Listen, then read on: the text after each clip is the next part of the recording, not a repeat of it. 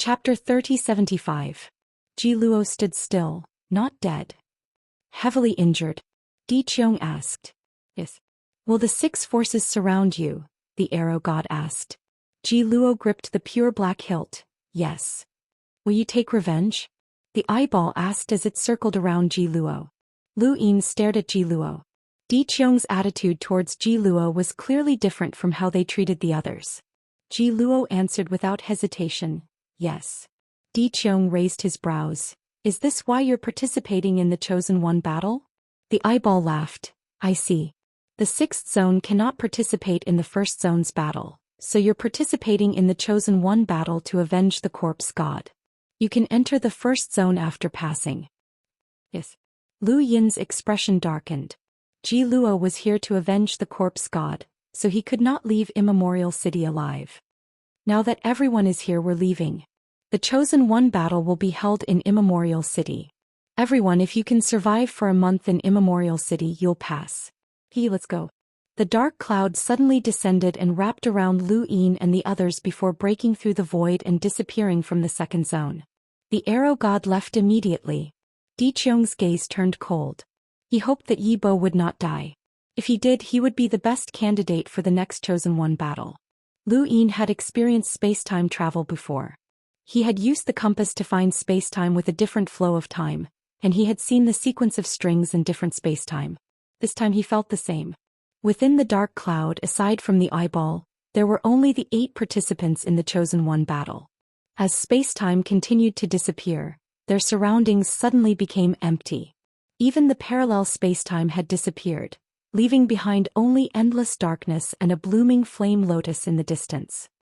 He looked into the distance in shock and unconsciously opened his celestial eye.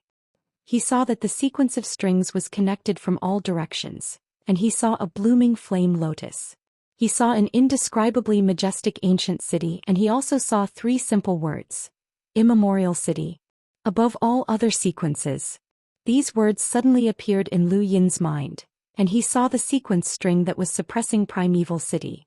Countless sequence strings were connected to Primeval City, and it was as if Primeval City was the starting point of the sequence string that separated the universe into countless parallel spacetime sequences. It was also the end point. That flaming lotus was absolutely beautiful as it bloomed in the dark sky. It was incomparably huge and enveloped the entire Immortal City.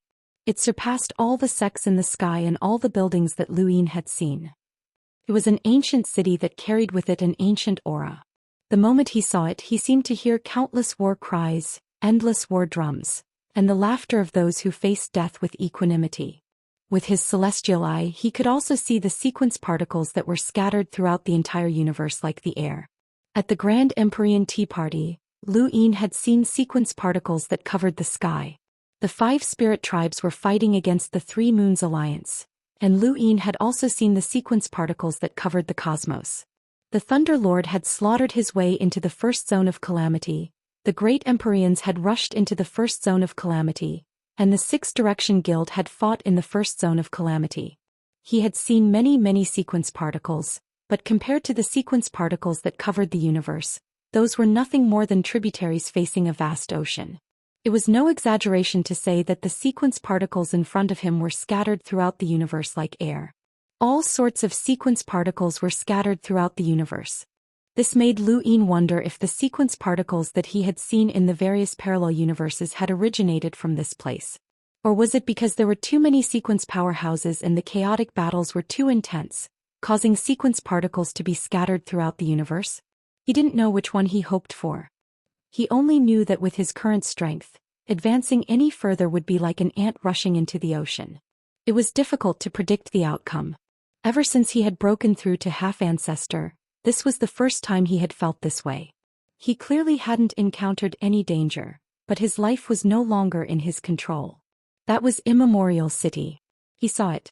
Countless ancestors had heard of it before. It was a legendary place. Mr. Mu should be there. The dark clouds moved towards Immortal City, but there was nothing in the surroundings. He could clearly see the sequence strings and the various parallel universes that he could travel through. However, in this place the parallel universes didn't seem to exist. In the heavens and the earth, in the universe, There was only that one starry sky and that one immemorial city. Within Immemorial City's range, it is impossible to tear through the void or open a stargate. The only way is to escape Immemorial City's range. Take care of yourself. The eyeball turned and suddenly stared ahead. There, a finger descended, causing the eyeball to exclaim, "Chu-yi, it's you again." Looking at the time, it's time for the eternal race's chosen ones again. A familiar voice sounded in Lu Yin's ears. Chu-yi, the Dao Lord of the Above Heaven era's first continent, one of the 6 Daos of the 3 realms. He was also the master of Patriarch Tianyi. Haha, let's see if you can kill them all in Immemorial City. The eyeball collided with the finger. With a boom, the void distorted and the sequence particles scattered. The finger shattered the eyeball and pressed down on Lu Yin and the others. An indescribable chill enveloped everyone's heads. Lu Yin's pupils shrank. Under that finger there was no escape. No matter what, there was no escape. That finger seemed to freeze space and time. It was clearly just one finger, but it also seemed like there were 8 fingers. Everyone had to bear the brunt of it. The Shaoyin divinity raised his hand, and the laws of the extreme yin and extreme yang sequences turned into beams of light that shot towards the finger. At the same time, Wang Fan, Lan Lan Xie and the other powerhouses all attacked. Ji Luo pulled out a pure black sword and slashed down. The divine power in Lu Yin's body surged and he fiercely attacked that finger. The terrifying impact caused shockwaves that swept out wantonly. The sky was torn apart and the realms of nothingness continued to spread. It was not just here. In the distance, even further away and in another direction of Immemorial City, realms of nothingness appeared and disappeared everywhere. One figure after another passed through the realms of nothingness. In this place, the realms of nothingness did not seem as frightening as they did in parallel spacetime. Lu Yin was sent flying by a huge force. In front of him, the finger descended. Chu Yi's finger had broken through everyone's joint attack, but the power of this finger had been greatly reduced. Lu Yin had learned the path of Tianyi, and when faced with the weakened finger, he fled. The same was true for Divine Sovereign Shaoyin and the others, each with their own methods. However, Chu Yi's finger had scattered all 8 of the chosen ones. Another chosen of the gods' battle? I killed one in the last chosen ones. A long laugh came from afar. It was an old man. Jinan, don't be so shameless. That time the 3 of you had to fight against one to kill him. Aren't you embarrassed to take all the credit for yourself? The one who spoke was also an old man. The sequence particles around him formed 18 twisted tentacle-like existences. It would have been fine if they could not see the sequence particles, but once they could see them clearly, they looked at the old man like a monster. Old Monster Chin, the winner of this competition will get CC. Right, let's do it. If you lose, don't be so shameless and give up. You and I have been chasing CC for countless years. We've been chasing her since the moment we stepped into the world of cultivators. This time we have to compete. Shut up. On the other side, an old woman with a head full of silver hair walked out and glared at the 2. Cut the crap. Watch this old man's biggest fist in the universe. Jianan raised her arm and punched the void. At the same time, Lu Yin and the others looked up and saw a huge fist coming down. The fist was completely made of sequence particles and it brought with it a heavy pressure. 18 tentacles made of sequence particles danced behind Old Monster Chin and swept towards everyone. 3 tentacles swept towards Lu Yin, and Lu Yin's body boiled with divine power as he continuously blocked them. These tentacles were very powerful, and since they were sequence particles, Lu Yin did not dare to restrain his divine power. He did not know what this old man's sequence particles were, and if he was not careful, he would be in trouble. Not far away, the gloomy old man from the 5th Calamity region called De Huang had a triangular object above his head. Outside the triangular object was a ring, and De Huang himself was standing inside the ring. The ring kept spinning and the tentacles were blocked outside, unable to move an inch. That ring was not sequence particles' power. Even further away, Magician was constantly moving. When the tentacles attacked, he would raise his hand, and his palm would burn with flames as he slapped them. The tentacles were hit by the flames and immediately retracted. The most shocking of all was Ji Luo. With a single slash, he had severed 5 tentacles. The strength of his slash reminded Lu Yin of Woodcutter. This Ji Luo was definitely a supreme existence. Lu Yin did not have the time to pay attention to the others. He was entangled by the tentacles, and the 3 tentacles kept whipping him, consuming his divine power. He was the first out of everyone to use his divine power. Even if the others had, they would not use it now.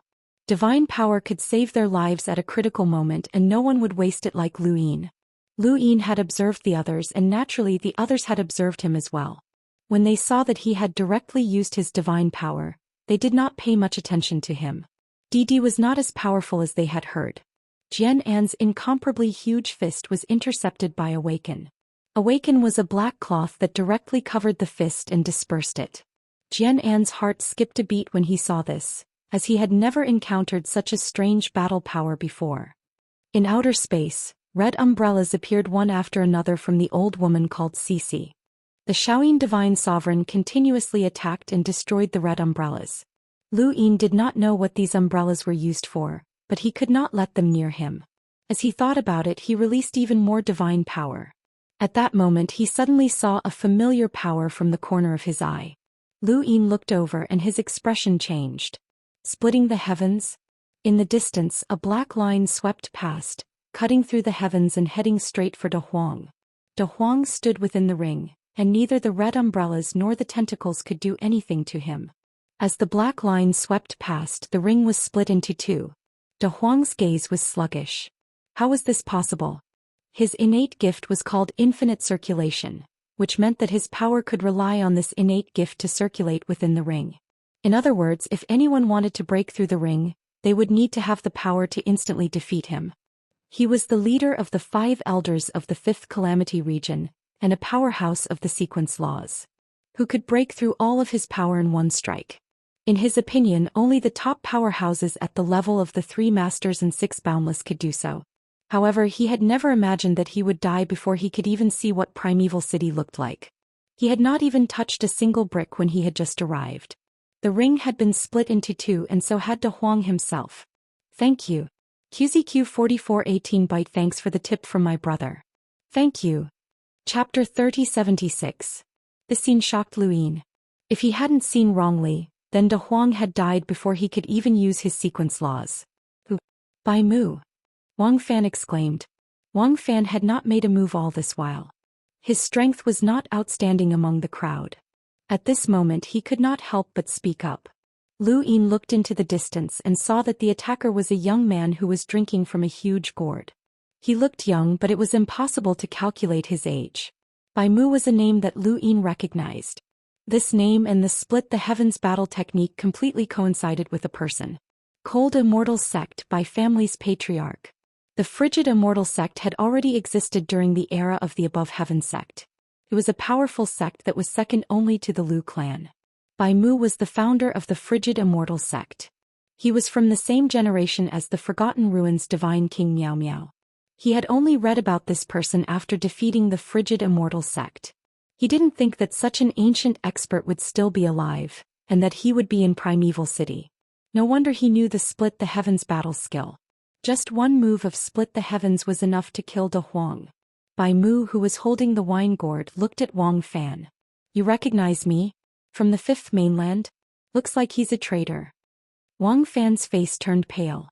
He didn't expect Bai Mu to still be alive. Who would have thought that Bai Mu was still alive? Didn't he die in the War of the Above Heaven sect? That was what was recorded in the Cold Immortal sect. Bastards, all of them pretended to be dead and came to Primordial City. The Eternals had done everything they could to seal off the path to Immemorial City. Only absolute powerhouses could travel back and forth, but these people were doing everything they could to come to Immemorial City and increase its strength. Ignoring everything else, Wang Fan could see the killing intent in Bai Mu's eyes and kept backing up. He knew that he couldn't fight Bai Mu, the founder of the frigid Immortal sect, and a freak who had lived for countless years. Brother Bai Mu, is that guy from the 5th mainland as well? Eccentric Chen asked. Bai Mu took a sip of his wine before replying, You were able to recognize me, and you look a little familiar too. Let me think. You seem to be from the Wang clan? Eccentric Chen's sequence particles constantly condensed into tentacles, and in an instant, nearly 10 tentacles rushed towards Wang Fan. Let the 5th mainland deal with the traitor. Remember, my name is Jin Chen. Wang Fan was surprised. Jin Chen? A former elder of the Daoist sect? One of the 9 mountains and 8 seas from 2 generations ago? You really are from the 5th mainland. You came in the right direction. Die. Eccentric Chen's tentacles smashed toward Wang Fan. Only one of the tentacles was left attacking Lu Yin, while the rest were all attacking Wang Fan. Even if Wang Fan was unlucky, it was not a good thing to know too many people. However, he did not expect Bai Mu to be in Immortal City. Moreover, that old monster Chen was one of the 9 mountains and 8 seas from the previous generation. The above heaven sect had been destroyed and only the 5th and 6th mainlands had survived. 9 mountains and 8 seas had always been on the 5th mainland. There was quite a long history between the era of Ancestor Chen and the sect above heaven, and there had also been peerless powerhouses. Although it was unknown why there were no records of them, it was not surprising that they would encounter the 9 mountains and 8 seas from 2 generations ago here. After all, his previous opponent had been one of the 9 mountains and 8 seas of the above heaven era. Their history was much older than eccentric Chen's. Beneath Wang Fan's feet, the meditative ruins spread out, forming a piece of land that connected to Jin Qin and Bai Mu's feet. However, before the meditative ruins could fully form, it was pierced through by the descending red umbrella. The red umbrella looked ordinary, but the meditative ruins could not withstand it. The aura of death emanated from his body. Trees grew around Wang Fan, spreading all over the meditative ruins. Aura of death? Jinchen was shocked. Bai Mu put down his wine gourd and raised his hand. 2 points and a line appeared as split the skies. At that moment, the Shaoyin divinity pointed a finger at Bai Mu. The fusion of the laws of extreme yin and extreme yang split the skies in 2, and the remaining power shot towards Bai Mu. Bai Mu threw out his wine gourd, and the sequence particles attached themselves to it and absorbed the beam. The Shaoyin divinity was stunned.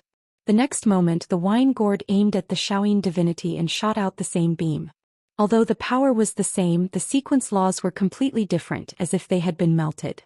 This was only a corner of Immortal City. Far away, where even Heaven's Eye was blocked by the sequence particles, an even more intense battle was taking place. This was the true peak battlefield between the humans and the Eternals. Any expert from the Chosen of Gods would be very difficult to kill in the 6 Paths Association, but here, it was as if these experts had been weakened. The Shaoyin divinity's sequence laws were no longer as effective, and the eyeless transformation was no longer terrifying. Even an attack comparable to Mu carvings had been blocked. Even De Huang's innate gift had been directly slain by Split the Skies. It was no wonder that the Chosen of Gods assessment was held in Immortal City. This place was like a millstone of life and death for the powerhouses of the sequence laws. Above their heads, huge fists continuously smashed towards Qi, but Qi transformed into a black cloth and restrained the fists. Jian was so angry that she kept attacking, but she did not notice that a figure had suddenly appeared behind her. Under the straw hat, the figure's eyes were emotionless as sword light flashed. Jian, be careful. The old woman saw it and screamed. But it was too late. Ji Luo's sword slashed horizontally, splitting apart the sequence particles and sending Jian's head flying. Jian did not even see who had attacked her until she died. The old woman stared blankly at Jian's corpse. How many years had it been? She had been good friends with this person ever since they had started cultivating.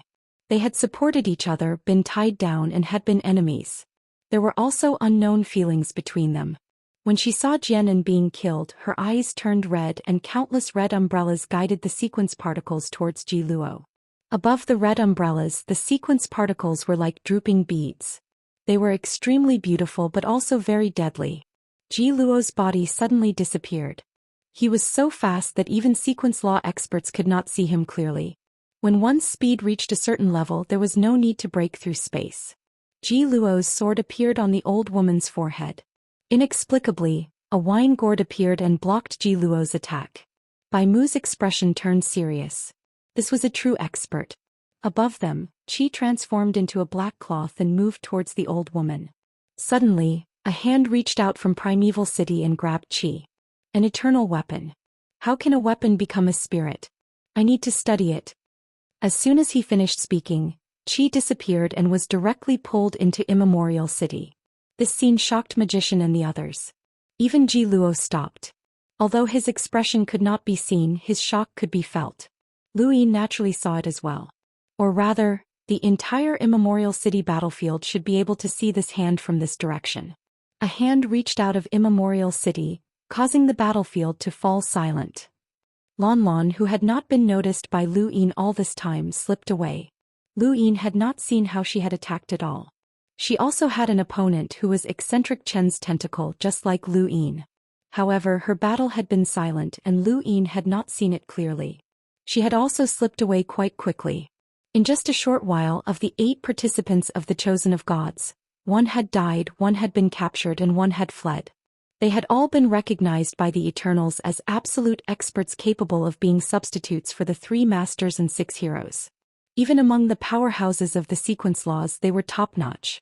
However, in Immemorial City's battlefield, they were nothing special. Here the sequence particles were like air. Life and death were dependent on luck. No one could do anything against that hand. Strands of flames burned the sky and scorched the red umbrella. It was magician. He could no longer smile. Of the Eternal's 6 zones of calamity, the first one dealt with the 6-direction association. The other 5 had their own opponents. Just like the humans, not everyone could come to Immemorial City's battlefield. Once they did, it would be difficult to leave. This was the case for both the humans and the Eternals, which was why they had not experienced Immemorial City's battle. This battle not only shocked Lu Yin but also the Eternals. They had never imagined that they would one day experience what it felt like to be on the brink of death. Lu Yin's expression was ugly, but he did not reveal much of his strength. He did not dare to restrain his divine power in case of a sneak attack. De Huang had been killed by Split the Heavens. Although Split the Heavens was powerful, it was also a sneak attack. Otherwise, De Huang might have been able to use the sequence laws to resist. This was a battlefield, not a martial arts competition. Even though Lu Yin was careful, he was still targeted by eccentric Chen. He had released too much divine power. One had to know that the other Eternals had yet to release their divine power, but he had not. It was rather eye-catching, so much so that 10 tentacles surrounded him. Lu Yin's pressure increased sharply. In the distance, more and more red umbrellas appeared. The old woman had her eyes on Ji Luo. Ji Luo's slash was extremely powerful, and if not for Bai Mu, she would not have been able to block it. After fighting for a while, eccentric Chen said helplessly, "Cici, since we decided to come to Immemorial City, we did not expect to return alive. We are already dead in our original space-time. It's just a matter of time and space. Leave that guy to me. You deal with the others." The old woman's tone was low. "Do you want to die? You too. Old Chen, I hope there's another world." Eccentric Chen was stunned. Suddenly, his pupils shrank and his eyes turned red. He roared, "Stop." A pair of scarlet eyes suddenly appeared behind the old woman. It was the Corpse King, but it was too late. The Corpse King's hand pierced through the old woman's abdomen. The old woman seemed to have expected this and smiled at eccentric Chen. "It's good to have you on the path of cultivation." Red umbrellas appeared under her feet, enveloping her and the Corpse King. She then rushed towards the Immemorial City's flame lotus. Eccentric Chen stared blankly until the umbrellas rushed into the flame lotus. Only a wisp of smoke could be seen rising up. Bai Mu closed his eyes and sighed. The goddess of an era has fallen. No matter how brilliant she was in life, no one will remember her after death. I only hope that there's a tombstone in Immemorial City that doesn't record her name, only that she has been here. Lu Yin struggled to block the tentacles, but suddenly they all disappeared. He turned around and saw eccentric Chen roaring like a madman. 18 tentacles circled around his body and rushed in a certain direction. The tentacles tore through the void, revealing a world of nothingness and a white bone boat. Lu Yin stared into the distance. It was a bone boat. 2 of the 3 are dead. It's my turn now. Pa, I'm coming. Don't even think about getting rid of me. The blade swept past, but eccentric Chen's body was cut apart before he could even touch the bone boat. The world of nothingness closed. The entire process had only taken an instant, just an instant. A dignified expert of the laws of sequence had died just like that. Thank you. QZQ4418 Baidu, thank you for your support, brothers. I'll add more chapters, thank you. Chapter 3077. The bone vessel was hidden in the void realm, and Lu Yin finally understood why the Eternal Corpse King had suddenly appeared behind the old woman. The Corpse King had come from the void realm, from the bone vessel. The humans had Immemorial City, and the Eternals had their own bone vessels. 3 experts from Immemorial City had died in a row, and Sovereign Shaoyin Wang Fan, and the others had taken the opportunity to scatter. Lu Yin didn't dare to delay, and he also headed for an area with fewer sequence particles. However, he was targeted. The moment eccentric Chen rushed into the Void Realm, someone else came from Immemorial City and attacked them. One of them had targeted Lu Yin and was trying to kill him. The attacker's skin was green, and there were rows of hard skin on his face that looked like lime. Although he had the appearance of a human, there were changes to his appearance. It was obvious that he had lived in a special environment for too long. His pupils were smaller than a normal person's, and when he stared at Lu Yin felt a chill run down his spine. However, this person couldn't catch up to Lu Yin, and when he saw that Lu Yin was getting further and further away, he stopped. For a moment, Lu Yin felt as if the universe had turned into a map with this person at the center. Then a star appeared in front of him. A star? Not a planet? Was it really a star? Ordinary people would only see a bright dot from afar. En star Kue star. Lu Yin heard these words in a low voice, and then he felt powerless as his entire body was being dragged towards the star. He wanted to escape, but he found that he couldn't move at all. The star wasn't using gravity to absorb him, but it was robbing him of his energy, making it difficult for him to use his strength or speed. Behind him, the green-skinned person pressed down with a palm. There was a pulling force in front of him, but there was also a huge pressure behind him. Lu Yin's divine power surged once more as he forced himself to not be dragged by the star. The green-skinned person's palm was also blocked by his divine power. This person was clearly surprised not by Lu Yin's divine power, but by Lu Yin's ability to withstand the end star's devouring. This was his ancestral world, and he had guessed that Lu Yin wouldn't be able to withstand it. It was precisely because he had a rough understanding of Lu Yin's strength that he had chased after him. He wasn't looking for death, so there was no way he would chase after Ji Luo. However, he hadn't expected Lu Yin to be able to withstand it. Lu Yin had not expected that the star would be able to devour his energy to such an extent that it would cause him to lose a large portion of his strength. This was not the strength of his disguise, but rather the loss of his own strength. He no longer had the energy to display his strength. Looking back outside the barrier of divine power, the green-skinned man continued to attack. Every palm strike was not powerful, but it carried with it a different kind of pressure. It was related to his sequence rules. This person had a sequence rules that could oppress others. Suddenly, Lu Yin's jaw dropped as he stared off into the distance. What was he seeing? Magician was sent flying by a slipper. Slippers? Lu Yin stared into the distance and watched as the slipper flew off in a certain direction. Finally, it landed at the feet of a disdainful man who was picking his nose. The slippers belonged to the man, and he only had one slipper on his foot. The other foot was empty and bare. Lu Yin stared blankly. Did his slippers belong to that person? He stared at the man intently. The man's appearance was average, but he had an arrogant expression and a disdainful gaze. His right hand was picking at his nose while his left hand was pulling at his hair, as if he was vexed over something. His entire person exuded a shameless aura. What attracted Lu Yin's attention the most was the man's clothes, which had a chessboard pattern on them. Su Wangtian. For some reason, even without seeing his appearance, Lu Yin immediately thought that this person was Su Wangtian. It had to be him. A shameless person who liked to play chess and looked like he wanted to beat up anyone who looked at him. Who else could it be but Su Wanglan? Lu Yin couldn't think of a second person like him. His slippers were his? Was this for real? He felt an indescribable unhappiness. Big Sis had seen him use his slippers to slap many people, so why hadn't she recognized him? His slippers were actually Su Wangtian's. The pressure behind Lu Yin grew stronger and the green-skinned man's gaze turned cold. You dare to look elsewhere after fighting with me? You sure are confident. He could see Yi Bo's face under the black robe, but in reality even the archer god and the rest could see it. However, they might not recognize Yi Bo, and even if they did, they wouldn't say anything. Yi Bo had been eliminated while Di Xia had passed the test. Di Qiong letting Yi Bo replace Di Xia had nothing to do with them. Letting a loser replace the winner was something they were happy to see. Lu Yin retracted his gaze and looked at the green-skinned man. He suppressed his various thoughts and attacked. Setting Sunday. There must be many human powerhouses in Immemorial City who were thought to be dead, so it wasn't strange to see something here. A setting sun appeared in the deep darkness of space, shocking the green-skinned man. Lu Yin waved his arm and the man's understanding of power disappeared in an instant. His mind went blank and he couldn't control his body. He spat out a mouthful of blood, and the ancestral world disappeared while he was pushed back by Lu Yin's palm.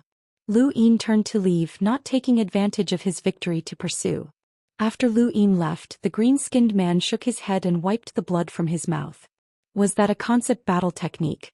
At that moment, a figure appeared behind him.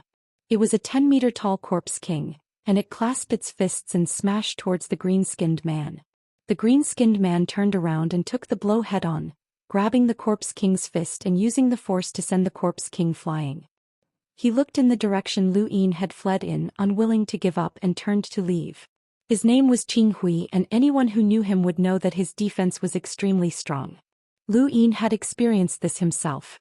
His palm had landed on Qing Hui's body, but it hadn't broken through his skin at all. Although he was relieved that he didn't need to injure any of Immemorial City's powerhouses and that Kanyang had held back, he was still shocked by the fact that someone so powerful had appeared in Immemorial City.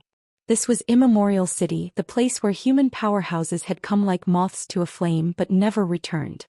It took a lot of willpower for someone who had long since achieved success to give up his position and family in Immemorial City to fight to the death.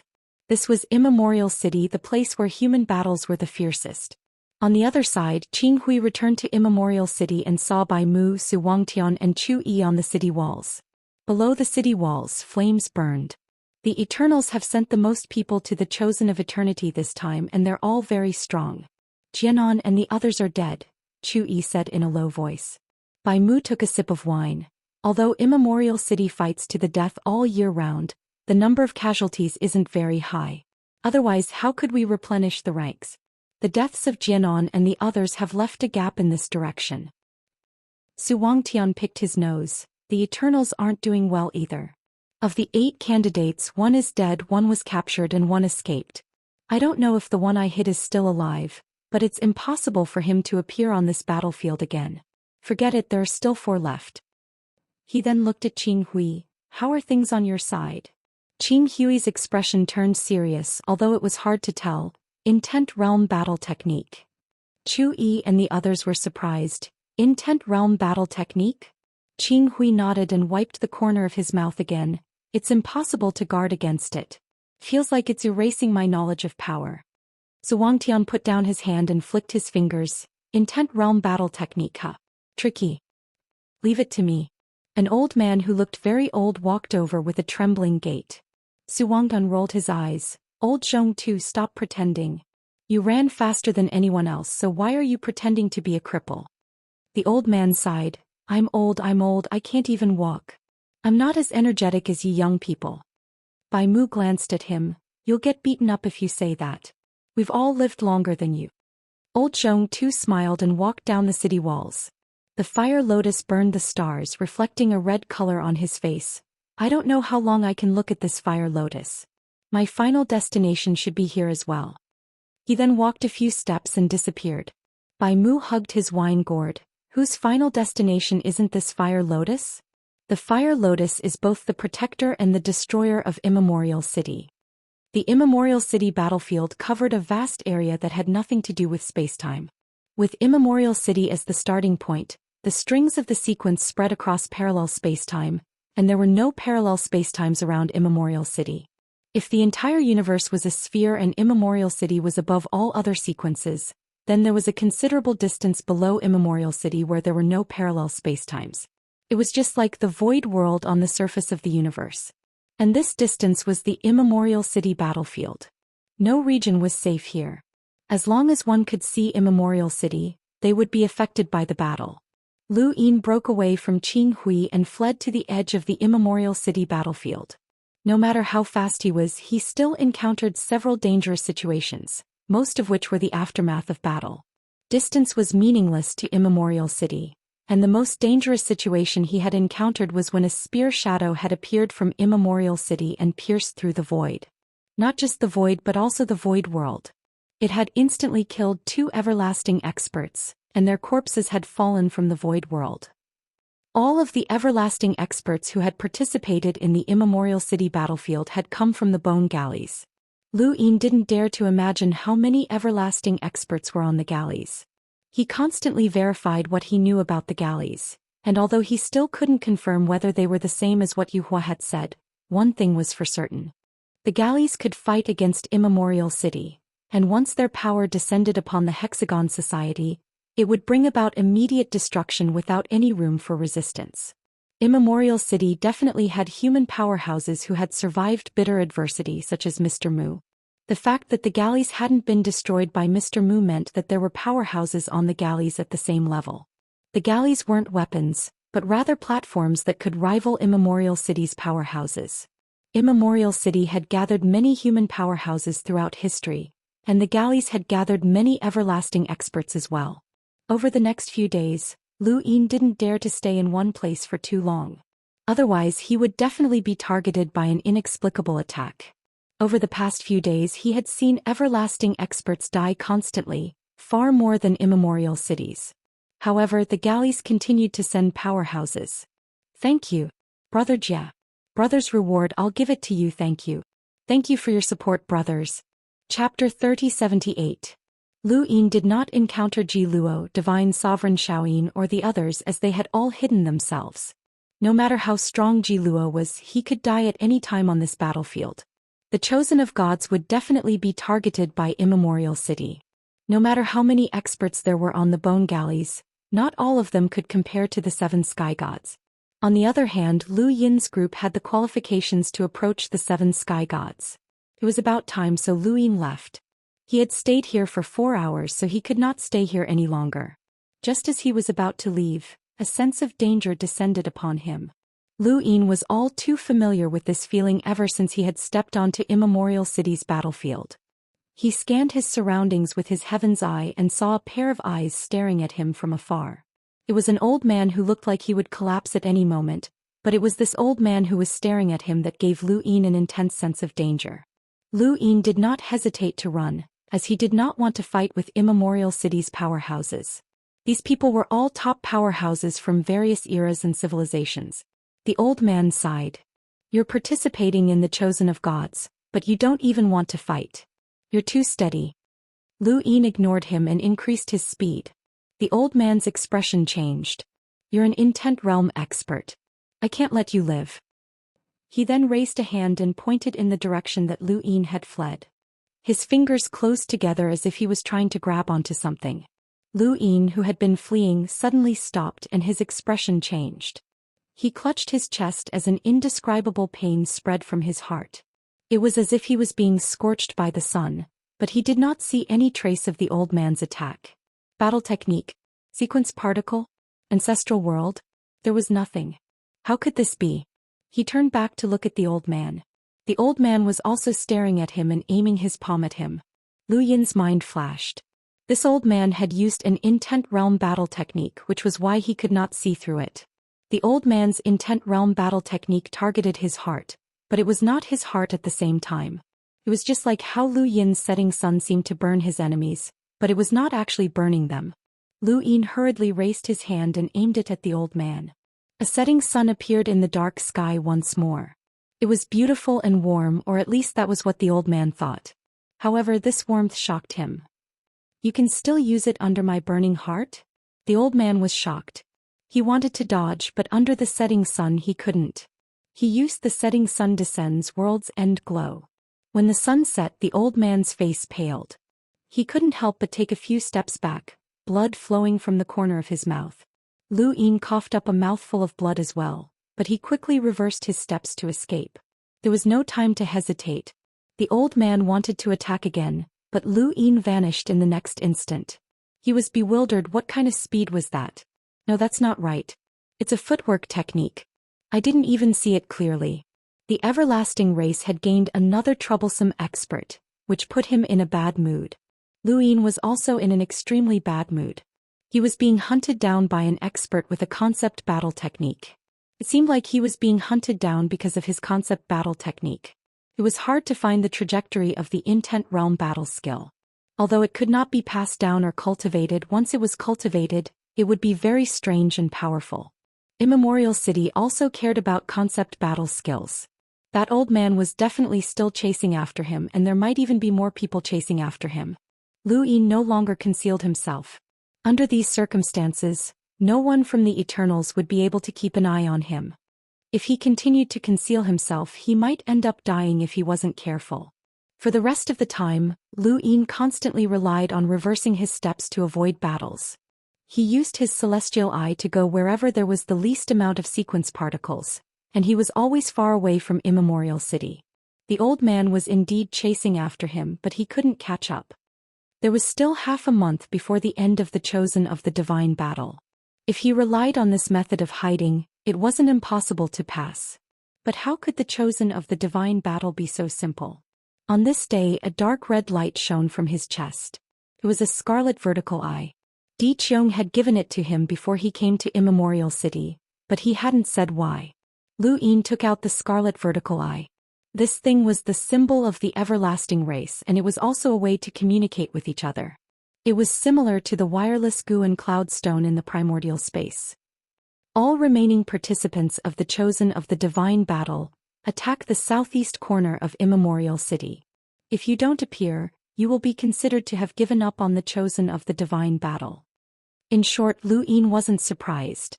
If he could really hide until the end of the Chosen of the Divine battle, then it would be too much of a joke.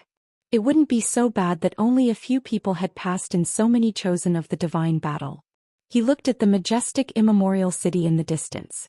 The southeast corner? That was the direction he was currently heading in. He could just move in a straight line. However, he headed in another direction. Only an idiot would attack Immemorial City.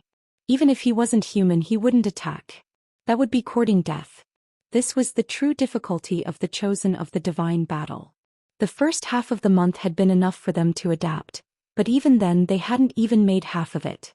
There were only 4 left: Divine Sovereign Shaoyin, Wang Fan, Ji Luo, and himself. Lu Yin didn't know if they would attack Immemorial City. Lu Yin wanted to go in another direction. In any case, the further he was from the southeast corner, the better. He had no intention of passing the Chosen of the Divine battle, as he didn't want to face the only true God. Lu Yin moved continuously for several days, and before he knew it, he had arrived at the northwest corner of Immemorial City. This was indeed the furthest place from the southeast corner. Just yesterday, an intense battle had occurred in the southeast corner of Immemorial City. He had seen Ji Luo's sword slash with his heavenly eye, and he had also seen Divine Sovereign Shaoyin's sequence laws. However, it had only been a fleeting glance before he was drowned out by endless sequence particles. In this place, sequence laws weren't out of the ordinary. The northwest corner of Immemorial City was very quiet, and the sequence particles were constantly gathering towards the southeast. It was obvious that some experts had been transferred there, so there weren't any major battles here. Lu Yin rested here for 2 days, occasionally looking at the battle in the southeast corner. When he looked around, he saw a familiar face: Wang Fan. This guy hadn't gone to the southeast corner either, coming here just like him. What a coincidence. It seemed like Wang Fan had no intention of passing the Chosen of the Divine battle. Among the experts participating, he was considered one of the weaker ones, and he didn't even have a sequence law. Lu Yin didn't know why the ancestor had allowed him to represent the first zone of disaster. Wang Xiaoyu was more suitable than Wang Fan. At the very least, she cultivated divine power and could resist sequence laws. Lu Yin noticed Wang Fan, and Wang Fan noticed Lu Yin as well. He approached Lu Yin, who frowned but didn't avoid him, allowing him to approach. This one is Wang Fan of the first zone of disaster. May I ask if you are His Majesty of the third zone of disaster? Wang Fan shouted. Lu Yin faced Wang Fan. Yes, I am. Wang Fan was delighted. Looks like you don't plan on passing either. Lu Yin's tone was low. No, I'm not confident. Wang Fan sighed. That's right, so we won't join in the fun. Lu Yin looked at Wang Fan. Why are you participating in the Chosen of the Divine battle? Wang Fan's expression was gloomy. Fate makes fools of people. He had no intention of participating in the Chosen of the Divine battle. Ever since his identity as a traitor had been exposed in the first zone of disaster, it had been impossible for him to return to the Six Paths Society. In the first zone of disaster he was considered an exception. The first zone of disaster, the zone of disaster had been sealed off, and all the human progenitors who had joined the Eternals had died in battle. Only he and the Shaoyin divinity had survived. The Shaoyin divinity was a sequence law expert who far surpassed Wang Fan. Although Wang Fan was strong with his own strength, he did not cultivate divine power and had not reached the sequence law level. He was neither strong nor weak in the first zone of disaster. As for his contributions, no one mentioned them. He had betrayed the human race and joined the Eternals because he had been saved by the Forgotten Ruins deity on the backside of the battlefield. When facing his own ancestor, the young Wang Fan had no thoughts of rebelling. The ancestor's thoughts were his thoughts and he had no sense of loyalty. It was easy for him to be tempted to betray the human race. Although he regretted it later, he could not change the fact that he was a traitor. He would never be able to clear his name, so he could only follow this path to the end. Everything had been going smoothly. He had made Wang Si remember her mother's past, instigated the Four Paths balance to deal with the Lu family, and joined forces with the Shaoyin divinity to successfully banish the Lu family, allowing the Wang family to ascend to the top. However, all of this had been ruined by Zhou Xian. He had thought that he could ambush and kill Lu Tianyi in the first zone of disaster and become a hero of the Eternals, but Lu Tianyi had simply lured him into action. From the era of the Daoist sect until now, Wang Fan had done many things for the Eternals, but none of them had been successful. Although the Lu family had been banished, they had returned, and because of the ordeal they had gone through, Zhou Xian had become Lu Yin and had become a huge threat to the Eternals. Not only had Wang Fan failed to ambush Lu Tianyi, but he had also been seen through and had been forced to hide in the first zone of disaster. It could be said that Wang Fan's betrayal was worthless. As for his contributions, naturally no one mentioned them. However, he was proud and arrogant, and even though he had joined the Eternals, he was still Wang Fan. He did not cultivate divine power and he did not want to be controlled by the Eternals. He wanted to become a sequence law expert and reach the position of the seven sky gods step by step. The ancestor had seen through him and he had given Wang Fan a chance to participate in the Chosen of Gods. However, Wang Fan had never planned to participate in the Chosen of Gods. Even if he had wanted to, he would have done so after becoming a sequence law expert. Participating now would have been suicide. However, the ancestor had not given Wang Fan a chance, and aside from him and divinity Shaoyin, no one else could participate in the first zone of disaster. Wang Fan had been left with no choice but to come here. In that instant, his thoughts spun as he recalled his entire life. Lu Yin's gaze was piercingly cold. During the era of the Daoist sect, Progenitor Qin, Progenitor Ku, and the others had been the most talented and the strongest. Although they were also called the 9 Mountains and 8 Seas, they were completely different from Xianxia and Wang Fan. If not for the restrictions placed on them by the name of the 9 Mountains and 8 Seas, Progenitor Qin and Ancestor Ku would not have been able to stand side by side with Xianxia and Wang Fan. Wang Fan's strength was not bad and he was very scheming. He had hidden Ancestor Gui Yuan, and Xianxia could not compare to him. However, he still had not reached the level of a sequence law expert. Up until now, almost all of the sequence law experts that Lu Yin had seen were people like Old Monster Amo and Forefather Tianyi, who had lived for a long time. Even Divinity Shaoyin and the others had lived for far longer than Wang Fan and the others. Actually, according to normal cultivation, the most normal path for a progenitor's growth was Elder Chan. Elder Chan had stepped onto the path of cultivation during the era of the Daoist sect, and he had only reached the progenitor realm a few decades ago. This period of time was not much different from the time that Wang Fan and the others had taken to reach the progenitor realm. Perhaps Wang Fan and the others were more talented than Elder Chan, and they had taken a much shorter time to reach the progenitor realm. However, such a short period of time was meaningless. If Elder Chan wanted to become a sequence law expert, then it would take him an even longer time. The same was true for Wang Fan and Xianxia. Chapter 3079. Wang Fan and the others had been cultivating since the era of the Daoist sect, but they still had not become experts of the sequence laws. The first expert that Lu Yin had met was Curmudgeon Mo, who had been cultivating since the era of the Above Heaven sect. Curmudgeon Shaoyin was a grade 9 Venerate Lotus, and he had lived for far longer than Wang Fan and the others. Over at Immemorial City, Curmudgeon Qin was from the 9 Mountains and 8 Seas generation before that, and Bai Mu was an ancestor of the frigid Immortal sect from the era of the Above Heaven sect. Even those who Lu Yin did not know about, such as Ji Luo and Qi, had definitely existed for a very long time. If Wang Fan was given more time, he might be able to cultivate to the level of a sequence laws expert, but that would also take a long time. In comparison, progenitor Qin, Elder Ku and the others were far too talented. Lu Yin understood Wang Fan's unwillingness and helplessness, but this was not an excuse for him to betray the human race. Wang Fan was someone that had to be killed. Your Majesty, you and I should work together and charge out of the immemorial city battlefield. We've already given up on the trial, so it's best if we take this opportunity to return alive, Wang Fan suggested, as this was the reason why he had come looking for Lu Yin. He might not be able to escape by himself. Killing was everywhere in the immemorial city battlefield. He had personally seen magician try to escape, but he had been slapped to the point where it was unknown whether he was alive or dead. He had also seen Wuxia escape, but she had also been chased down. It was easy to enter the immemorial city battlefield but difficult to leave. Wait, slippers. Wang Fan looked suspiciously into the distance. It seemed like Zhou Xian had slippers as well. What was going on? Lu Yin's face, which was hidden beneath his black robes, was filled with killing intent. I will go to the southeast corner. Wang Fan was shocked. You didn't give up on the trial? Why? Give up? Oh. Confidence. But I am not afraid of death.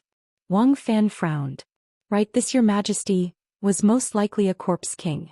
He had not immediately gone to the southeast corner, not because he was afraid of death or because he had given up on the trial, but because he had other plans. Corpse kings did not have emotions, but that did not mean that they were stupid. This Your Majesty was definitely waiting for the war in the southeast corner. In Wang Fan's opinion, it wasn't impossible to pass the test. Either he listened to the Bone Galleon's orders, participated in the battle of the southeastern corner, and lived for a month, or let the other participants die. As long as he lived for a month, it would appear that he hadn't passed the test and wasn't a substitute for 3 prime and 6 heroes. However, who else could replace 3 prime and 6 heroes besides him? Although Wang Fan had thought of a solution, he didn't have the ability. That seemed to be His Majesty's plan. He had used his divine power from the start to show weakness. It was dangerous to be with such a person. Since you want to go to the southeast corner, I won't accompany you. Wang Fan left decisively. Lu Yin looked at Wang Fan's back and prepared to secretly chase after him. If he wanted to leave the primeval city battlefield, he would definitely be attacked.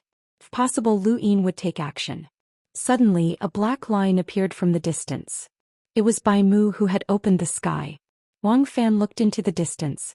Split the heavens had slashed a Huang horizontally, causing Wang Fan's scalp to go numb. He hurriedly dodged. Bai Mu. Wang Fan's face turned ugly. Bai Mu hugged the wine gourd and said, You're definitely from the Wang family. There's no mistaking the meditative ruins. I was wondering why you looked so annoying. Your ancestor Wang Miao Miao betrayed the human race. You're a traitor too. Facing Bai Mu's pursuit, Wang Fan could not escape at all.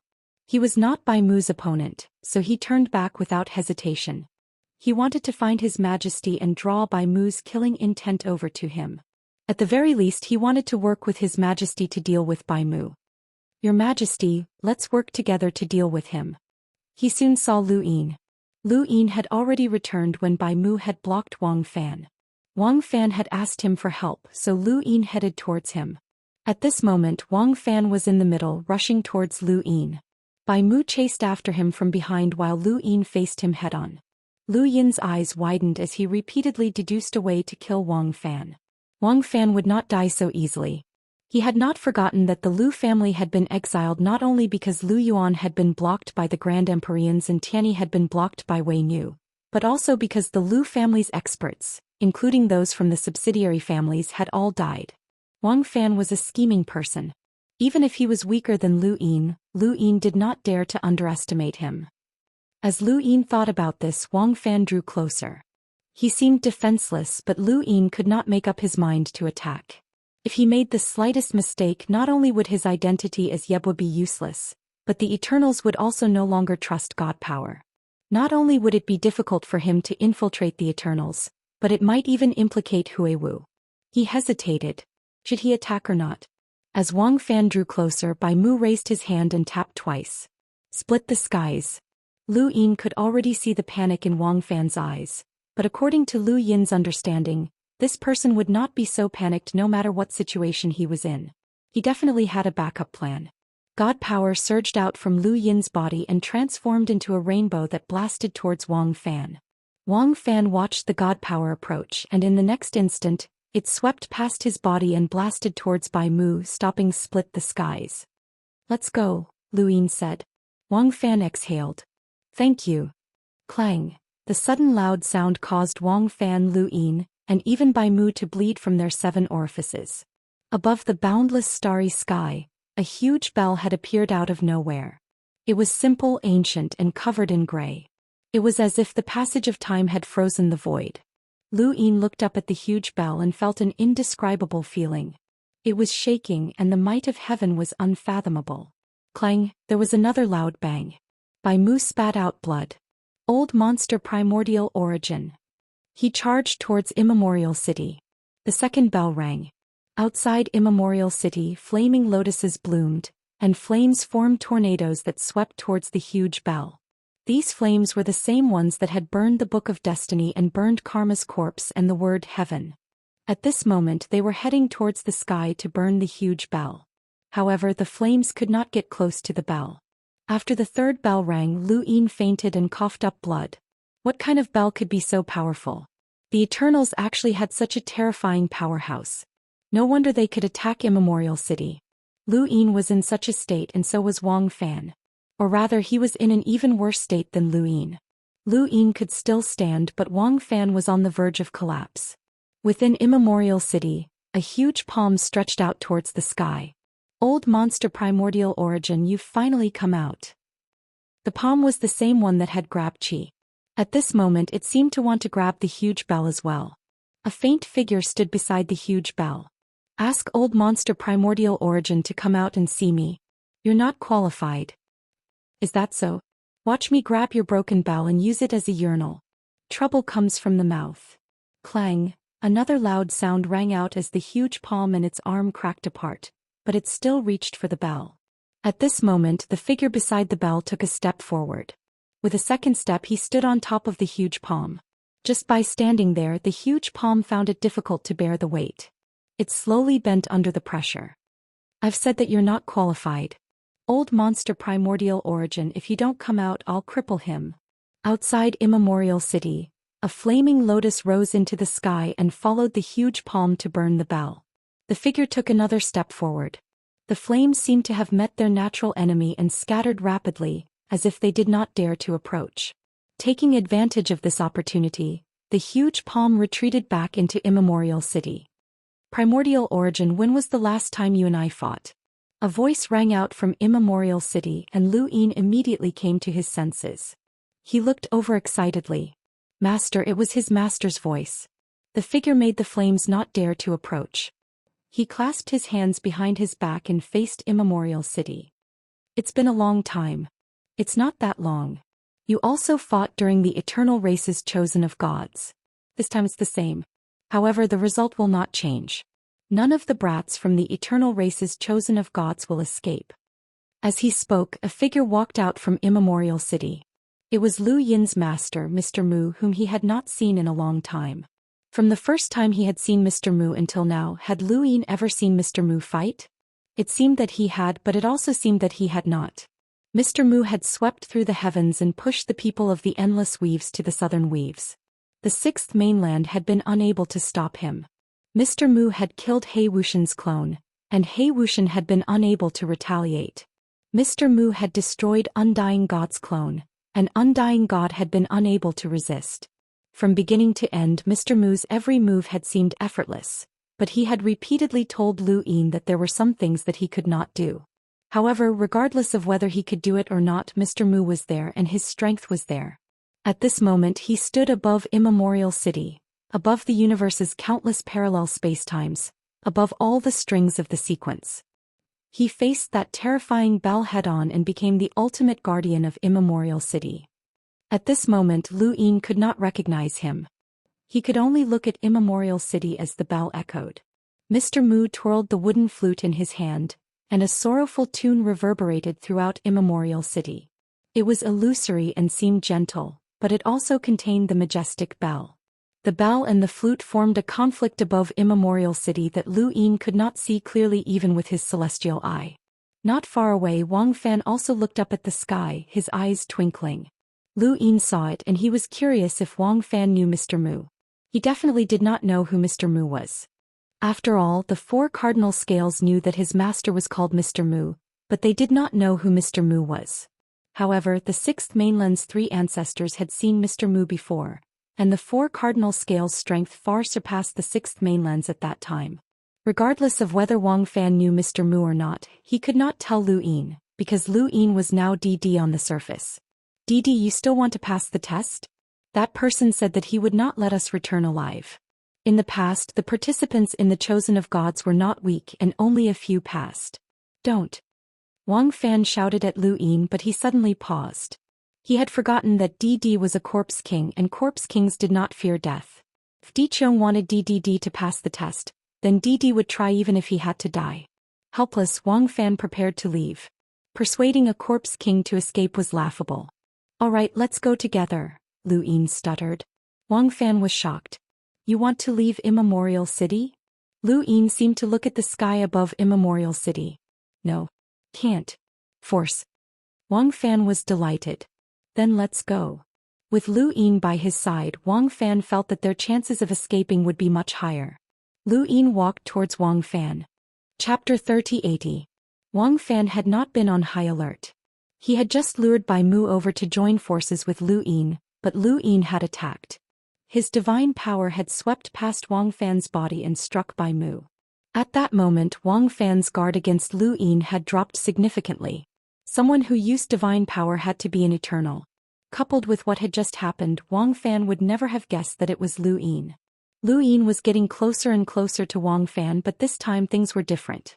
Wang Fan had been on high alert before, but this time, Lu Yin had decided to attack. He did not want Wang Fan to return to the eternal realm alive. Although Wang Fan had yet to reach the sequence law level, given enough time he would definitely reach the sequence law level. Moreover, he would not be weak in terms of the sequence law level. This was because he had cultivated the aura of death and also learned the mountain and sea combat technique Life's Shadow. A Shaoyin sovereign could fuse the extreme yin and extreme yang sequence law and reach a level close to the 7 sky gods. He could even severely injure a grade 9 lotus sovereign. Wang Fan cultivated both the mountain and sea battle techniques in Death Chi. Once his strength reached the level of a sequence law, coupled with his sinister schemes, he would be a great threat to the primordial space. Lu Yin was only a few meters away from Wang Fan. Let's go. Wang Fan identified the direction and headed in that direction. Above the starry sky, the sound of a bell exploded, and the sound of the flute was impassioned. Terrifying pressure poured down, melting the starry sky. In all directions, the starry sky that could be seen with the naked eye was melting continuously like oil paint falling off, revealing the world of nothingness behind it. Lu Yin's scalp went numb as this power was unimaginable. He looked up and felt a stabbing pain in his celestial eye, but he could not see anything. This was a power that exceeded his imagination. The sequence particles had taken physical form and were erasing this part of the sky. This way, Lu Yin growled as he charged in another direction. The sky in front of him was being erased. Wang Fan was even more shocked at this moment. This was a battle that transcended the progenitor realm, and it was not something he could participate in. He knew that the Chosen of Gods would not be easy. This was Immemorial City's battle. Legend had it that Immemorial City had a method for humans to transcend. Countless people throughout history had wanted to go there, but Wang Fan and the others had never thought of going there. If Immemorial City was so good, then why didn't those who went there return? He wanted to return alive so that the next time he came to Immemorial City, he would be able to protect himself. Wang Fan was stunned by the pain in his arm, and he slowly looked down to see that his right hand had flown away. Blood spurted out. To the side, Black Robe was unusually dazzling. Wang Fan looked at Black Robe and asked, why? Lu Yin had taken advantage of Wang Fan's shock at the archaic city battlefield to make his move. He had immediately severed Wang Fan's right arm as the cosmic ring was on his right hand. It's nothing. I just want to kill you. Lu Yin still did not reveal his identity.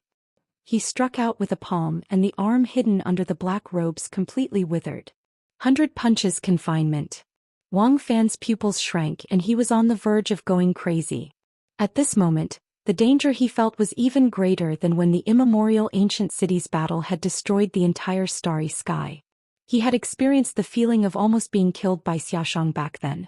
The dream had reversed, and the black-robed man in front of him seemed to have become Xiaxia back then. The aura of death spread out, followed by a yellow liquid. That was the Yellow Springs. Lu Yin had assumed that Yellow Springs was in Wang Fan's cosmic ring, but he had never expected that Wang Fan would actually hide Yellow Springs under his skin. No matter what kind of power Wang Fan used, it was still difficult for him to block Lu Yin's palm. Lu Yin's palm pierced through his chest and blood splattered across outer space. Up above, the sound of bells and flutes reverberated, turning the immemorial ancient city's most unapproachable battlefield. Beneath that magnificent battlefield, Lu Yin and Wang Fan were just two ants that did not attract any attention. The surrounding space was being erased, and at this moment no one paid any attention to them. They were like moths that had been sucked into a volcano, and they would vanish at any moment.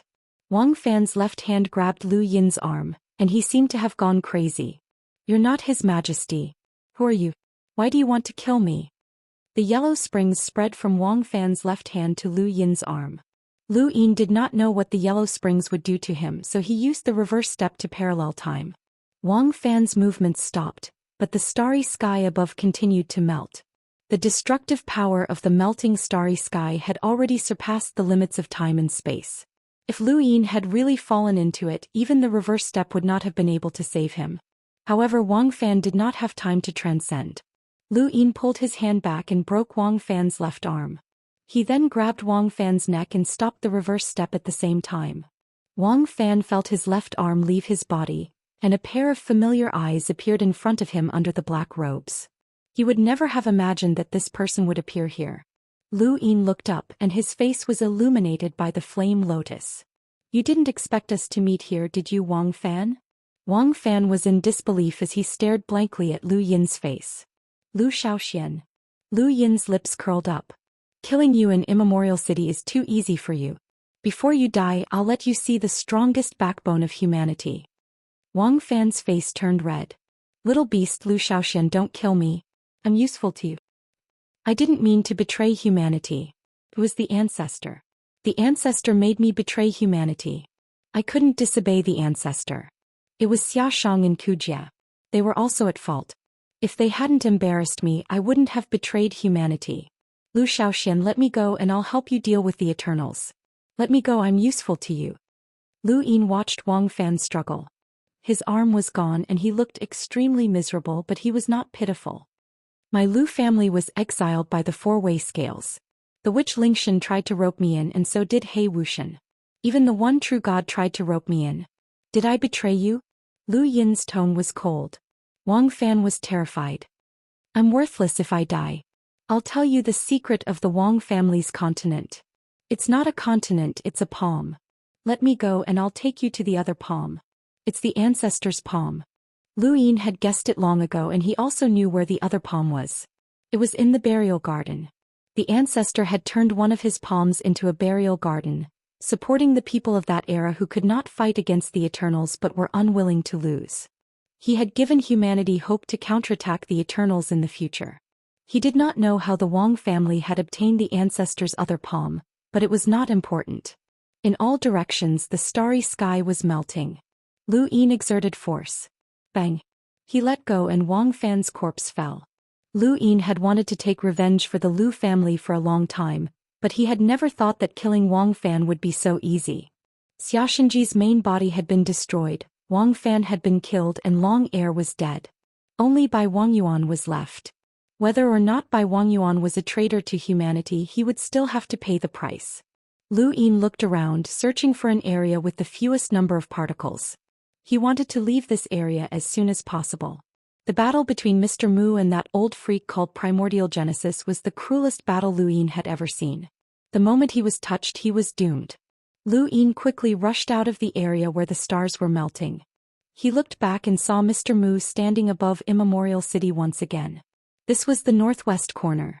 The southeast corner was fighting fiercely, while the northwest corner was fighting cruelly.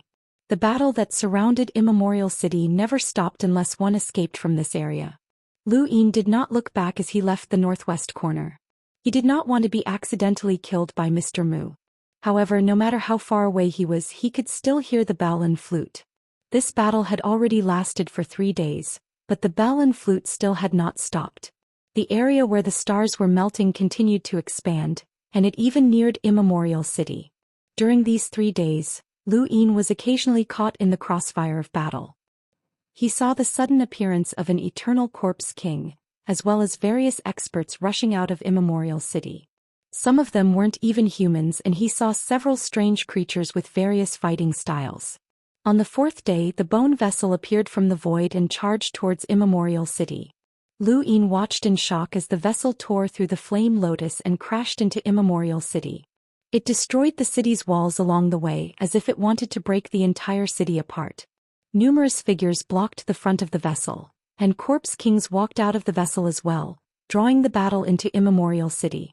The enormous vessel could not be shaken, and Lu Yin felt a chill run down his spine. No way. Was Immortal City about to fall today? Immortal City's ground was torn apart as experts were crushed one after another. Chu Yi and Su Wangtian arrived from other parts of Immortal City and attacked the vessel. A giant figure walked out from the depths of Immortal City and let out a deafening roar. "Get out of the way, I'll block it." Boom. The heavens and earth shook and the heavens trembled almost imperceptibly. The giant figure blocked the bone vessel, but the force of the collision also tore through the depths of Immortal City. Lu Yin saw an incomparably shocking scene with his heaven's eye. He saw an endless sequence of strings gathering beneath Immortal City. When the giant figure collided with the bone vessel and tore through Immortal City, Lu Yin saw a figure crouching on one knee. He had no arms, but he used his teeth to bite down on the source of the endless sequence of strings, or rather the end point. The endless sequence of strings could not be shaken. Even when the bone vessel tore through Immortal City's ground, that figure did not move at all. Everything around him went still. The shocking battle, the slaughter, and the blood seemed to have disappeared at this moment. Lu Yin could only see that figure kneeling on the ground on one knee, biting down on the endless strings of the sequence. He was using his own body to become the foundation of Primeval City, lifting it up. That was the progenitor. Was the progenitor still alive? No one had ever given him an answer. The sole true God had said that the progenitor was dead. The Grand Empyrean had said that the progenitor was dead, but Lu Yuan had said that the progenitor was still alive. No one had ever given Lu Yin a definite answer, but he saw it now. The progenitor was in Immortal City, under Immortal City, lifting up the entire city and biting down on the sequence of strings. He had lost his arms, but with his mouth he was able to stabilize countless parallel space-time. Was he still alive? Lu Yin did not know, and he could not tell. Perhaps he was alive, or perhaps he was dead. This scene did not mean that the progenitor was definitely still alive. Rise. There was a furious roar as the giant figure overturned the bone vessel and forcefully pushed it out of Immortal City. Chu Yi, Su Wangtian, Bai Mu, and the others all rushed out towards the bone vessel. The earth of Immortal City closed, and it seemed like it had just been a dream. Lu Yin stood in space and stared blankly at Immortal City. Was what he had just seen real? Thank you. QZQ 4418 Bite Brother, I'll give you a reward. Thank you. Chapter 3081. The bone boat broke through the void and disappeared into the nothingness world once again. However, Chu Yi and the rest did not let it go this time. They all rushed into the nothingness world. To cultivators, the nothingness world was something they could not avoid. Zhou Xian had become one of the 6 Directions Association's masters of parallel spacetime because of the rumors that he could pass through the nothingness world. In the various parallel spacetimes, no matter how intense the battle was, very few people would enter the nothingness world. It seemed to be a symbol of a certain level. But now this symbol was very common in Immortal City. Chu Yi, Su Wangtian, Bai Mu, and the giant figure rushed into the nothingness world to destroy the bone boat. Especially Su Wangtian, who was surrounded by chess pieces and wearing a single slipper. He looked like a scoundrel, but at this moment he exploded with a strange radiance. Immortal City cannot be humiliated. The everlasting race must pay the price even if it costs us our lives. Old Xiang, do you remember our bet? I said that I would die under the sword. This time I will find the person with the 7 swords and let him tear me to pieces. Bullshit, I will definitely die before you. I will die under the sword. Dream on, I will destroy the sword. Su Wang, you only have 1 slipper left and you still dare to rush in. A girl teased. Su Wangtian picked his nose and flicked his finger at the girl. I'll treat you. Disgusting, get lost. But how many years has it been? Immemorial City has not been destroyed. Every time it is destroyed we must get back at them. Everyone, it is my honor to be able to live and die with you. I will take my leave first. Brother Hua, this is the first time you have spoken so many words. Old Gu, I will accompany you. Most of us come from different civilizations, but we are all gathered in Immemorial City. Carefree, ha. Heroes are not judged by their cultivation. Fight to the death under Immemorial City. Heroes are not judged by their cultivation. Fight to the death under Immemorial City. Heroes are not judged by their cultivation. Fight to the death under Immemorial City. One by one the experts rushed into the nothingness world. Only one sentence echoed in Lu Yin's ears. Heroes are not judged by their cultivation. Fight to the death under Immemorial City. He had seen many people who were afraid of death. How many civilizations were involved in the string of sequence? Most of these people came from different civilizations. There were humans and other creatures. As long as there were emotions, there was a sense of protection. Lu Yin raised his head and looked at the void world. He wanted to charge in and fight to the death with these people so that he could destroy that bone boat. On top of ancient city's city walls, old Zhong Tu sighed. We can't all leave, someone has to continue protecting ancient city. I say all of you try your best to come back alive. Otherwise, where are we going to find experts to replace you? Sigh, I'm still young, too impulsive. What was rare was that the battle around Immemorial City had slowed down a lot. The battles in the southeast and northwest corners were still ongoing, but there were no more battles in Lu Yin's direction. Not long after, the world of nothingness opened up once more, and numerous figures returned to Primeval City. Lu Yin clenched his fists as he watched corpses being tossed out one by one. No one spoke as the corpses fell off the city walls. Old Zhong sighed and pushed them towards the flaming lotus. In the end, only a wisp of green smoke was left of these existences that represented the top combat power of each civilization. Qi returned, bathed in blood, no longer the same as before. He was still elegant, but his face was filled with killing intent. Su Wangtian returned, and Lu Yin saw that his slipper was broken in half and was still resting on his foot. This slipper definitely resonated with some sort of power, and Su Wangtian was carrying a girl in his arms. It was the same girl who had teased Lu Yin before. In silence he pushed the woman towards the flaming lotus. Bai Mu returned, but he was only a cold corpse. Half of his face was gone, and it fell into the flaming lotus. Lu Yin suddenly felt suffocated and he did not know how to describe it. Bai Mu, the ancestor of the cold immortal sect, held a wine gourd and looked very carefree. He had been in Immemorial City for a very long time, but at this moment he died without leaving a trace. Lu Yin had not spoken to this person, nor had he told him that he had killed the traitor Wang Fan. Lu Yin really wanted to talk to Bai Mu and tell him what the cold immortal sect had done. He wanted to bring him to the Sixth Direction Association to scare Bai Wang Yuan. But there was no chance. There would never be a chance. This was just what he had seen. How many people had died in Immemorial City? How many seniors from the origin space had died in Immemorial City? Lu Yin looked at all of this speechlessly. In the future he, Big Sis, Elder Chan, Ancestor Tianyi, Ancestor Lu Yuan, and the others would all come to Immemorial City. Would this also happen in the future? Would those corpses belong to Big Sis, Ancestor Tianyi, Senior Brother Wuxia, Void Master and the others? It's too early for you to see this. A sigh entered his ears. Lu Yin's body stiffened and he became excited. Master. In the northwest corner the sound of the flute continued. Mr. Mu was probably still fighting Yuanqi. You only know how to fool around. That thing on your face can't fool a primordial realm expert. The Eternals have more than one Eternal who has crossed bitter adversity. Mr. Mu's voice rang out. Lu Yin said bitterly, I had no choice. The Eternals wanted to use the bone boats to descend on the Sixth Direction Association and completely destroy human civilization. After I learned of the bone boats' existence I could only join the Eternals. But this time it was not me who wanted to go to the Calamity Zone. It was him who was captured by Diqiong. There's no time to talk. It's not suitable for you to come here right now. Go back and stop fooling around. Once you step into the progenitor realm, you will naturally know everything. The burden of humanity will be handed to you in the end. Lu Yin was anxious. Master, I have something to ask. What's your relationship with the progenitor?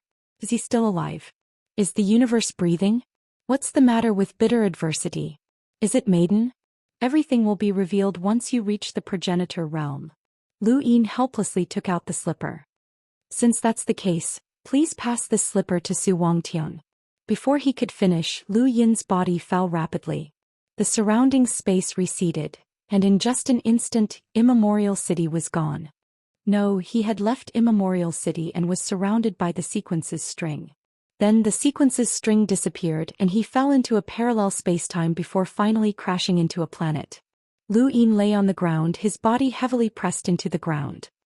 He stared blankly at the sky, unable to ask anything. Was Mr. Mu unwilling to tell him? Not necessarily. Maybe he just didn't have the time to tell him.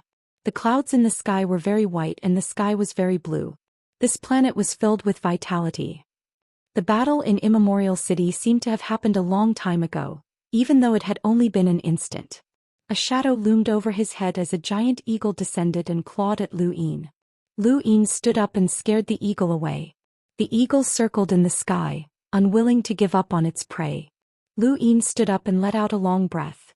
He suddenly felt something in his hand, and when he looked down he saw that the slipper was gone. It should have been taken by Mr. Mu, but there was an additional cosmic ring? There was also a drop of blood beside the cosmic ring. Where had this come from? He had actually wanted to take Wang Fan's cosmic ring when he had killed him, but it had been too dangerous and he hadn't had the time to think about it. This cosmic ring definitely did not belong to Wang Fan, and it should have been given to him by Mr. Mu. He had been fighting Primordial Fiend, so there was no reason for him to care about Wang Fan's cosmic ring. Was this something that Mr. Mu had given him? Lu Yin opened it with his blood, and there were 8 astral gates inside. Even though the Eternals were the mortal enemies of the human race, it had to be said that the Eternals' coordinates and astral gates were very useful. Without these things, it would be very difficult for humans to travel to parallel spacetime. Could the 8 astral gates here be a place where Mr. Mu could meet him? Lu Yin looked forward to it, but there was no need for him to go now. The battle at Immemorial City was too intense, and Mr. Mu would not have the time to come out. He would have to wait for a while. Lu Yin tore through the void and returned to the Ionian kingdom, returning to the above heaven sect through it. As soon as he returned, Lu Yin went to the astral tree realm to look for Patriarch Lu Yuan. He wanted to ask Patriarch Lu Yuan why Wu Tian was unwilling to return when he could have. Lu Yin went to Lu Tianjing and met with Patriarch Tianyi. Patriarch Tianyi, I want to see Patriarch Lu Yuan, Lu Yin said. Patriarch Lu Yuan saw that Lu Yin had returned safely and felt a lingering fear. It's good that you're back. Even though I know you have your methods, it's still too risky to send the Patriarch to rescue Wu Tian. If you're exposed, you won't even be able to escape. Lu Yin was helpless. I didn't want to do that either, but don't worry. I won't use the identity of Yebwa again. Framing Muji was just a temporary measure. When Muji would return to the abyss and whether or not he could explain himself were all unknown. Lu Yin had seen enough of this in the Eternals. In any case, as long as Muji made contact with the upper echelons of the Eternals, Yebwa would definitely be exposed. Right, there was also Huiwu and Wang Xiaoyu. He didn't know what was going on with Wang Xiaoyu, but Huiwu was definitely in danger. Lu Yin told Lu Tianyi about this, and Lu Tianyi's expression turned ugly. I can't contact Huiwu. Any method I use to contact him might be discovered by the Eternals. That's why he hasn't contacted us for so many years until the last time we met. Lu Yin was troubled. If Muji returns to the Eternals and regains their trust, I won't care about my identity as Yebwa. At worst I'll just give up on it. But Huiwu will be in trouble. Muji had used his evil deeds to confirm that Yebwa was Lu Yin. Lu Yin knew that Yebwa was just a bluff, but he had seen Wang Xiaoyu's evil deeds and knew that Huiwu had left before the corpse god was killed. Even though he couldn't connect the dots, that didn't stop him from telling the ancestor. If he returned after gaining the trust of the Eternals, Huiwu and Wang Xiaoyu would be in danger. Unfortunately, he hadn't been able to control Muji's suicide when he first entered his body. If he had known this would happen, he would have cultivated more with space-time energy. Muji was a progenitor after all, and he wasn't easy to deal with. Lu Tianyi fell silent. Huiwu is very pitiful. Huiwen is smart and he's always been successful in scheming against others. He even sacrificed Huiwu to deal with the Eternals. Ever since Huiwu joined the Eternals, Huiwen never expected him to return alive. Huiwen can give up and Huiwu can give up, but we can't. Little 7, there are some people we can't give up on. Thank you. QZQ 4418 Baidu Brothers reward. I'll give it to you, thank you. Thank you for your support, brothers. Chapter 3082. Lu Yin's expression was solemn. I will have the Six Paths Association keep an eye on Muji. Lu Tianyi shook his head. This way, it'll be easier for Muji to gain the trust of the Eternals. Lu Yin thought about it and realized that Muji was right. From the Eternals' point of view, Muji was just a spy that the humans had planted among them. Now that the humans had attacked Muji, what would the Eternals think? Ancestor, what do you think if I disguise myself as Muji, open the first zone's stargate and give it another surprise? Lu Yin suddenly asked. Lu Tianyi was stunned and looked at Lu Yin. Smart. Time waits for no one. We need to give the first zone of calamity a surprise before Muji finds a way to contact the Eternals. We need to prove that Muji is a spy that we planted in the Eternals. While we're at it, we need to bring Huiwu back. It's too dangerous for him to remain in the Eternals, Lu Yin said. Lu Tianyi nodded. We don't have to care about the results of this battle, but we can't afford to lose. I know. Lu Yin paused and looked at Lu Tianyi. I want to see Patriarch Lu Yuan. Lu Tianyi shook his head. The Grand Ancestor is in seclusion again. Lu Yin's eyes flashed. Or am I not allowed to know? It's true that I haven't reached that level yet. For some things, the more I know, the worse it is for me. Lu Yin understood that Muji had taken the wrong path because he knew too much. However, Wu Tian had always been on Lu Yin's mind. Ancestor Wu Tian helped me comprehend the concept of battle techniques. I really want to save him. With that, he left Lu Tianjing. Instead of returning to the above-the-sky sect, Lu Yin went straight to the reincarnation spacetime. There was a place in the reincarnation spacetime called the Lotus Realm, where the 9th grade Lotus Venerable and his disciples were. Lu Yin easily found the Lotus Domain. A place like the Lotus Realm was not a place where ordinary people could casually enter. Not to mention the Lotus Realm, any cultivator's residence would not allow outsiders to casually enter. Lu Yin arrived at the Lotus Realm and looked ahead. It was very beautiful. The so-called Lotus Realm was an enormous lotus throne. Furthermore, this lotus throne was actually real. It was not forged from any other material. It was an incomparably enormous lotus throne. There was a source box array around the Lotus Realm that prevented outsiders from entering. If anyone wanted to enter the Lotus Realm, they had to first report their arrival.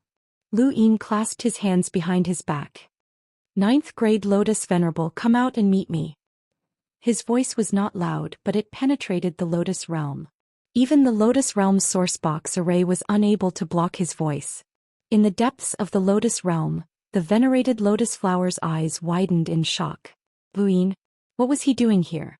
Regardless of what Lu Yin had brought to the Six Paths Society, in Venerable Lotus eyes, this person's character was unpredictable. Moreover, he was extremely daring and vicious. If possible, she did not want to have anything to do with him. But now, Lu Yin's reputation in the entire Six Direction Society was close to that of a Grand Empyrean. If it weren't for the fact that a Grand Empyrean's cultivation was unparalleled, he wouldn't have been able to suppress Lu Yin. At this moment, the Grand Empyrean was still in seclusion, so Lu Yin was the ruler of the Six Direction Society. She looked outside the lotus and said, Daoist Master Lu, I was injured in the first battle of the disaster region and I'm still recovering. May I ask if there's anything I can help you with? I'm looking for the Star Toad. The 9th grade Lotus Venerable was stunned. Star Toad? Outside the lotus, there were several women approaching. The one in the middle was Little Lian, the favorite disciple of the 9th level revered lotus. She had an extraordinary 9th level talent for cultivating the path of the lotus. She was a special existence even among revered lotus disciples. Next to Little Lian was Ro, her junior sister Ro. She loved Chu Jian but hated Lu Yin. Next to her was Lingmu, who had a good relationship with Qingfen. She had tried to stop Lu Yin from using Xianxi's identity to capture Qingfen but had failed in the end. The women quickly approached the Lotus Realm. They saw Lu Yin. Xianxia. Lingmu was shocked. Little Lian was pleasantly surprised. Brother Xianxia. Lu Yin looked over and smiled. Little Lian. Little Lian ran over and asked excitedly, Brother Xianxia, what are you doing in the Lotus Realm? Are you looking for master? Lu Yin grunted. I'm looking for your master. Little Lian, your cultivation has improved. Little Lian was delighted. Thank you, Brother Xianxia. Junior sister Ro, who was beside Little Lian, lowered her head and did not dare to look at Lu Yin. She had once scolded Lu Yin because of Chu Jian, but she had been slapped by Venerable Lotus, which had caused her to hate Lu Yin. However, during the Grand Empyrean Tea Party, Lu Yin had defeated Chu Jian and then a Yuan sage. He had also crossed a half-progenitor's origin tribulation and fought 7 sky gods. His various accomplishments had shocked her, and she no longer dared to slander Lu Yin. After that, the entire Six Direction gang had changed. He had killed 7 sky gods, fought in the boundless battlefield, and even the Eternals had holed up in the first Calamity Realm. Each and every one of his accomplishments had caused Lu Yin's reputation to soar. This was especially true when he had dared to come to the reincarnation spacetime and boldly alarmed a Grand Empyrean. He had even been captured by a Grand Empyrean and remained unscathed. This had caused the entire Six Direction gang to realize one fact. No one in the Six Direction gang could restrain this person anymore. This person was the supreme ruler of the Six Direction gang, and even a Grand Empyrean had not acted against him. Her own master was even more helpless against this person. Junior sister Ro lowered her head. However, she did not exist in Lu Yin's eyes and he did not have any impression of her. He looked at Lingmu. When I took Qingfen away, someone tried to kill me in the Void God spacetime. You were the one who hired them, right? Lingmu's face paled and she hurriedly knelt down. Dao Master Lu, please forgive me. This lowly one was reckless and offended Dao Master. Please forgive me. Xiaoyan pursed her lips. Although she was pure, she was not stupid and could see some things clearly. She also knew about the relationship between Qingfen and Lingmu. For Qingfen's sake, Lingmu had done everything she could to find someone to act against him. She had even dragged her senior sister Yao Lan into this matter. On the surface, it seemed like Venerable Lotus disciple had wanted to take Qingfen away so that Yao Lan would not be implicated. However, in reality, Lingmu had put in a lot of effort. She did not like others scheming, but since Lingmu had treated her well, she did not alienate her too much. Lu Yin calmly looked at Lingmu. Xiaoyan pleaded softly, Brother Xianxia, senior sister Lingmu knows that she was wrong.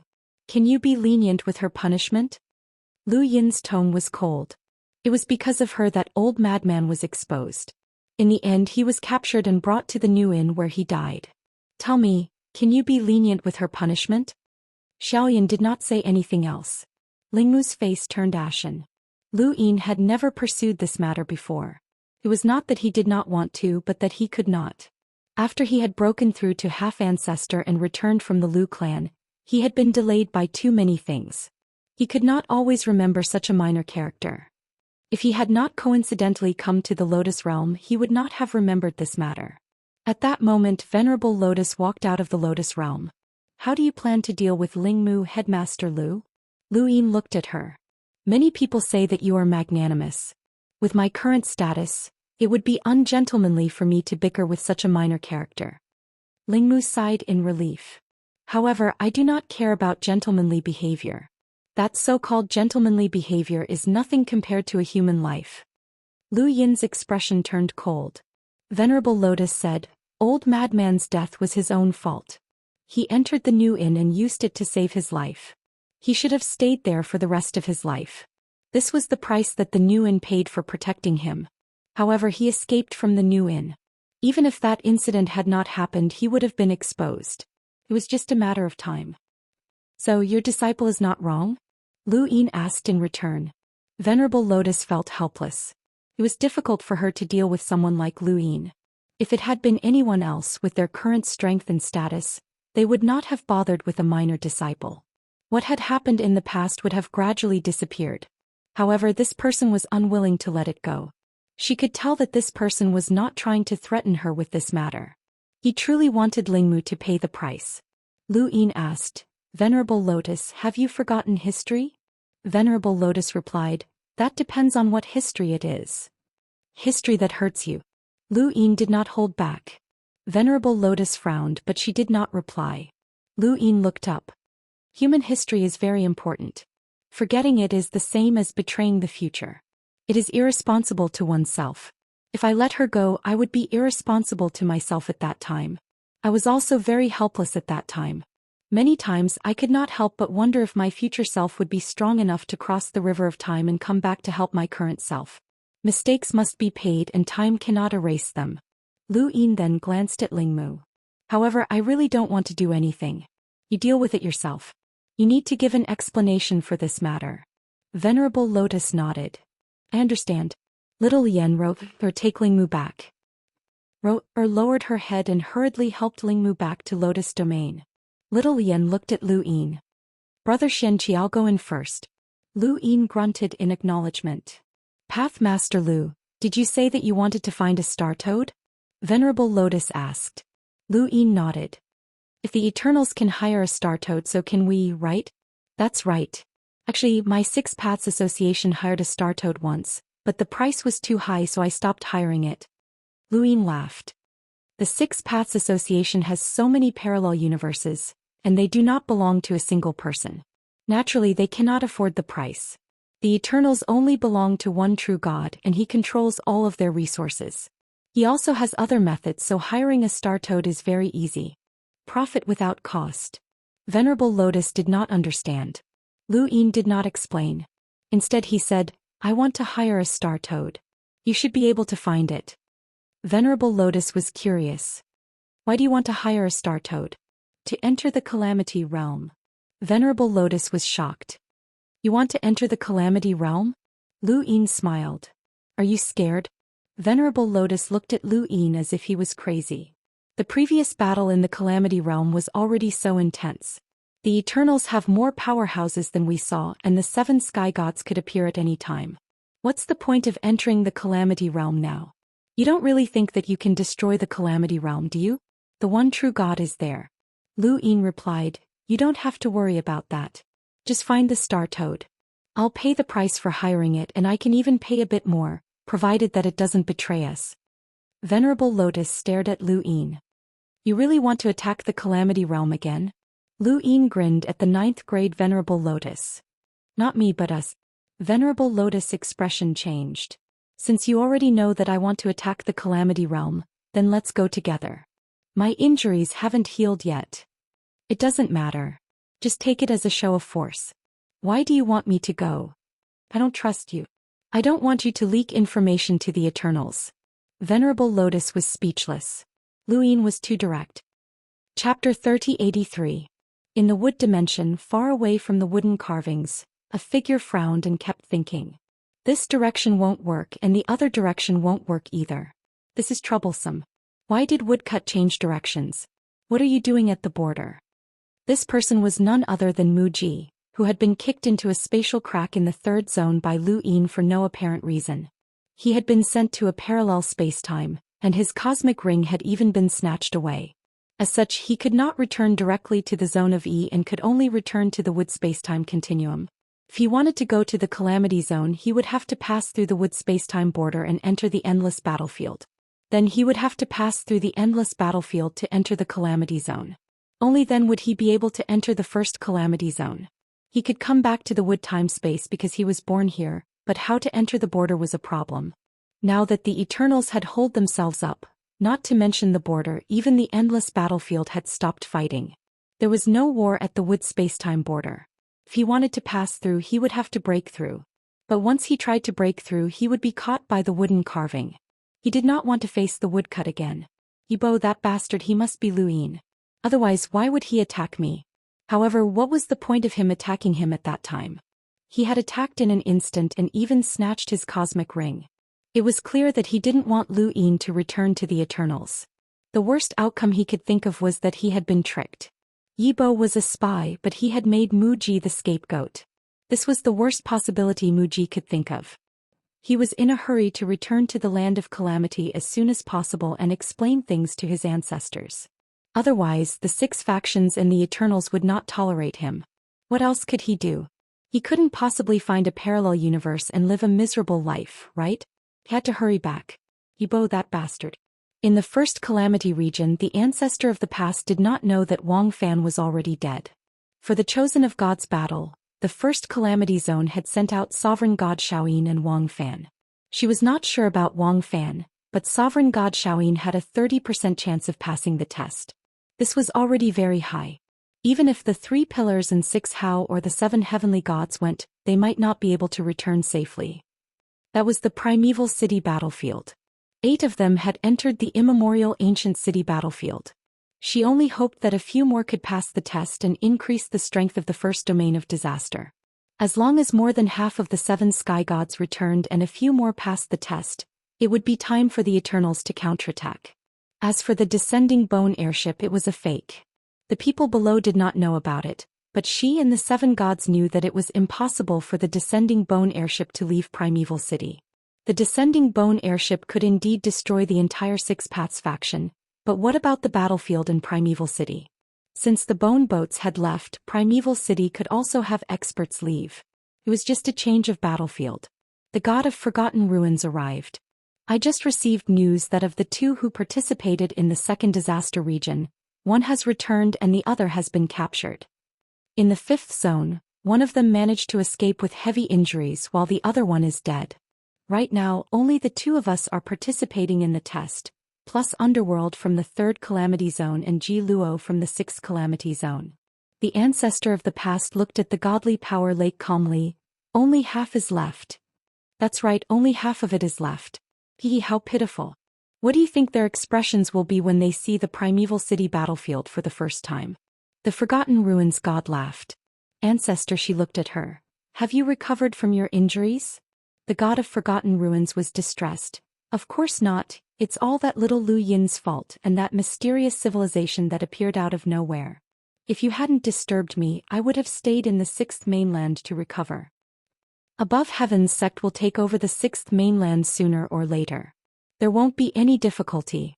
It isn't safe for you to stay there, ancestor, she said. After saying this, she seemed to have thought of something. Are you waiting for Lu Yin there? The Forgotten Ruins god's lips curled up. Maybe. I'm full of expectations for our little Lu Yin. Think about it, what will he be like once he steps into the progenitor realm? In the current universe, apart from the primordial realm and the few old monsters who are undergoing bitter calamity, no one can suppress him. How arrogant will he be then? Hee, it's interesting just thinking about it. Right, I'm sorry, I forgot that you are one of those old monsters. The ancestor of the past did not mind. I failed long ago or I wouldn't have stayed here. The strength I once had is gone. However, it's impossible for Lu Yin to break through to the progenitor realm. His 4 inner worlds are each more ridiculous than the last. It's extremely difficult for anyone to break through to the progenitor realm with just 1, but he has 4. The Forgotten Ruins god nodded. That's why I'm looking forward to it. He's the best at surprising people. Who knows, he might give us a surprise in the next moment. Just as she finished speaking, the ancestor of the past and the Forgotten Ruins god looked into the distance at the same time. No way, it's so effective. In the distance, Wood God, Void Master and the 9th grade Lotus Sovereign appeared one by one. Further away, golden light shone brightly as Victorious Celestial charged over. Awesome, this is how we humans should behave.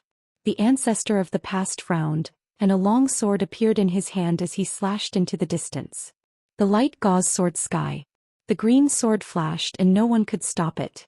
However, there were only a few people participating in this battle and they were all at the sequence low realm. The only one who was not was Lu Yin, but he had some defensive abilities in the spiritual force path, so he was not defeated by the sword. The Void Master resisted the dizziness.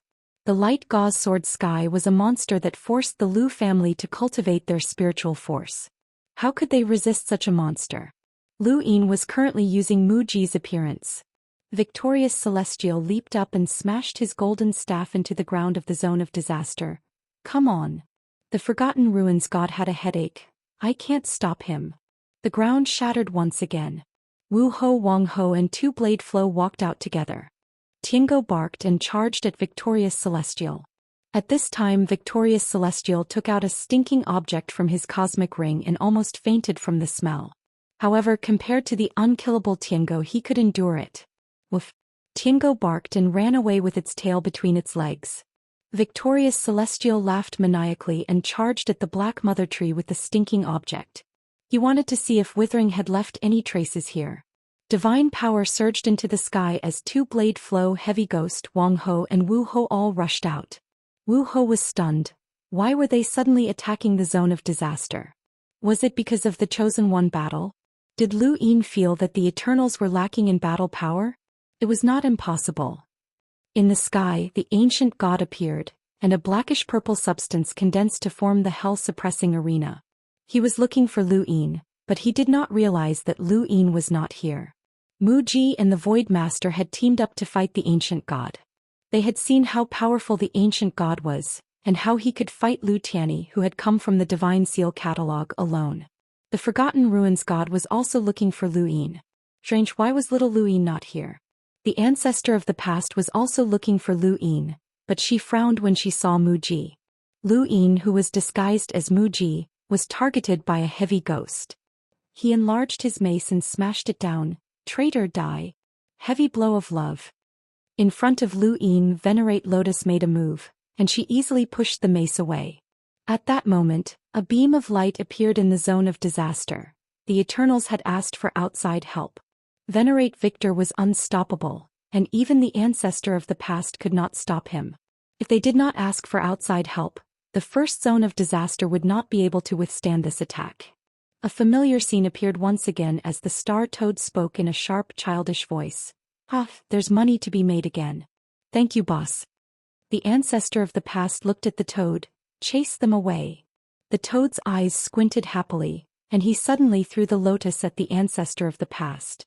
The ancestor of the past was surprised and dodged. Star Toad, you? The toad smiled brilliantly. The boss this time is the Six Direction Association. Sorry, old friend. The ancestor of the past frowned. Was this premeditated? This was troublesome. On the other side, Lu Yin, who was disguised as Mu Ji, found Hui Wu, and the two pretended to fight. Come with me, you've been exposed. You're not Mu Ji? Hui Wu was surprised. Lu Yin lowered his voice. Mu Ji did not betray the Eternals. I only threw him out, but he will return. Once he does, you'll be finished. He saw you leave the zone of disaster before the corpse god was killed. Hui Wu's expression turned ugly. You're trying to take me away? That's right. Hui Wu's gaze was complicated as he looked deeply at Lu Yin. Thank you, but I can't leave. Lu Yin frowned. You have to leave. Mu Ji will definitely expose your identity to gain the trust of the Eternals. You won't be able to survive. I'm sorry to trouble you, but I really can't leave, Hui Wu said solemnly. Lu Yin was furious. What are you thinking? Isn't it good to live? You and Wu Tian are both like this. Do you know how much I sacrificed to save you? You risked your lives, but I'm not playing around. Every step I take is a risk of death. Wu Tian doesn't want to leave and you don't want to either. But Hui Wu forced Lu Yin back with a palm strike. There are some things that I can't tell you. I'm sorry, but I really can't leave. A golden meteor appeared above Lu Yin's head and smashed down with divine power. Have you seen Immemorial City? Lu Yin stared at Hui Wu. Hui Wu's eyes trembled.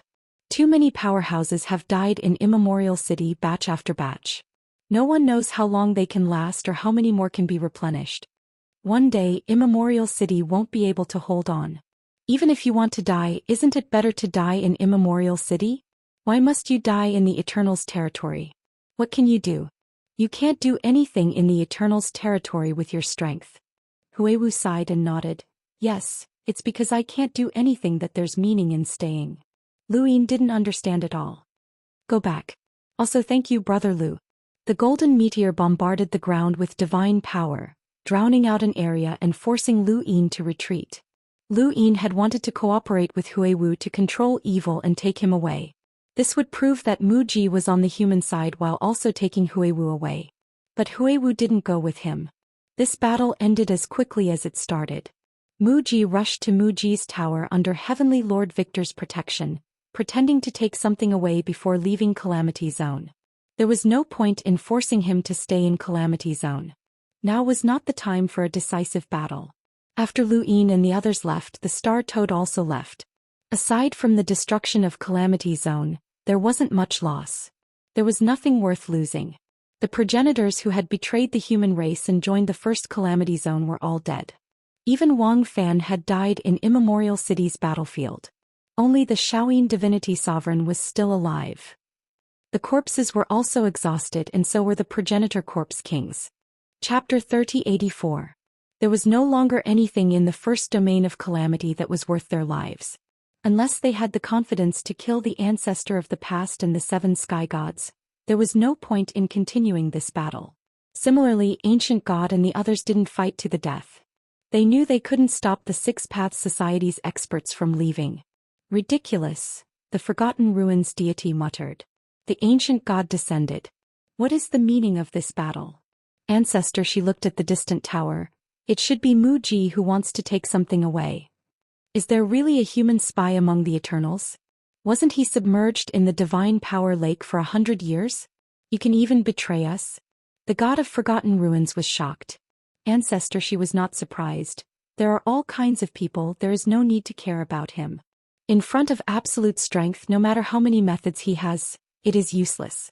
It is time for the 6 regions of calamity to unite.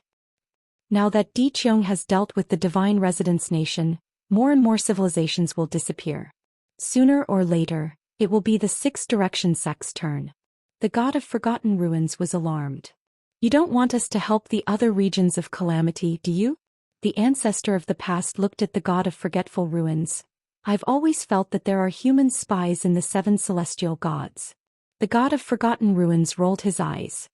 You can doubt anyone but me. I even dragged my own juniors here. Wang Fan, Wang Xiaoyu, which one of them didn't bring heavy losses to mankind? The ancestor of the past didn't refute. Wang Xiaoyu was known as the greatest traitor in the history of the 5th mainland. She had triggered a war between the 5th mainland and the 6th mainland, causing the 5th mainland to split apart. On the other hand, Wang Fan had joined forces with Reverend Shaoyin to banish the Lu family. The two of them had caused so much damage to the primordial space that it was impossible for them to be spies, let alone the god of Forgotten Ruins who had pulled them into the Eternals. As for the ancient gods, he had already cultivated the Corpse King transformation. Moreover, he was the only true deity to rope him in, so ancestor, she couldn't possibly be suspicious. Black Wuxian, White Wuxian, and the zombie god had all dealt heavy damage to the human race. The ancestor of the ancient era was only talking about it. If he really wanted to suspect the 7 heavenly gods, it would not be her turn. The 7 heavenly gods' position was not below hers, and they directly received orders from the one true god. On the other side, Lu Yin's expression was extremely ugly. He had paid a heavy price to invade the first zone of calamity in order to bring Huiwu back, but Huiwu had still not left. He knew that he would die, but he still refused to leave. He met Lu Tianyi at the entrance of the zone of tragedy. Lu Tianyi did not directly attack the calamity zone, but if the situation was not good, he would make a move. Old ancestor Tianyi, what's going on? He refused to come out even though he knew he was going to die. He had risked his life for both Wu Tian and Hui Wu, and he had paid a huge price to help them. Lu Tianyi found it strange as well. I really didn't know about this. Huiwen was the one who arranged for Hui Wu to enter the everlasting race. I was only helping Huiwen complete her plan. Logically speaking, Huiwu should have withdrawn if things didn't work out. Lu Yin knew that Lu Tianyi did not know, or else this battle would not have happened. Lu Tianyi would not have allowed Lu Yin to take this risk even if he knew that Huiwu would not return. Lu Yin took a deep breath. Let's go. Lu Tianyi looked at Lu Yin. Little 7, there are too many people in human history who have endured humiliation and moved forward alone. Wu Tian and Huiwu must have their reasons for their choices. I know, but I feel like this is the last time I'll see Huiwu. Ancestor, there will be more such farewells in the future. Lu Tianyi sighed. This is life. Lu Yin had already done everything that could be done. He returned to the sect above the sky, set aside his worries and took out his cosmic ring. Mr. Mu had given him 8 astral gates and he wanted to see what they were for. Even if Mr. Mu wanted to meet him, there was no need to give him 8 astral gates. These astral gates belonged to the everlasting race. Lu Yin opened one of them and entered. He took a step forward, and when he reappeared he found himself in another region of space. It didn't seem any different from the fifth mainland's space, but Lu Yin still felt that something was off. He opened his celestial eye and looked around, but the further he looked, the more he felt that something was off.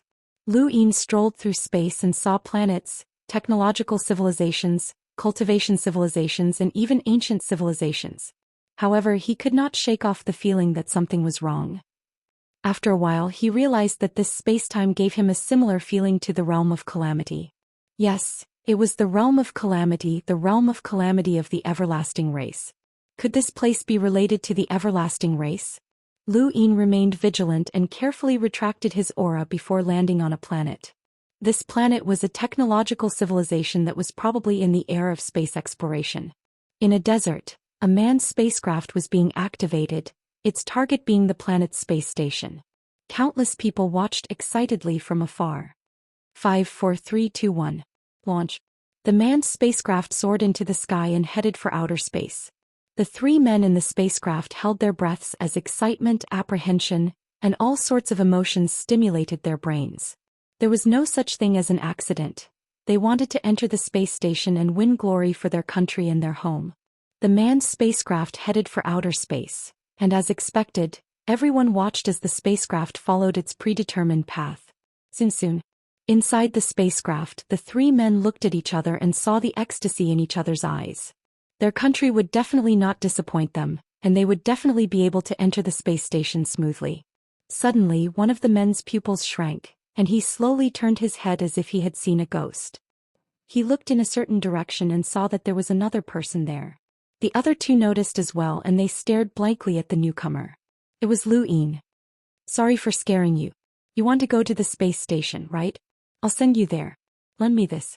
Lu Yin threw the three men out of the spacecraft and sent them to the space station. He waved his hand at the same time, and a passage appeared between space and the planet. You can use this to return. It'll last you a few years at least. Thank you. As soon as he finished speaking, the spacecraft flew into outer space and disappeared in the blink of an eye.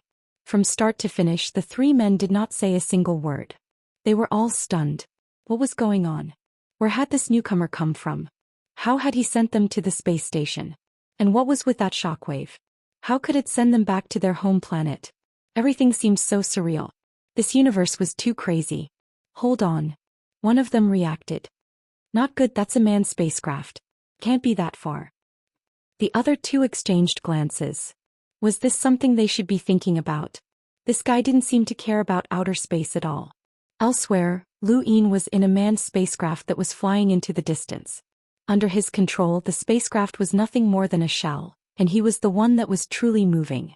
His speed had already surpassed the limits of the planet's technology. He had no choice. This region of outer space felt very similar to the Eternals' domain of tragedy. He did not want to cause trouble and run into any powerful Eternals. Perhaps Mr. Mu knew that this was Eternals' territory, and that was why he had given him the Stargate. He had allowed Lu Yin to investigate. Then which domain of tragedy was this? He had to find the Eternals first.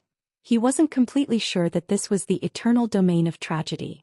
The manned spacecraft flew into the distance. One day later, Lu Yin looked in a certain direction. He could feel an unusual aura in that direction. How should he describe it? His heart palpitated. Yes, it was a palpitating feeling. It felt like there was something in that direction. Lu Yin controlled the spacecraft and headed in that direction. Another half a day passed. With his speed, half a day was already a considerable distance. With his eye of heaven, Lu Yin saw a color that was even darker than outer space. This color could not be seen with the naked eye, and it felt like something was pressing down on that direction. Continue. The manned spacecraft continued to head in that direction. Not long after, the spacecraft stopped. It had been intercepted by another spacecraft, but its technology was far more advanced than this one. It was at the level of a battleship. Warning. Forbidden area ahead. Retreat immediately. Warning. Forbidden area ahead. Retreat immediately. Lu Yin stared into the distance and saw many planets connected together to form something like a fortress. It was similar to Ironblood Weave's fortress, but it was not as desolate and simple as Ironblood Weave's fortress. Instead, it was filled with luxury. This was luxury. Hundreds of planets were connected together to form a colossus in outer space. These planets were of different sizes, and the largest one was comparable to Night King planet. There were so many planets that formed a fortress, and they were filled with all sorts of luxuries. There was laughter, and curses. There were beauties and fine wine, and there were all sorts of rare treasures in the sky and on the ground. Even the waterfalls were filled with nectar. Even though Lu Yin had not personally ascended to the top, he could still feel the extravagant intoxication. This was not the Eternals. The Eternals would never do something like this. Then where was this place? This place was clearly luxurious, but Lu Yin felt as if the entire universe was giving off a stifling feeling that was similar to that of the Eternals' Calamity realm. The laughter here was loud and wild, but it was also very fake. The wine here was intoxicating and the beauties were enchanting. However, that stifling feeling was all a facade, and it all seemed like a facade. There were countless parallel spacetimes in the universe, and Lu Yin had seen the despair of the Eternals, the peace of the divine kingdoms, and the cruelty of the cultivation world.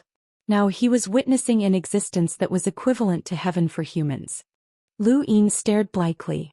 It all seemed like an illusion, but it was all real. What was going on? This oppressive feeling of luxury was full of contradictions. Warning. Forbidden area ahead.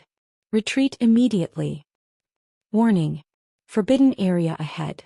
Retreat immediately. The manned spacecraft retreated, but Lu Yin went in. He could clearly see that this was not the Eternals but rather the humans. He wanted to understand a little more before paying a formal visit. The Stargate that Mr. Mu had given him might not have represented the Eternals, nor was it meant to meet him. It might have represented a powerful civilization that could fight against the Eternals. In Lu Yin's opinion, this civilization might have reached such a level. However, he still had to investigate first. There were many parallel spacetimes in the universe, and not all of them had seen the Eternals. The Limitless Empire had not seen them before, and they had been conquering everywhere. Lu Yin easily entered the fortress that had been built on this planet. He climbed up, and the extravagance on top of it opened his eyes. Chapter 3085. It wasn't that Lu Yin couldn't do it. With his status in the Six Paths Society, he could do much more than this if he wanted to. However, no one in the Six Paths Society would be so extravagant. He was stepping on a dark yellow metal which was similar to the value of gold on Earth.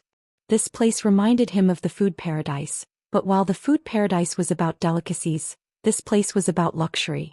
In the blink of an eye, Lu Yin stayed on the fort for 3 days. During these 3 days he gradually understood this place. This fort was called the Calamity Expedition, and its name was similar to the Calamity Domain.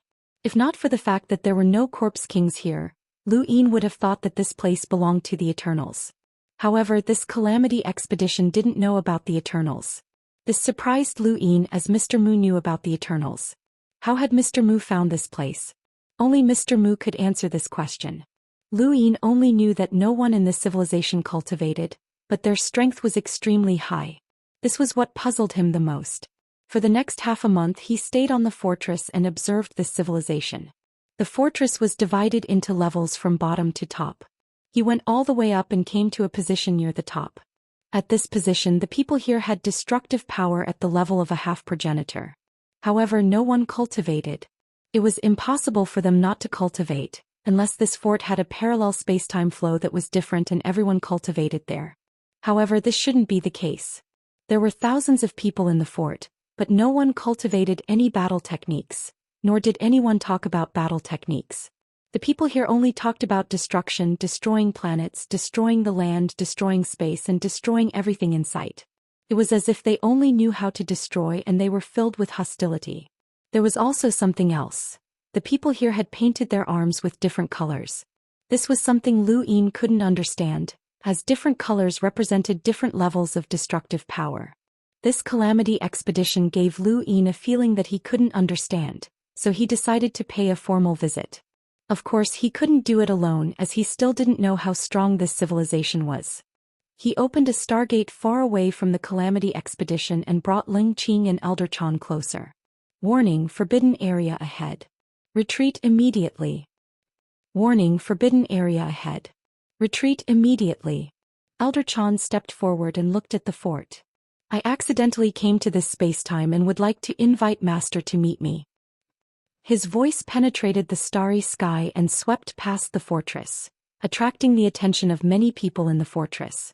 At the top level of the fortress, in an extremely luxurious palace, dozens of handsome men were dancing.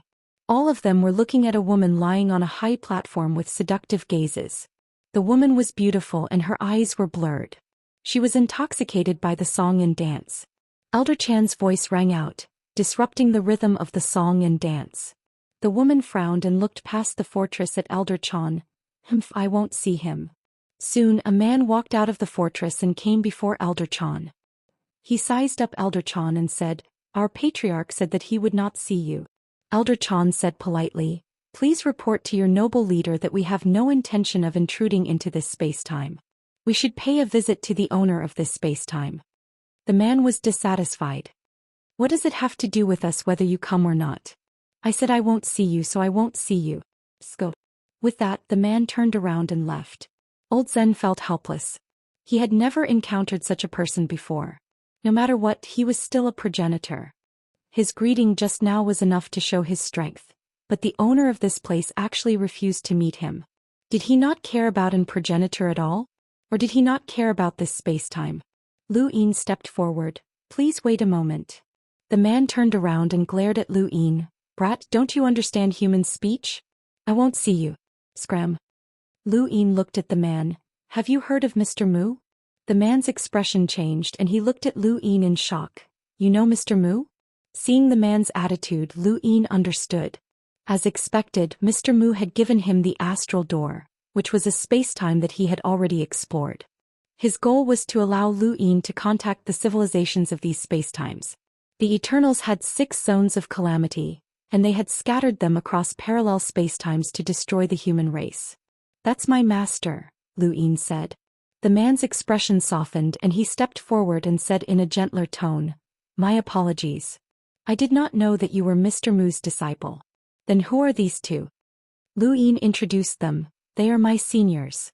Actually, it was not by accident that they came to this space-time. It was Mr. Mu who pointed them in the right direction." The man nodded. "Since Mr. Mu introduced you, follow me. I'll take you directly to the patriarch." "Thank you." "You're welcome. I'm Lu Yin. I'm Calamity and our patriarch is called Air G. He's my mother. This way please." With Calamity leading the way, Lu Yin and the other two climbed to the top of the fortress and met Air G, the owner of this Calamity expedition. Air G watched Calamity bring Lu Yin and the others in and frowned. "What's the meaning of this? Didn't you say that you didn't want to see us?" Air G said with difficulty, "Brother Lu Yin is Mr. Mu's disciple. This trip was also guided by Mr. Mu." Air G was shocked. Mr. Mu's disciple. She waved her hand to dismiss the dancers, and her aura changed from enchanting to noble and dignified. This was the leader of a clan. Lu Yin looked at Air G. "Senior, are you the patriarch here?" Air G nodded and made an inviting gesture. "Have a seat. Since you're Mr. Mu's disciple, there's no need to be courteous. We're all family." Lu Yin did not expect Mr. Mu's token to be so useful. This Calamity expedition was not a benevolent group, and they were filled with the desire to destroy. Their words were not polite and they did not even care about progenitors. However, they were polite to Mr. Mu. "Patriarch Erji, although I was guided here by Master, I do not know much about this place. Can you give me a brief introduction?" Lu Yin asked directly. Erji looked at Calamity. Calamity said, "We are called the Calamity Expedition here. The entire fortress belongs to our clan." With Calamity's introduction, Lu Yin finally understood the Calamity Expedition. He did not hide anything, and Lu Yin also knew why the people of the Calamity Expedition did not cultivate. It was because there was a lunatic here and he was the patriarch of this clan. They did not know what realm this lunatic was at exactly. This lunatic patriarch was suppressed at the bottom of the Calamity Expedition, and he was extremely powerful. However, due to a mistake in his cultivation, he had gone mad. Not only was his mind unclear, but he could not even release his strength. It was trapped in his body, or more accurately, in his blood. The lunatic patriarch's strength was constantly increasing in his blood, and only by letting his blood flow out could he alleviate the sudden increase in strength. Otherwise, his body would definitely explode. The meaning of the existence of the Calamity Expedition was to allow the lunatic patriarch to dilute his blood. In other words, he would pour his blood into the bodies of the Calamity Expedition members, and they would absorb different types of blood according to their endurance. Therefore, the people here did not need to cultivate, and their strength came from madness. The lunatic patriarch's strength also had to come from the lunatic patriarch, or else the lunatic patriarch would definitely explode and die. The people here received the lunatic patriarch's blood from the moment they were born, and the amount of blood they received gradually increased over time. The people who received the lunatic patriarch's blood had to constantly release their strength, or else the strength that they did not cultivate would cause them to explode. This was the reason why the Calamity Expedition members were so destructive. They did not want to destroy, but rather they had to release their strength. This was also part of their cultivation. Every time they received the lunatic patriarch's blood, the amount they could withstand would increase the next time. Regardless of whether it was space, land, planets, or anything else, the Calamity Expedition members would destroy any parallel spacetime they found until the entire parallel spacetime was destroyed. The Calamity Expedition members had no enemies, and it could be said that they were all enemies. This was because they destroyed everything without any reason. Of course, destruction was not the same as killing, as they only destroyed and did not kill. This was completely different from the Limitless Empire. The Limitless Empire was for resources, while the Calamity Expedition was for survival. It was also because of this that the people of the Calamity Expedition enjoyed themselves all year round, as their lifespans were not very long. While the lunatic patriarch's blood could allow them to reach the progenitor realm and even have the destructive power of a sequence law, their lifespans were not even comparable to Enlighters. Even Erji was only 200 years old. If Lu Yin took Lu Xiaoxuan's age into account, then he was about the same age as her. If he took into account the time spent cultivating in different spacetime zones, then he was old enough to be Erji's grandfather. Short lifespans, explosive strength, and an unrestrained desire to destroy formed a unique civilization like the Calamity Expedition.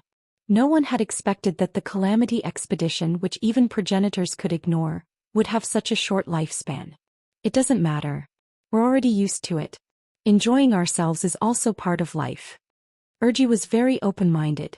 The Calamity Expedition members did not look too good. They had destroyed many parallel spacetime zones and had seen too many civilizations. Many of them had cultivators who could live for thousands of years, tens of thousands of years, or even longer. The more they came into contact with these civilizations, the more unbalanced they felt. This was like a normal person who had obtained billions of dollars but only had 10 days to live. What would this person do in these 10 days? Elder Chan praised, "Leader, you're broad-minded. I'm impressed." Erji looked down. "It's quite broad-minded."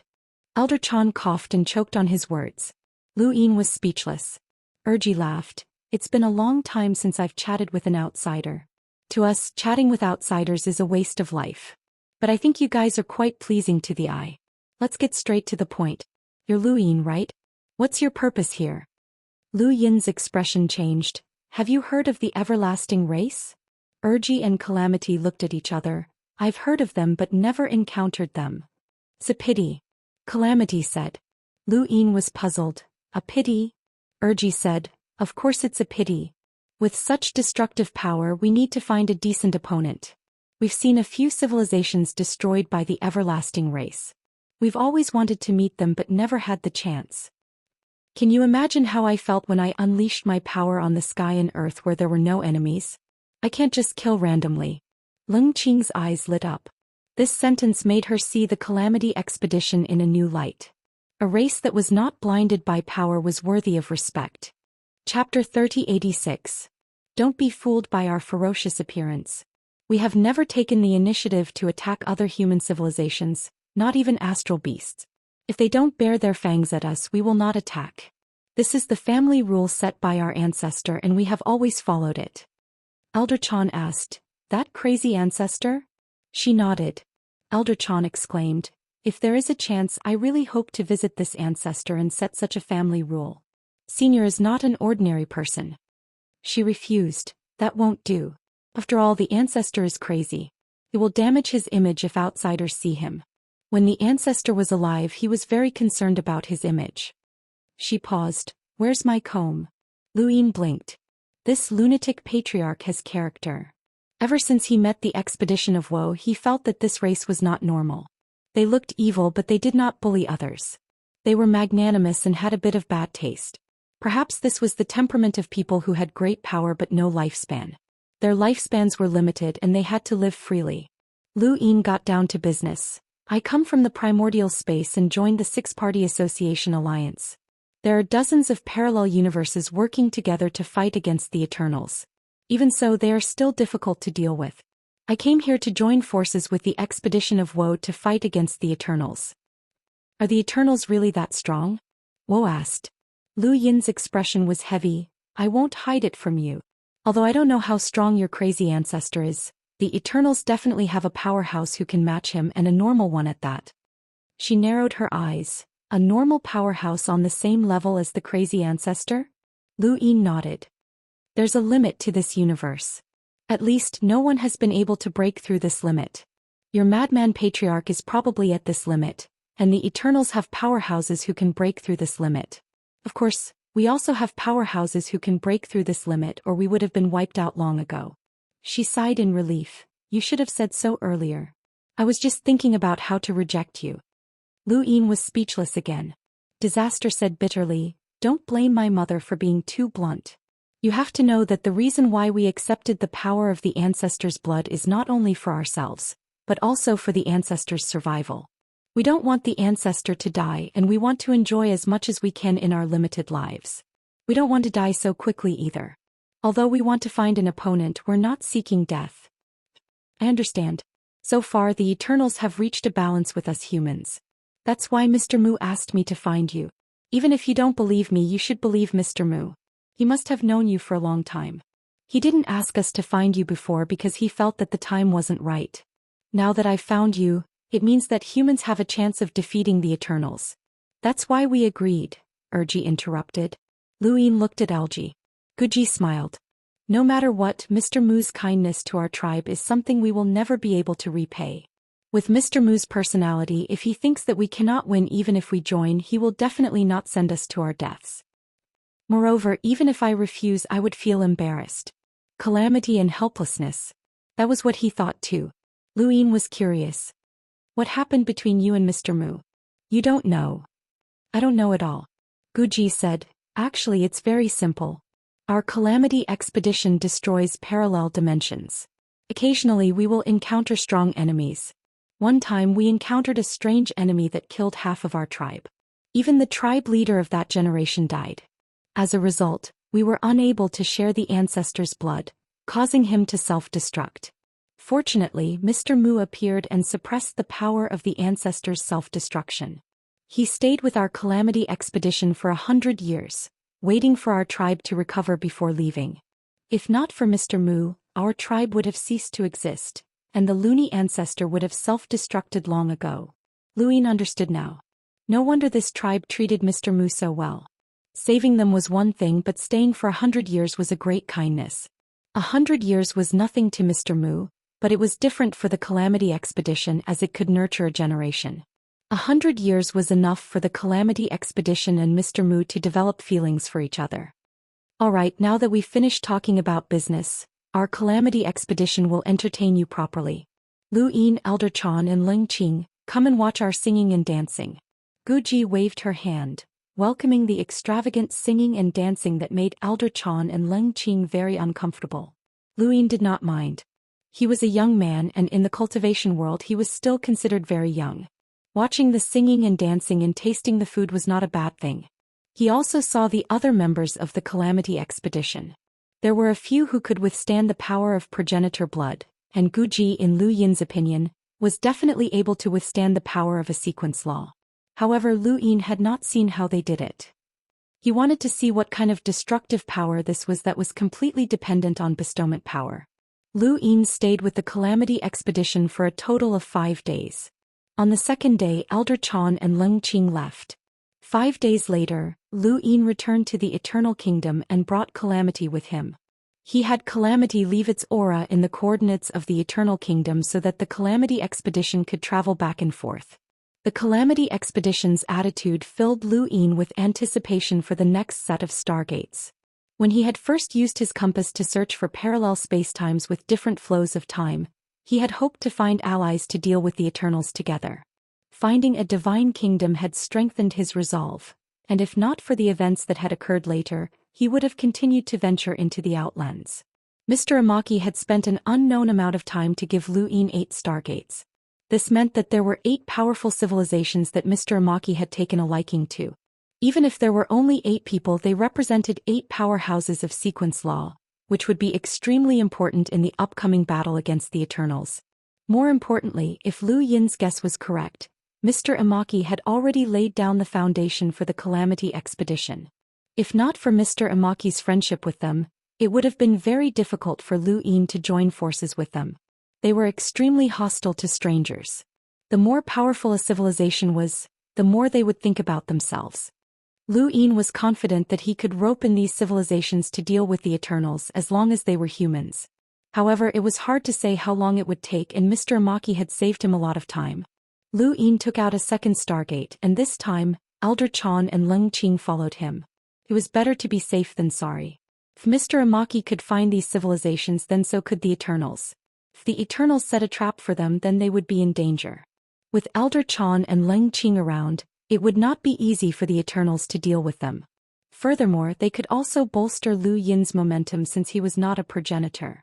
Lu Yin opened the stargate and stepped through, appearing in a familiar region of space. Was this the Divine Kingdom? Elder Chan and Leng Qing followed behind him. The Divine Kingdom? Elder Chan was shocked. Leng Qing was just as shocked. This was the original Divine Kingdom? Lu Yin had not expected this stargate to lead to the Divine Kingdom, but he was not surprised. The Divine Kingdom had fought against Di Qiong, and it was considered powerful in each parallel spacetime. The 4 divinities and the goddess recognized by spacetime had borrowed the power of the 4 divinities, which was equivalent to 5 powerhouses of sequence law. In terms of numbers, only the 5 spirit tribes could compare. It was not surprising that Mr. Imaki had found the Divine Kingdom. It was a pity that the Divine Kingdom had been destroyed. When the Six-Way Society had attacked the first zone of Calamity, they had attracted the Arrow God's support. After the first zone of Calamity had been sealed, the Eternals had changed their strategy and allowed the other zones of Calamity to deal with the Six-Way Society as soon as possible. That was why Di Qiong had killed the Divine Kingdom. Coincidentally, the Limitless Empire had been to the Divine Kingdom before. They had used some unknown method to find the Divine Kingdom. Lu Yin did not know and had tried to lure the Forgetful Ruins god to the Limitless Empire, but he had been thrown into the Divine Kingdom. Fortunately, he had helped the Divine Kingdom deal with Di Qiong. Although the 3 divinities had died and the goddess had lost her power, the Divine Kingdom had been saved. It was now in the Eternal Kingdom. The spacetime where the Divine Kingdom had existed had been completely destroyed. After all, Di Qiong would find this place. The Divine Kingdom had been completely relocated, and this place was now in ruins. Elder Chan sighed. I did not expect the Divine Kingdom to become like this. Lu Yin was glad. If the Limitless Empire had not thrown me into the Divine Kingdom, it would have been completely destroyed. Speaking of which, sect leader, the goddess had asked about the Akalanatha Heavenly King Elephant, Elder Chan said. Lu Yin looked at him. What happened? Tell her the truth, Elder Chan said. Lu Yin nodded. I will have a chat with her. The 3 of them left the ruins of the Divine Kingdom. Lu Yin's heart was heavy. If the Divine Kingdom was like this, would the civilizations represented by the next 6 stargates be in the same situation? Mr. Mu might have found these civilizations for a very long time, so long that it would not be strange for anything to happen. Lu Yin was looking forward to the Calamity expedition, but the Divine Kingdom made his heart heavy. Looking at the 3rd stargate, he had to remain calm. Even Mr. Mu could not search through all the parallel spacetime. These 8 stargates did not represent the 8 most powerful civilizations in all the parallel spacetime. Opening the stargate, Lu Yin did not move. Leng Qing took a step forward and disappeared into the stargate. No one knew what was behind the stargate. He had done this because he did not want Lu Yin to take the risk. Lu Yin looked at Elder Chan, who nodded. The 2 of them entered. After passing through the stargate, what appeared in front of Lu Yin and the others was a grassland that stretched for an unknown distance. This grassland was not strange, as there might be a planet behind the stargate. What was strange was that this grassland stretched for an unknown distance. Lu Yin could not see the end of it even with his heaven's eye, but he could see a battle. Let's go. Lu Yin led Elder Chan and Ling Qing in that direction. From Lu Yin's perspective, this grassland was not much smaller than the Outerverse. It gave him a feeling that it was similar to the fifth mainland. The starter space had 6 continents that covered the heavens. The heavens were continents and the continents contained stars. This grassland was similar. Not long after, Lu Yin and the others saw the Eternal Kingdom on the grassland. Chapter 3087. Lu Yin's heart sank. The presence of the Ionian Kingdom meant that this spacetime had either been invaded by the Eternals or was in the process of being invaded. There were progenitor corpse kings in the Ionian Kingdom, so Lu Yin's group did not attract its attention and moved further away. Soon they saw a great battle taking place on the grassland. One side was the Eternals, which was not surprising. The other side was a group of cultivators wearing white robes and strange hats. They also held slender wooden sticks in their hands. Lu Yin had never seen these cultivators fight in a way that he had never seen before. They were drawing. That's right, drawing. These cultivators used the wooden sticks in their hands to draw in the void, drawing star patterns before releasing strange attacks. None of them fought in close combat or used any battle techniques. They just released fixed powers that were similar to battle techniques. These powers were released by quite a few people and they were exactly the same, but the power was different. Lu Yin's group was not in a hurry to leave and they just watched. He wanted to see what this civilization was like. To be able to fight against the Eternals and even have a progenitor corpse king, this civilization was definitely not weak. A progenitor corpse king fiercely charged forward. Along the way, walls of chi blocked its path, but they were all torn apart by the progenitor corpse king. The white-robed cultivators were torn to pieces, and their blood stained the grassland. A woman appeared and tapped the wooden stick in her hand. Light-piercing arrow. The next moment, the wooden stick instantly drew 2 connected star patterns in the void, and a beam of light appeared in the void and shot towards the progenitor corpse king. The progenitor corpse king punched out. Its fighting style was simple and crude and it shattered the beam of light. However, another beam of light appeared, and then another beam of light shot towards the progenitor corpse king, stopping its charge. Itai wall. The woman instantly drew 5 star patterns in the void and connected them together. A wall of chi appeared in front of her and pushed towards the progenitor corpse king. The progenitor corpse king punched out with both fists, but it could not shatter the wall of chi. As the woman drew another star pattern, the wall of chi suddenly split apart and turned into beams of light that swept out, piercing through the progenitor corpse king's body and seriously injuring it. At that moment, several white-robed cultivators in the surroundings attacked at the same time, all of them using the light-piercing arrow. Countless light-piercing arrows drowned out the progenitor corpse king. The ultimate attack once again came from the woman's light-piercing arrow. Lu Yin saw a strange battle. There was nothing fancy about it and every attack was repeated. However, each attack was released in a different way and it was abnormally effective. They fixed their killing techniques. This civilization must have a super expert. Ling Qing was certain. Old Chan said, "There are so many strange civilizations in the universe. The Calamity Expedition's irregular attacks are the complete opposite of this civilization. The more fixed the attack, the more it represents the destructive power of the civilization," Ling Qing added. The battle had ended. On the grassland, all the corpse kings had been killed. The white-robed cultivators had also suffered heavy casualties. The ground was littered with corpses and blood had dyed the grass red. Lu Yin and the rest were not in a hurry to leave as it was better to be safe than sorry. Mr. Mu might not have sent them to this spacetime in search of the white-robed cultivator civilization, and Lu Yin needed to at least understand them a little before coming into contact with them. This wasn't the only battlefield. The grassland stretched out endlessly, truly covering this expanse of spacetime. He saw stars in the puddles and meteorites in the rivers. This was a strange spacetime and this grassland seemed to have been formed later on. The war between this spacetime and the Eternals was very intense. It was like a boundless battlefield, and the woman who had killed the progenitor realm corpse king was constantly shifting the battlefield. Apart from the wall of ether, Lu Yin and the rest also saw other attacking techniques. But against the progenitor realm corpse king, the light-piercing arrow and the wall of ether were the most effective. On this day, a green-eyed progenitor realm corpse king appeared. Not only did it have the combat strength of a progenitor, but it also had innate gifts. It caused the woman to fall into a bitter battle. The light-piercing arrow was ineffective, and the wall of ether was easily shattered. The woman had no choice but to use an attack technique that surpassed these two techniques. It was called Senluo's silencing ray.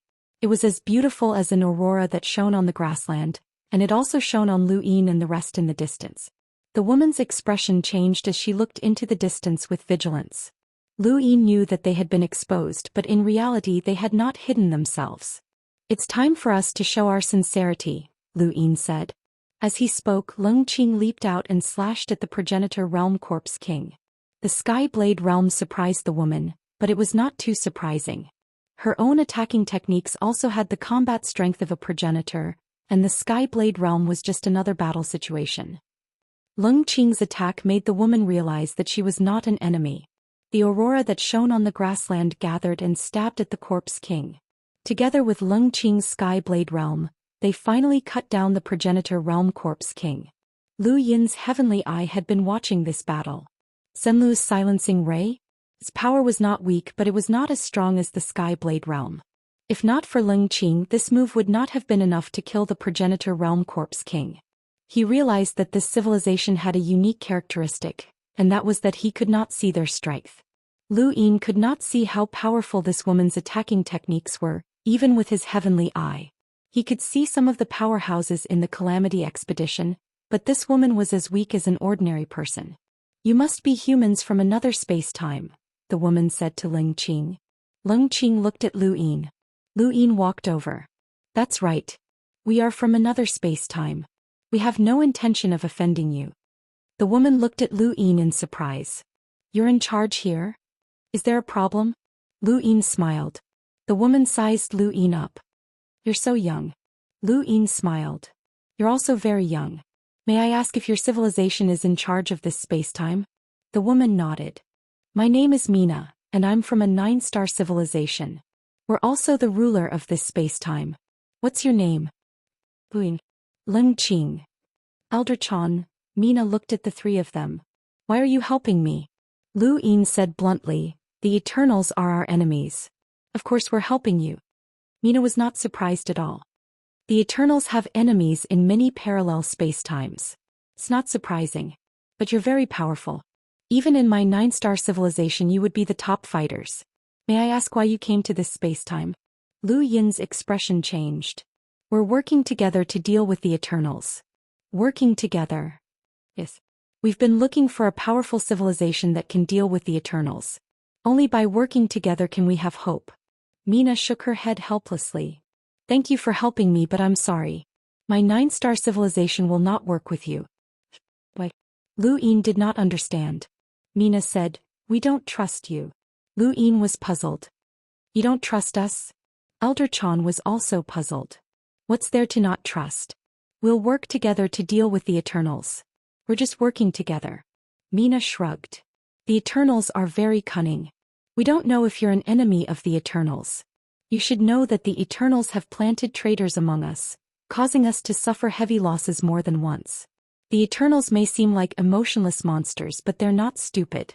Don't underestimate the Eternals." Lu Yin was puzzled. He often said this, but today he was being warned by someone else. "May I ask if you're the master of a 9-star civilization?" Lu Yin asked. Mina shook her head. "I'm not, but I'm sure that you can't work with us. Don't waste time. I can entertain you and thank you for helping me, but there's no need to say anything else." Lu Yin said politely, "No matter what, we're guests. It should be fine to pay a visit to the master of a 9-star civilization, right?" Mina hesitated. Lu Yin said, "If you don't work together, it's because you have scruples and don't trust us. We might be deliberately approached by the Eternals, but it's more likely that we're the Eternals' enemies. Even if we don't work together, we won't be enemies. Perhaps we can help each other in the future. We've never underestimated the Eternals. That was the case in the past, present, and future. The Eternals are extremely powerful." Mina thought for a moment. "All right, I can take you to see Mentor Kakaven, but we'll talk about it after clearing this battlefield. I need to deal with the distant Eternal Kingdom first. The threat there is too great." Elder Chan was surprised. "We've seen that Eternal Kingdom and there's only one Progenitor Realm Corpse King. What threat is there?" "Progenitor Realm Corpse King? Is that what you call it? Here we call the strongest Corpse King a 7-star Corpse King. That's right, the Eternal Kingdom only has one 7-star corpse king, but the Eternal Kingdom itself must be destroyed. Its existence will shake the foundation of humanity. Elder Chan looked at Lu Yin in surprise. Lu Yin looked at Mina. You mean a human born in the Eternal Kingdom? Mina was surprised for the first time and she looked at Lu Yin seriously. So you know about it? Lu Yin took a deep breath. Please take me to see the ruler of this spacetime. To be able to see the essence of the Eternal Kingdom, this 9-star civilization had a deep understanding of the Eternals. To be able to understand the Eternals so well meant that they had fought with them for a long time. This was a powerful civilization. With the help of Lu Yin and the others, the battlefield was cleared quickly. In the sky above the Eternal Kingdom, Lu Yin, Mina, and the others stood in the air and looked down. The progenitor realm corpse king roared and rushed into the sky, its pupils turning red in an instant. It raised its hand and waved it, tearing the void apart. Lu Yin attacked for the first time in this battle. With one punch he unleashed 100 punches. Just as Mina was about to attack, the progenitor realm corpse king was killed by Lu Yin's punch. It had no ability to resist and did not even have the chance to struggle. Mina was shocked.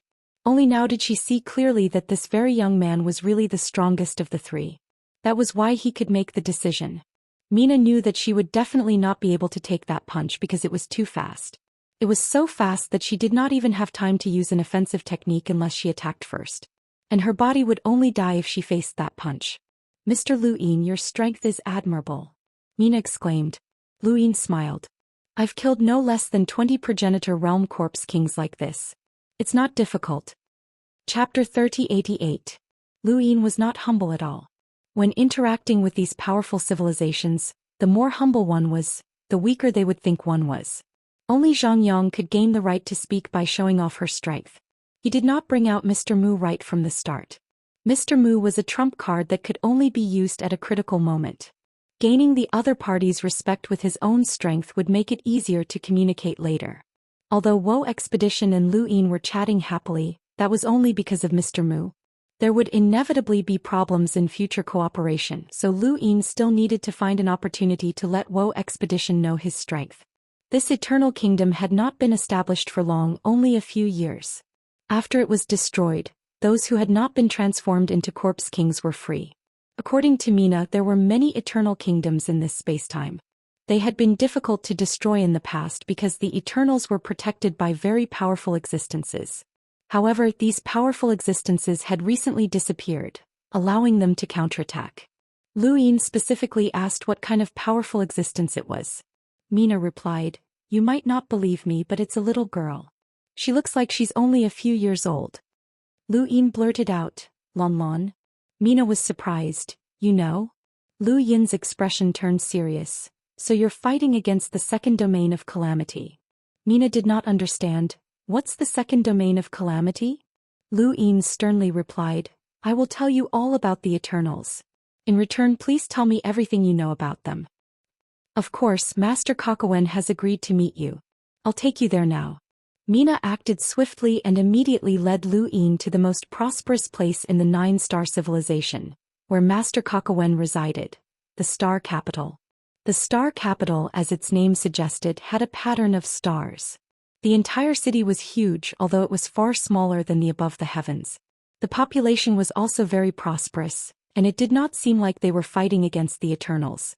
Mina's status in the 9-star civilization was extraordinary, and she led Lu Yin and the others unimpeded all the way to the tallest building in the Star Capital. This was a building that looked like a clock tower with a huge clock at the top. It was filled with an exotic atmosphere. This building was located within the academy, and from the top, a large area of the Star Capital was filled with students, all of whom were full of vitality. Lu Yin felt a little nostalgic for his time in the Astral Combat Academy. Mina requests an audience with Master Kakawen. Come in. An aged voice rang out. Just at this moment the clock chimed loudly. The three of them followed Mina into the bell tower, where they saw many students walking up and down. They seemed to be busy with something, but it seemed like they were cultivating. They didn't go straight to the top. Instead they walked all the way. Along the way many students bowed and looked curiously at Lu Yin's group. I'm sorry, but Instructor Kakawen said that no one has any special privileges in the academy. We have to live like students so we can only walk up, Mina said apologetically. Lu Yin didn't mind. Of course. The clock tower was very tall and Lu Yin's group didn't walk very quickly. The closer they got to the top of the tower, the fewer students there were. In the end, only a female student with long blonde hair bowed respectfully to Mina and walked down the path. There was a house on the top floor of the clock tower. The door was made of wood and it was obvious that it had been there for a long time. It was almost decaying and there were cracks everywhere. Mentor Kakavin, we're here. Mina bowed respectfully. Come in, my old hand. Bonehead won't get up to welcome the guests, please forgive me. An aged voice rang out. Mina pushed the door open and gestured for him to enter. As soon as he entered, he saw an old man sitting at a wooden table with a smile on his face. He was indeed very old. This old man looked just like the wooden door filled with a decaying aura. It wasn't the decaying aura of extreme Yin like the Shaoyin divinity, but rather the decay of time. It felt like he could die at any moment. His face was full of wrinkles and his eyes were turbid. His white robes had turned gray from wearing them for too long. I'm Kakavin, an instructor from a 9-star civilization. The old man looked at Lu Yin with his turbid eyes, but he didn't give Lu Yin any pressure. He seemed like a kind old man. Lu Yin was polite. I'm Lu Yin from the primordial space. Kakavin smiled. I know. Lu Yin was shocked. You know about the primordial space? Both Elder Chan and Ling Qing were shocked.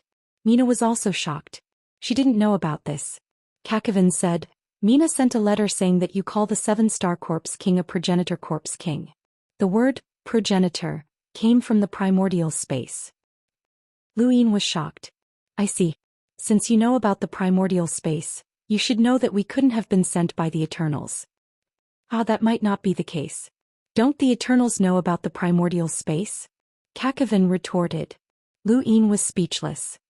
I can invite you to the primordial space to take a look. Kakavin raised a hand. Sit down and talk. Is the Daoist sect still in charge of the primordial space? Lu Yin shook his head. There have been many changes. May I ask how you know about the primordial space in the Daoist sect? Mina naturally came to the wooden table and poured tea for Lu Yin. It should be tea or something similar. You're not the first person to come to my 9-star civilization from the primordial space. Someone from my 9-star civilization has also gone to your primordial space and ended up at Immemorial City, Kakavin said. Lu Yin was shocked. They went to Immemorial City? Immemorial City is a legend to you but not to my 9-star civilization. An old friend of mine is currently in Immemorial City. Kakavin smiled and the wrinkles on his face deepened. Lu Yin felt that he had underestimated this 9-star civilization. Not only were there humans in Immemorial City, but there were also other creatures that fought against the Eternals. Lu Yin had seen many strange battle tactics in Immemorial City. Were there people from the 9-star civilization among them? Senior Kakavin, since you know about the primordial space and someone from this civilization went to Immemorial City, you should be even more aware of how powerful the Eternals are. I'm here to represent the primordial space and join forces with your 9-star civilization to deal with the Eternals, Lu Yin formally proposed. If you have any doubts about us, we can take you to the primordial space. Everything will be clear once you're there. The Eternals can impersonate people from the primordial space to contact you, but they can't impersonate the entire primordial space. The current master of the primordial space is the Arbiter sect. Kakavin was shocked. The Arbiter sect? The Arbiter sect that was extremely brilliant but was ultimately destroyed by the Eternals? Lu Yin nodded. Kakavin did not understand. Since the Arbiter sect was destroyed, how could it appear again? Why should it bear the name of the Arbiter sect? From what I know, the primordial space was also very powerful during the Daoist sect's era, but it did not dare call itself the Arbiter sect.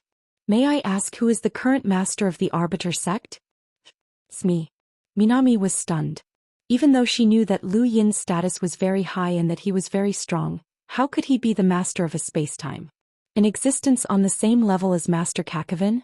How was that possible? Kakavin could not believe it either.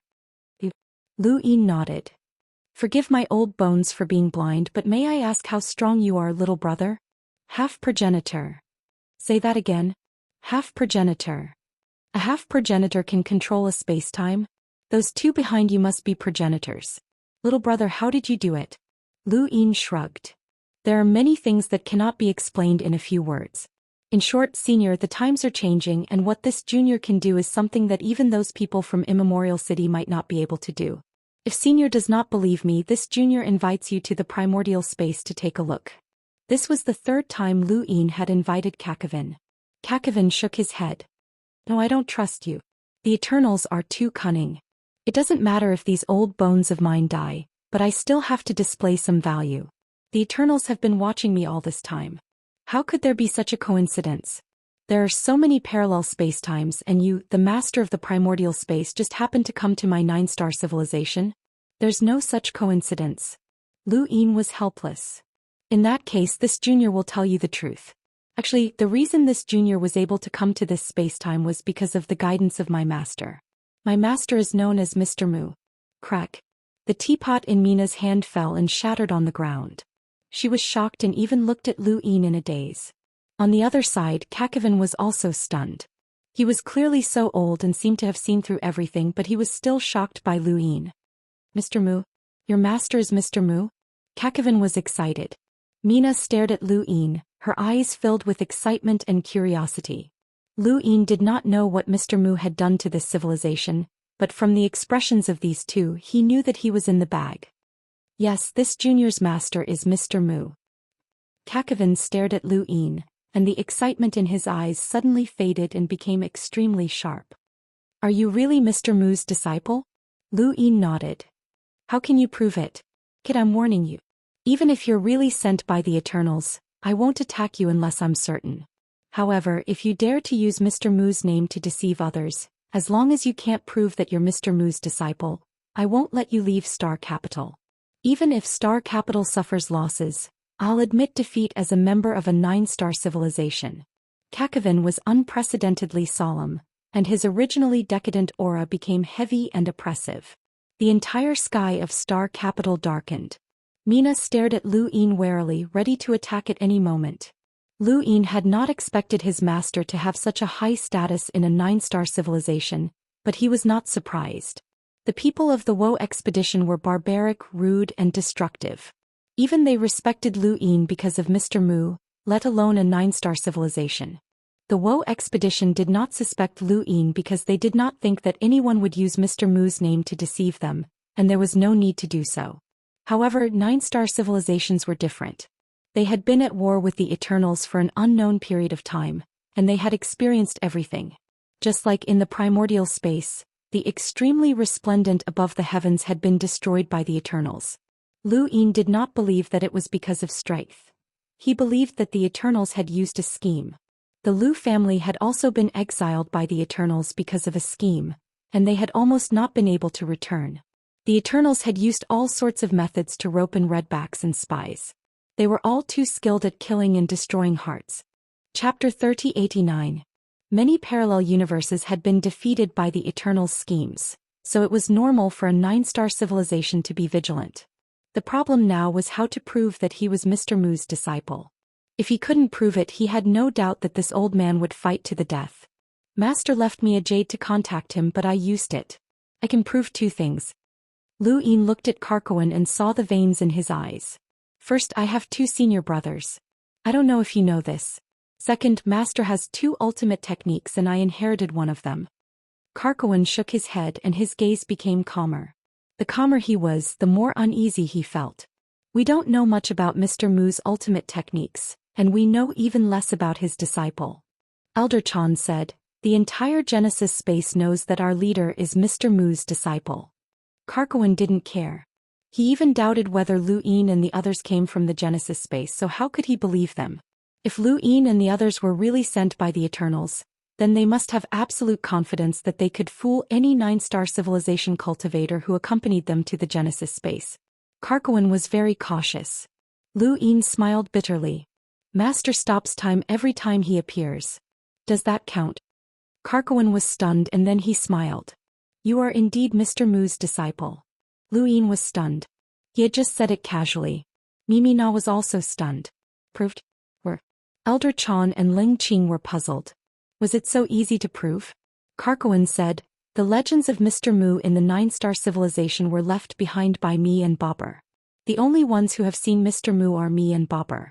No one else in the 9-star civilization has seen him, and we have never told anyone that Mr. Mu can stop time.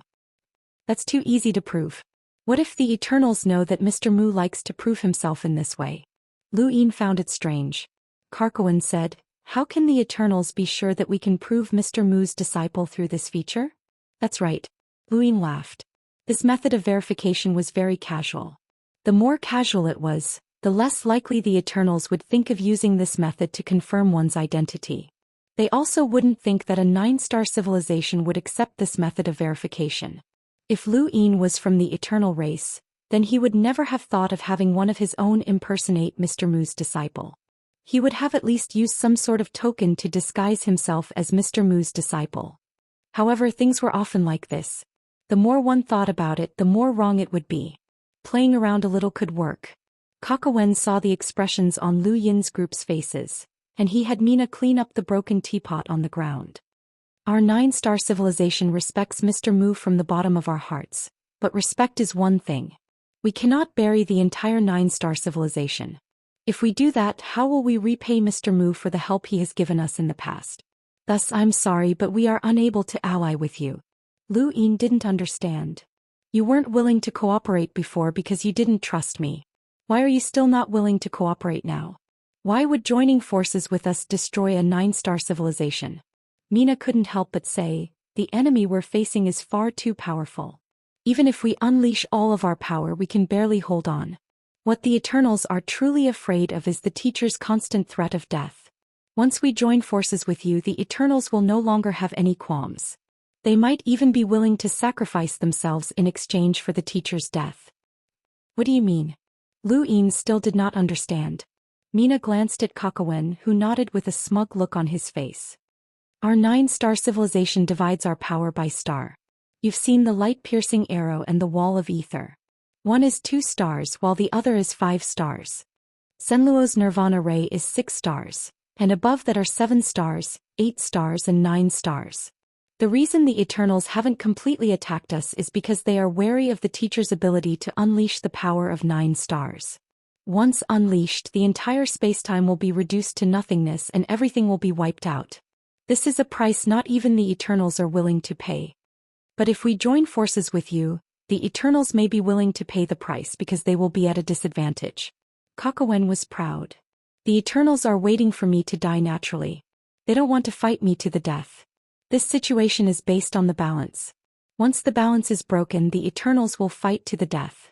I might be able to take away some of the Eternals' power, but the 9-star civilization will be gone. He looked at Lu Yin.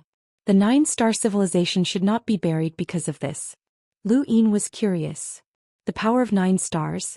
You have to pay with your life? It can wipe out space-time. Elder Chan was shocked. Kakawen smiled. That's right. This is the strongest power of my 9-star civilization. The 7-star civilization is known as the Ancient Key, the 8-star civilization is known as Against the Will of All Beings, and the 9-star civilization is known as Reboot. Any kind of balance is because both sides have their own misgivings and concerns. The Eternals have the time to wait for me to die, while my 9-star civilization is waiting for the next teacher who can unleash the power of 9 stars. Let's see who can wait until then. This balance cannot be broken. Lu Yin sighed. Balance. That's right, it's still a balance. It's not just your civilization. Our primordial space, the Hexagon Society, and even the other civilizations that I've seen have all maintained a relative balance with the Eternals. But if we don't break this balance, the Eternals will. When that happens, the Eternals will have the upper hand. You should know that passively accepting the balance is equivalent to a slow death. Kakawen was stunned. Passively accepting the balance was equivalent to a slow death? He had lived for so long that he understood this principle, but the 9-star civilization did not have the ability to break the balance, nor did they have the ability to protect themselves after breaking the balance. Lu Yin glanced at Mina. You're fighting against the Eternals' second domain of calamity. I don't mind telling you that the Eternals have 6 domains of calamity. 6 domains of calamity, Mina exclaimed. Kakawen's fingers trembled. Zeno. Lu Yin met Kakawen's gaze and saw the surprise in his eyes. He understood. So that's what Senior is worried about. What do you mean, teacher? Mina did not understand. Lu Yin continued. Actually, Senior Kakawen isn't just worried about your current opponents. Mina, I told you before that I would tell you about the Eternals, but please don't tell anyone else. After all, this is a cruel reality for most people. Lu Yin then gave Mina a rough overview of the Eternals' strength. Of the 6 domains of calamity, the first domain of calamity was the strongest. The 7 sky gods, the 3 potentials and the 6 boundless domains were all powerhouses from the chosen of gods. Kakawen's understanding of the Eternals was limited, and he did not know as much as Lu Yin did. Even Kakawen was shocked by Lu Yin's information. Originally, the 9-star civilizations were wary of the Eternals and did not dare to break the balance. Lu Yin's information would only make them more wary. However, cooperation was cooperation and Lu Yin would not hide this information. He was also responsible for the 9-star civilization. Kakaven and Mimina were dumbfounded when they heard this. How is that possible? Are the Eternals that strong? Mina could not believe it. Lu Yin was helpless. That's why I tried so hard to find an alliance. Senior, do you think I don't understand the Eternals? Kakawen exhaled and the wrinkles on his face deepened. There are 6 domains of calamity. Only Babel and I know about this. None of the other civilizations we've met know about this. Even the people from your primordial space who came to our 9-star civilization do not know about this. This secret brings too much despair to the humans. So you've always refused to cooperate, but you were afraid that we would be afraid and not dare to fight the Eternals. That's why you didn't tell us, right? Lu Yin asked. Kakawen nodded. I saw the 6 domains of calamity with my own eyes, and the shock I felt at that moment was unparalleled. I was also afraid, terrified and in despair. We were no match for the first domain of calamity. The strength of the 7 sky gods was deeply ingrained in people's hearts, and it was as if they were immortal. The Eternals actually hid such a powerhouse. At that moment I didn't know what I had to do, but humans have emotions and desires. They have weaknesses but they also have strengths. Resilience is also a human's strength. No matter how strong the Eternals are or how many powerhouses they have, as long as we humans do not die, there is hope for a counterattack. I searched the outer realms and allied with civilization after civilization before finally gaining Master's approval. He gave me the coordinates of a civilization he approved of, which is why I came here. Senior, you respect my master, Mr. Mu. The reason you respect him must be because of his character, not just his strength. Since that is the case, you should believe that he will not harm you. Kakawen was speechless. Mimina fell silent. After a while, Kakawen sighed. I still don't know how to address you, Mr. Lu. Lu Yin smiled. Anything is fine. All right, Mr. Lu. If you did not know the Eternal's strength, I would not have allied with you. No matter what you say, it is impossible. However, you understand the Eternals better than we do, so I believe that you are not seeking death. For now, is there anything you need us to do? Kakawen asked. Lu Yin was delighted. Senior, are you agreeing to our alliance? Kakawen corrected him very seriously. It's a cooperation, not an alliance. What's the difference? Ling Qing asked. Kakawen glanced at Ling Qing and Elder Chan. A cooperation can be cancelled at any time, but an alliance is different. We will live and die together. I'm sorry, but I will not bring a 9-star civilization into danger. Ling Qing was indifferent. From her point of view, this 9-star civilization was already in great danger after being targeted by the Eternals. If they were still unwilling to join forces, then they were too cowardly. Lu Yin understood Kakawen's concerns. How should he describe this civilization? They were a little conservative, just like how their killing techniques were fixed. However, everyone had their own considerations and could not be wrong. After saying so much, Kakawen finally relented, which allowed Lu Yin to relax. Chapter 3090. This 9-star civilization was able to fight against the second territory of calamity, so their strength was impressive. With such a civilization, they would have more confidence in fighting against the Eternals. Whether it's cooperation or alliance, it's beneficial to us. After all, the Eternals plan to gather their forces and attack the various civilizations in the territories of calamity. It's very dangerous for a 9-star civilization. Lu Yin sighed. Kakawen and Mina exclaimed, "Gather their forces to attack?" Lu Yin nodded. "Have you heard of the Divine Kingdom?" The two were confused. Lu Yin said in a low voice, "The Divine Kingdom is a civilization that Master asked me to find." Of course, before Master asked me to find them, I came into contact with them. This civilization is very powerful and has 5 sequence law experts. Senior, you should know about the sequence law. Of course. Lu Yin continued. The 5 sequence law experts can expel or even kill any enemy that steps into the Divine Kingdom. The Divine Kingdom itself is sealed, and I was almost expelled the first time I came into contact with it. It was this civilization that was destroyed not long ago. 4 of the 5 sequence law experts died and 1 was crippled. Kakawen's heart sank. Are you telling the truth? Lu Yin said solemnly, if there's any falsehood, may the heavens and earth destroy me. The Divine Kingdom had indeed been destroyed. The 4 symbols had died and only the Divine Lady remained. She could not use the power of the 4 symbols, so she was naturally crippled. Kakawen's eyes flickered. In a 9-star civilization, a sequence law expert could unleash the 7 stars killing technique. However, this was different from a true sequence law expert. For example, Mina could also unleash the 7 stars killing technique. Its power was equivalent to a sequence law expert, but she could not unleash it easily. A sequence law expert did not have such restrictions. Strictly speaking, he was the only sequence law expert in a 9-star civilization who could unleash the 8 stars killing technique. In other words, the strength of the divine dwelling nation was stronger than that of a 9-star civilization.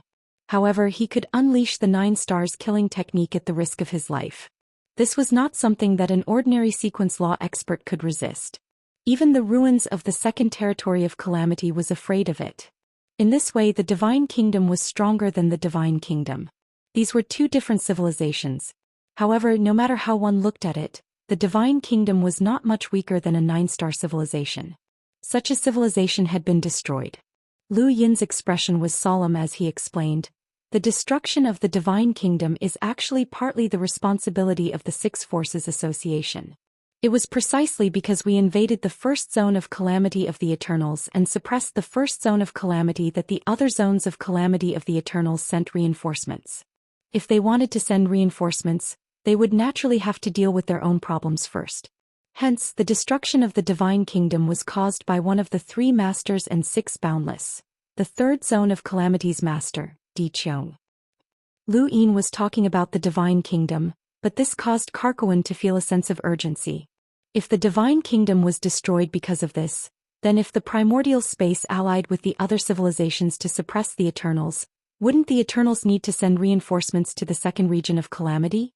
If they wanted to provide reinforcements, it meant that they had to solve their own problems first. In other words, the 9-star civilization. Mimi Na said in a dry voice, Mr. Lu, we have already cooperated. There is no need to threaten me. Elder Chan spoke. Do you think this is a threat? Do you want me to bring you to the ruins of the Divine Kingdom? Lu Yin replied, there's no need to threaten me. It's easy to think about it. There are 6 zones of calamity of the Eternals. If one zone of calamity were to be destroyed, the other zones of calamity would definitely help. If they wanted to help, they would naturally have to deal with their own problems first. Mimi Na was speechless and she looked at Karkawan. Karkawan stared at Lu Yin. Then what you said earlier about the Eternals gathering their forces to attack the various civilizations. Is that true? Lu Yin's eyes narrowed. If I were the Eternals, that would be what I would do. Karkawan was helpless. Lu Yin's words confirmed the truth. The Eternals were not stupid. On the contrary, they were very smart. Karkawan was very sure of this and he could naturally see the situation clearly. The first zone of calamity had been suppressed, so it was not impossible for the Eternals to unite the various zones of calamity to attack the various civilizations. What Lu Yin had just said was even more likely to happen. Mr. Lu, we understand. Don't worry, as long as there's a need, our 9-star civilization will definitely do our best, Karkawan assured him. Lu Yin was satisfied. If he had said these words from the beginning, Karkawan and the others would have thought that he was just trying to scare them. Although it made sense, saying these words on the basis of distrust was not enough to achieve the desired effect. Now that they were working together, the effect would be different. At the very least, Karkawan's attitude was more sincere. Karkawan looked at Lu Yin. Since we're working together, I think that we should share information about the Eternals with Mr. Lu. For example, ruins. I'm all ears, Lu Yin said solemnly. Ruins was one of the 3 pillars and 6 boundless, the second ruler of the zone of calamity. Lu Yin had seen him when he had disguised himself as Nightshore, and that was that dark cloud. That was one thing, but Lu Yin did not understand Ruin's strength. Any information about the 3 pillars and 6 boundless was important, and whether or not he could kill Ruins in the future would depend on how detailed this information was. Carcoen had fought with Ruins more than once, so he had a decent understanding of Ruins. He told Lu Yin everything he knew about Ruins. Of course, Ruins definitely had a trump card, but Carcoen would not be able to force him to use it unless he released the 9 Stars reboot. Back when the Grand Empyrean, Patriarch Lu Yuan, and the others had teamed up to fight against the only true god and the 7 sky gods, they had not been able to force the corpse god to reveal her trump card. Everyone's trump card was their ultimate trump card. Aside from Ruins, Carcoen also talked about Lanlan and Awaken's abilities. These 2 would represent the 2nd zone of calamity in the Chosen of Gods battle. Although Lu Yin had seen some of their abilities during the battle in Immemorial City, he still did not know much about them. Lu Yin was not interested in Awaken since it was impossible for him to appear again. He was more curious about Lanlan. Lanlan looks like a child, but she's actually lived for a very long time. Back then we paid a huge price to understand her power. It can be summed up in 2 words.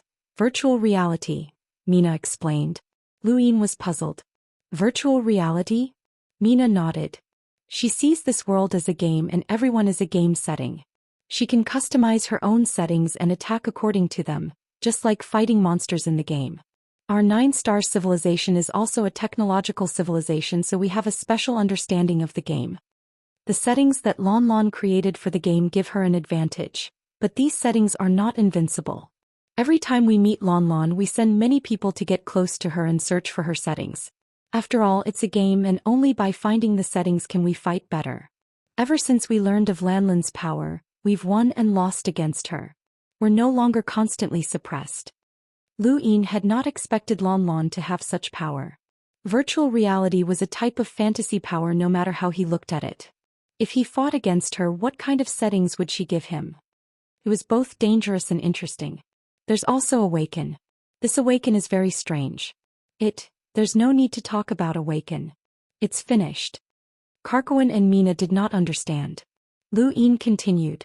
During this time the Eternals will be participating in the Chosen of Gods battle, so Awaken will not appear again. Did it run into trouble in Immemorial City? Carcoen asked. Lu Yin exclaimed, Senior, you really know everything. You even know that the Chosen of Gods battle is in Immemorial City. Rarewin proudly said, After all, our 9-star civilization also has people in Immemorial City. Is it the Bobber you mentioned before? That's him. In terms of strength, he's just a little bit weaker than me. Mina subconsciously glanced at Carcoen. Lu Yin saw this and knew that Carcoen's words were exaggerated.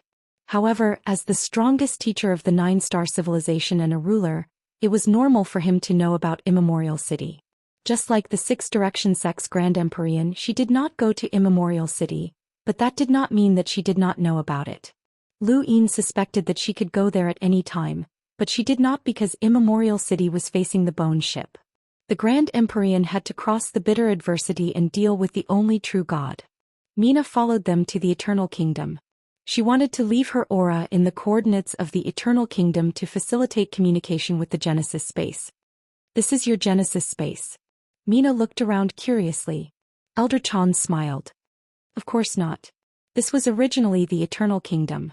We took it down and used it as a transit point to enter the Genesis space. After all, it's not safe to bring people directly into the Genesis space. Mina understood. Soon, Lu Yin brought Mina to the 5th mainland and headed towards the Above Heaven sect. When Mina saw the Above Heaven sect, the shock she felt was indescribable. She stared blankly ahead. The Above Heaven sect was a behemoth lying in the starry sky, exuding a terrifying pressure. Beside it were the caged WRM and the ancestral turtle, both of which were huge creatures. She could feel that these 2 creatures definitely had the strength to fight against her, but she did not know if they could fight against the 7 stars killing technique. Throughout the entire 9-star civilization, there were not many cultivators who had reached the progenitor realm. Mr. Lu, how many of your Above Heaven sect have reached the 6-star level, the level of progenitor realm experts that you speak of? Mimi Na asked. Lu Yin's lips curled up. A few dozen. A few dozen? Mina was stunned. How was that possible? So many. That's not enough. Lu Yin clasped his hands behind his back. Our Genesis space, the entire Six Direction sect, and the powerful civilizations in the outer realm. The number of progenitors might even exceed 100. This is the main force against the eternal race. Your 9-star civilization is also part of this force. If that's the case, are you confident in dealing with the eternal race? Mina suppressed her shock. Mr. Lu, may I know more about your deeds? Lu Yin did not expect Mina to suddenly want to know about his deeds. In fact, Lu Yin had underestimated the shock he had brought to others. The stronger the Above Heaven sect was, the more amazing he would be as the Tao master of the Above Heaven sect. Through understanding him, one would be able to understand the Genesis space better. Lu Yin's deeds had already been deified in the Genesis space, and it would not be easy for Mina to learn the truth. The 9-star civilization would definitely communicate with the Genesis space, and Lu Yin promised to show them the recent history of the Genesis space. Lu Yin brought Mina into the Above Heaven sect. Along the way, people constantly bowed to Lu Yin. There were envoys, half-ancestors, and even progenitors. She arrived at the bottom of the sky staircase and looked up to see the progenitor statue. Thank you. QZQ 4418 Baidu Brothers Reward. I'll give it to you. Chapter 3091. At that moment, the indescribable heavenly might terrified her, as if she had seen the primogenitor himself. The statue enlarged infinitely in front of her until it connected the heavens and the earth, causing her to kneel down. Lu Yin raised his hand and grabbed Mina. Only then did she sober up. Mr. Lu, who is this? Lu Yin's gaze was respectful. This is the primogenitor of our origin space. He created the cultivation system for the benefit of future generations. Mina looked at the statue in shock once more, her gaze full of admiration. She realized that she had never seen the world since coming out from a 9-star civilization. The civilization had clearly come into contact with many parallel universes, but those parallel universes were far weaker than the 9-star civilization. Their shock when they saw the 9-star civilization had brought them pride, but at this moment she herself had become that kind of character. Was this the origin space? No wonder Instructor Kakarwan was so envious of the origin space. The origin space was far more powerful than a 9-star civilization. After visiting the Above the Sky sect, Mina finally understood this place. Lu Yin was very curious about the 9-star civilization's fighting style, and he wanted to see it for himself so that they could cooperate in the future. Mina deliberately corrected him, saying that it was cooperation. I'll do it, headmaster. Leng Qing stepped forward. Lu Yin nodded. We're just exchanging pointers, so don't overdo it. Mina looked at Leng Qing, who had long disliked the 9-star civilization. In his opinion, this civilization was too cowardly. Compared to the 9-star civilization, he admired the Wo expedition more. No matter how rude they were, at least they had successfully reached an alliance, unlike this 9-star civilization that was so full of nonsense. It was useless to even mention Mr. Mu. The two were not exchanging pointers in the Above the Sky sect, but in an asteroid belt. Lu Yin did not want the Eternals to know that he had contacted a 9-star civilization. He wanted to give them a surprise. Leng Qing and Mina faced each other on both sides of the asteroid belt. In fact, Leng Qing had helped Mina deal with a progenitor corpse king in the 9-star civilization's spacetime, but they had never fought each other. With a command, Leng Qing rushed towards Mina. Mina immediately used the wall of ether to push through space. Leng Qing leaped over and avoided the wall of ether to slash at Mina. At that moment, the wall of ether suddenly expanded and spread wildly, as if it was connected to the heavens. Leng Qing raised his sword and slashed out, and a crack appeared on the wall. Mina was surprised. He almost broke the ether wall with a single strike? This was the ether wall that she had used all her strength to create. She had fought against the cultivation civilization in the past, and few experts of the same level could break it like this. She had a new understanding of Leng Qing's strength. Lu Yin stood in the distance, flanked by Elder Chan and Lu Bujing. Lu Bujing had originally planned to go into seclusion to break through to the progenitor realm, but the fate of the Lady of Fate made him give up. He felt that he had been tricked by Patriarch Lu Yuan. One of the 3 ancestral chi of the 3 sons was destiny. It seemed that he had borrowed the power of destiny, but it was also destiny that had borrowed his power. He felt that he was still far from breaking through to the ancestor realm, so he decided to give up for now. This is a 9-star civilization? Their fighting style is very fixed, Lu Bujing said. In the distance, the light-piercing arrow and Senluo's light of silent destruction intertwined, forcing Leng Qing to retreat continuously. Leng Qing's sky blade realm descended, but it was restrained by Senluo's light of silent destruction. After all, Leng Qing was once one of the leaders of the 12 heavenly gates. This woman will be at a disadvantage if she underestimates him. Lu Yin said, a 9-star civilization is very special. 6 stars killing techniques can't defeat Leng Qing, but 7 stars can touch the sequence. At the order rank, it's a desperate move. Lu Bujing was shocked. Is it that exaggerated? It can touch the order rank directly? Elder Chan sighed. There are too many civilizations in the universe. Who dares to say that their civilization is invincible? Even the Eternals might not dare to do so. This 9-star civilization has their weaknesses and strengths. Otherwise, they wouldn't have been able to stop the Eternals. After a fierce battle, Leng Qing figured out the killing techniques that Mina could use. Although there were variations, they were still the same. With the appearance of blade haze, Leng Qing broke through Senluo's light of silent destruction and pointed the blade at Mina. Mina frowned. This was the first battle between a 9-star civilization and the primordial space. They could not lose. Thinking about it, she decided to use the 7 stars killing technique. Be careful, the ancient key might drag you into the dark abyss. After saying that, she tapped the wood in her hand lightly, and stars appeared and connected. All right, that's it. Lu Yin suddenly stopped her. Mina stopped what she was doing and looked at Lu Yin. Leng Qing lowered her blade as well. Lu Yin looked at Mina. Using the 7 stars killing technique isn't easy for you. Otherwise, you would have used it the first time we met. Mina did not deny it. Lu Yin smiled. This battle is considered a draw. Mina was not convinced.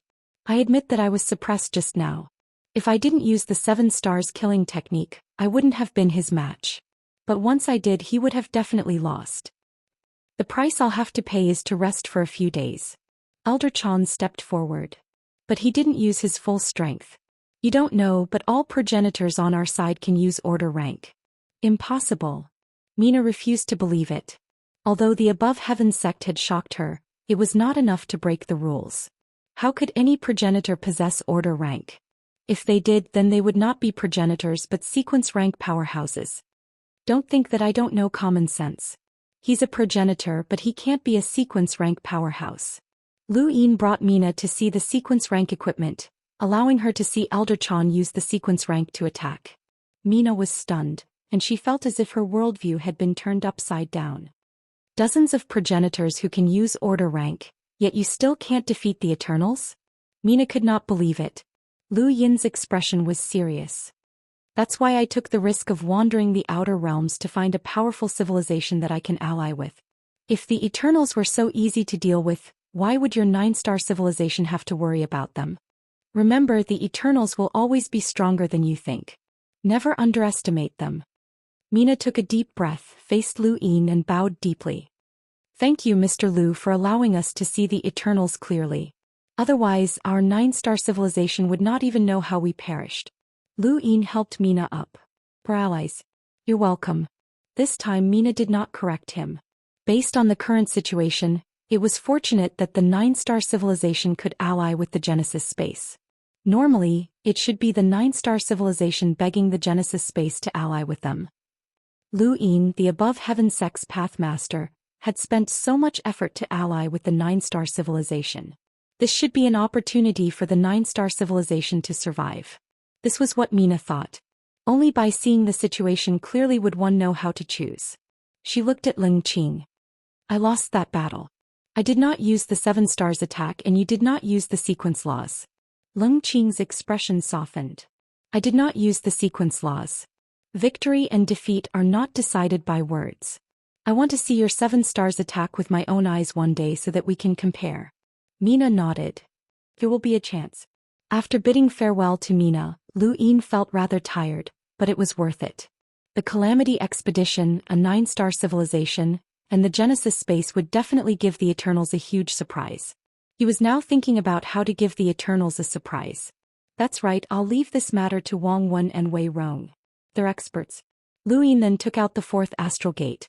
As long as the civilizations that Mr. Mu had paved the way for were not destroyed, they would be natural allies. This kind of powerful ally was something to look forward to. Just like before, Lu Yin opened the astral gate. Leng Qing was the first to step in, followed by Elder Chan and Lu Yin. After stepping through the astral gate, what entered Lu Yin's eyes was neither the starry sky nor the earth. Instead, it was a place that resembled a cave, and it was a relatively small one at that. Milky white liquid dripped into a 1-meter square pit in the distance. The entire cave could be seen at a glance, but there was no exit. Lu Yin opened his celestial eye. Can't see outside? The celestial eye could see sequence particles, and in the future, it could even see through parallel dimensions. But now it could not even see through a cave. There was something strange about this cave. Bang! Leng Qing pressed her palm against the wall and exerted a little force. Her strength shook the wall, but it did not break. There's something wrong with this cave. Lu Yin squatted down and looked at the pit filled with milky white liquid. What is this? Both Elder Chan and Leng Qing looked at it. There were many strange things in the universe, and humans had only seen a small portion of them. Could it be that Mr. Mu had guided him here for this milky white liquid? Otherwise, there would be no civilization or starry sky here. Headmaster, there's blood. Leng Qing stared at the corner of the wall and reached out to touch it. It's dried blood. You wouldn't notice it if you didn't check carefully. It's been dried for a long time, and it's the same color as the soil. Lu Yin nodded. It looks normal, but there are traces of life in this cave. Also, he looked down at the pit filled with milky white liquid. If there weren't any life, this pit would have been filled a long time ago, but it's not yet. Let's wait. Maybe something will come. I'll go take a look. There's definitely a way to leave this place, Elder Chan said. Lu Yin nodded. Then I'll have to trouble you. Be careful, I can't see outside. Elder Chan searched for a long time before finding a way out of the cave. It was actually a teleportation device that had been covered by dust and looked no different from the ground. This was why Lu Yin and the others had not noticed it at first, and it had also been concealed. Lu Yin had seen similar teleportation devices in the Astral Combat Academy and the Technocracy. This technology was between science and cultivation, and some technological civilizations did not have such a device even after developing it to an extremely high level. However, some cultivation civilizations that had not developed their technology had developed such devices. It mainly depended on whether or not someone had researched in this direction. It was not too strange for such a device to appear here. Elder Chan left, and the days passed one by one. Lu Yin was not in a hurry, and he simply sat in the cave and waited. The visualization of the fifth mainland appeared behind him. He had too much to cultivate. All 4 of his inner worlds were about to transform into progenitor worlds, but aside from limitless and flowing light, he could not find the direction for the other 2. Thank you. QZQ 4418 Baidu Brothers Reward. Thank you for your support. Writing at night was very quiet, but I was also very sleepy. Chapter 3092. Many people went into seclusion for thousands or even tens of thousands of years because they had a direction to focus on, while Lu Yin himself did not. Once he found a direction, time was not a problem and it was easy to pass. The difficult part was finding a direction. Half a month passed in the blink of an eye, but Elder Chan still had not returned. Lu Yin was not in a hurry, and he quietly visualized the fifth mainland. Another half a month passed and Elder Chan finally returned. However, he did not use a teleportation device, but rather a stargate. One side of the stargate was in the heaven above earth sect, while the other was in this cave. Why did you come back through the stargate? Lu Yin did not understand. Elder Chan smiled wryly. I can't find this place. This teleportation device corresponds to countless teleportation devices. After I left, the one that appeared on the other side shattered and could no longer be used. Lu Yin glanced at the teleportation device. It seemed that the distance was quite far and the setup was very well thought out. Pathmaster, there's a starry sky outside. I see the Ionian kingdom, Elder Chan said. Lu Yin's eyes flashed. Are there many Ionians in this region? Elder Chan's expression was solemn. Many. It seems that the entire region is occupied by the Ionians. In order not to alert them, I did not attack the Ionians. I only infiltrated the Ionian kingdom and asked around. The strongest Ionian in this region was once known as the Arrow God. Lu Yin was shocked. The Arrow God? Elder Chan nodded. During the battle of the first zone of calamity, the arrow god provided support and suppressed the battlefield with her archery skills. If not for victorious Celestial's ability to resist when pushed to the extreme, the arrow god would have been able to reverse the entire battle. In this region, the arrow god possesses overwhelming strength and she acts frequently. She was the one who wiped out the powerful civilizations that existed in this region. Lu Yin sighed. It seemed that he had been a step too late. That girl with long red hair appeared in his mind. The arrow god was beautiful, but she was also vicious. The arrow god had been the one who had led Lu Yin to see the Yoniant's 6 zones of calamity. The first person to support the first zone of calamity had also been the arrow god. She seemed to be especially proactive, unlike the others. During the Chosen of Gods, Lu Yin had disguised himself as Yi Bo and learned that the arrow god controlled the 5th zone of calamity. She had the most sequence powerhouses under her command, and they were known as the 5 elders. The 5th zone of calamity had been represented by De Huang and Magician. Of course, De Huang and Magician. Of course. The fact that the arrow god had 5 sequence law experts under his command was definitely related to her frequent attacks.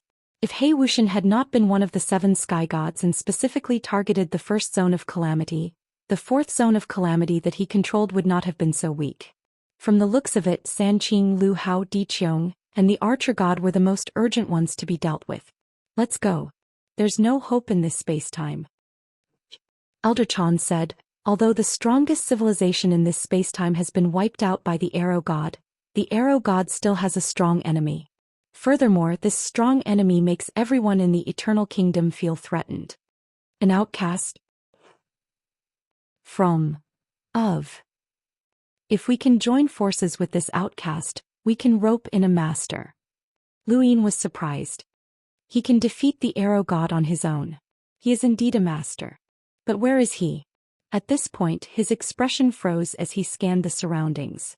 Elder Zen and Ling Qing reacted and looked at each other. It can't be a coincidence, Elder Zen muttered. Lu Yin's eyes flashed. Maybe Mr. Mu asked me to find this abandoned person.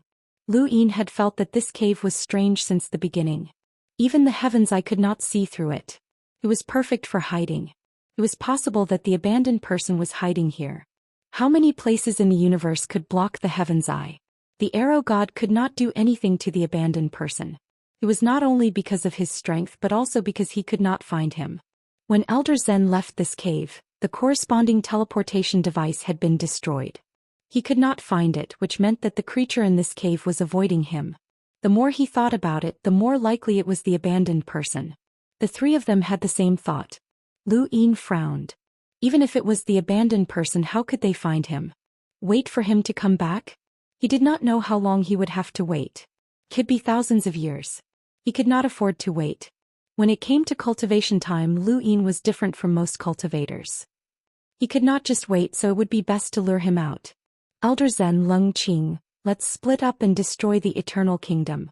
We'll only attack once, and then we'll retreat immediately to prevent the arrow god from coming. Elder Zen and Lung Qing acknowledged and stepped onto the teleportation device to leave. Lu Yin stepped onto the device as well. Space distorted, and when he reappeared, he was already in a city. He had not expected to appear in a city.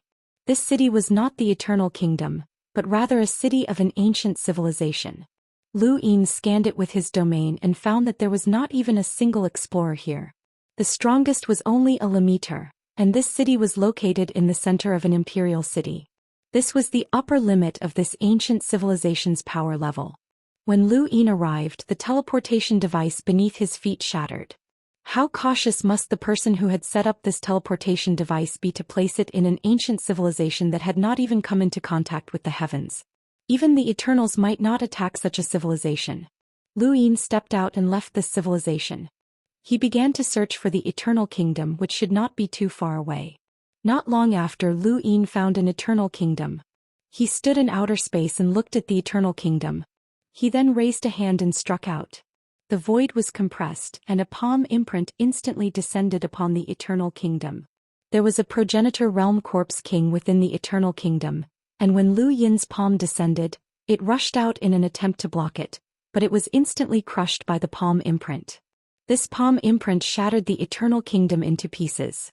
Lu Yin had targeted regions without humans. Although the Eternal Kingdom had been destroyed, the people within were unharmed. He had only destroyed the Eternal Kingdom. After that palm strike he left without hesitation. At the same time, Elder Zen and Leng Qing destroyed 2 Eternal Kingdoms before leaving as well. Lu Yin did not know how many Eternal Kingdoms there were in the entire spacetime continuum. He destroyed one every few days and another every few days. Including the ones that Elder Zen and Leng Qing had destroyed, he had destroyed nearly 10 Eternal Kingdoms. They were easy to destroy in the beginning, but once the Eternals were prepared, things would not be so easy. Otherwise, the Forsaken Path would not have only destroyed 30 Eternal Kingdoms. On this day, Leng Qing slashed down with his sword. He had thought that he could still destroy the Eternal Kingdom, but he had not expected his attack to be blocked. A middle-aged man walked out of the Eternal Kingdom, his gaze gloomy as he stared at Leng Qing. Leng Qing's warning bells rang in his head. Not good. An expert. Only a sequence law powerhouse could make him feel this way. Leng Qing turned and ran without hesitation. The middle-aged man snorted. I've been waiting for you for a long time. As he spoke, he raised his hand and the void distorted. Numerous seals appeared and whizzed towards Leng Qing. Shortly after, the void exploded and a terrifying power swept out in all directions, destroying the stars and shocking the people in the country of eternity. Leng Qing kept slashing out to block the explosion around him, but he was still hit. He had clearly blocked the imprints explosion, but he did not know where this sudden explosion had come from. The middle-aged man walked towards Leng Qing. One of the Archer God's 5 elders, 1,000 handprint. Tell me your name. Leng Qing gripped his sword's hilt tightly. He could not release the Sky Sword realm, or else he would be in trouble if the Archer God's people recognized that he had come from the Genesis space. The Eternals would definitely be on guard. 1,000 handprints stared at Leng Qing. You won't tell me? Let's see if you'll tell me after I cripple you. With that, the void distorted again and imprints appeared one after another. Leng Qing did not know where so many imprints came from, but each one of them made him wary. This was not his first time fighting with a sequence law powerhouse. It was not that he could not fight, but he had to at least know what the other party's sequence law powerhouse was. Otherwise he would be at a disadvantage.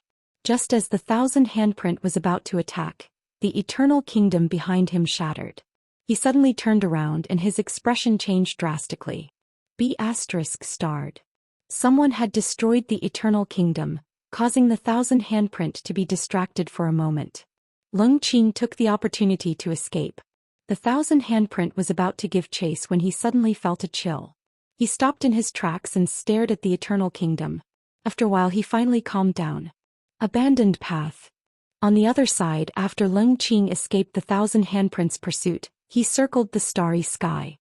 He also thought that the abandoned path might have made a move and attracted the 1,000 handprint's attention. He was waiting for the abandoned path to appear. However, after waiting for a few days, the abandoned path did not appear. Perhaps he was too cautious. Leng Qing did not wait any longer and returned to the Above Heaven sect.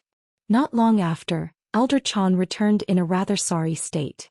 Leng Qing saw him. You also encountered a sequence law powerhouse? Elder Chan was surprised. You encountered a sequence law powerhouse? You didn't? Then why are you in such a sorry state?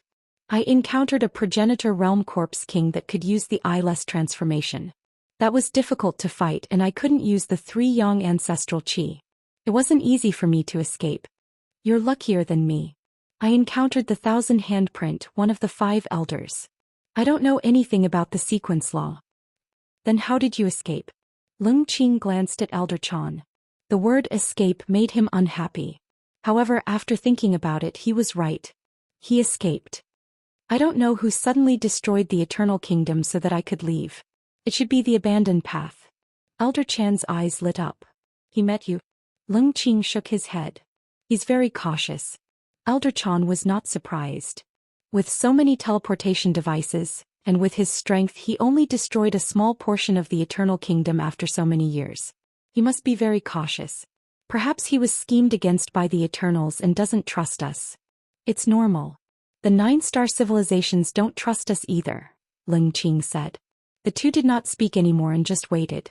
They had agreed on a time to return to the Above Heaven sect once in a while. Chapter 3093. Soon, Lu Yin returned and found out about Leng Qing's situation. He took out a stargate. Let's continue. We'll definitely be able to lure out the abandoned ones, but we need to be more careful this time. The Eternals are already prepared. The three of us should work together. Even if we encounter an expert from the sequence laws, we'll be fine. Lu Yin stepped through the stargate and was about to head for the teleportation device when his expression suddenly changed. He stepped backward parallel to time, and a cold light appeared where he had been standing. He avoided the danger and stepped backward. Everything around him seemed to be still, and when he looked back the cold light had disappeared as well.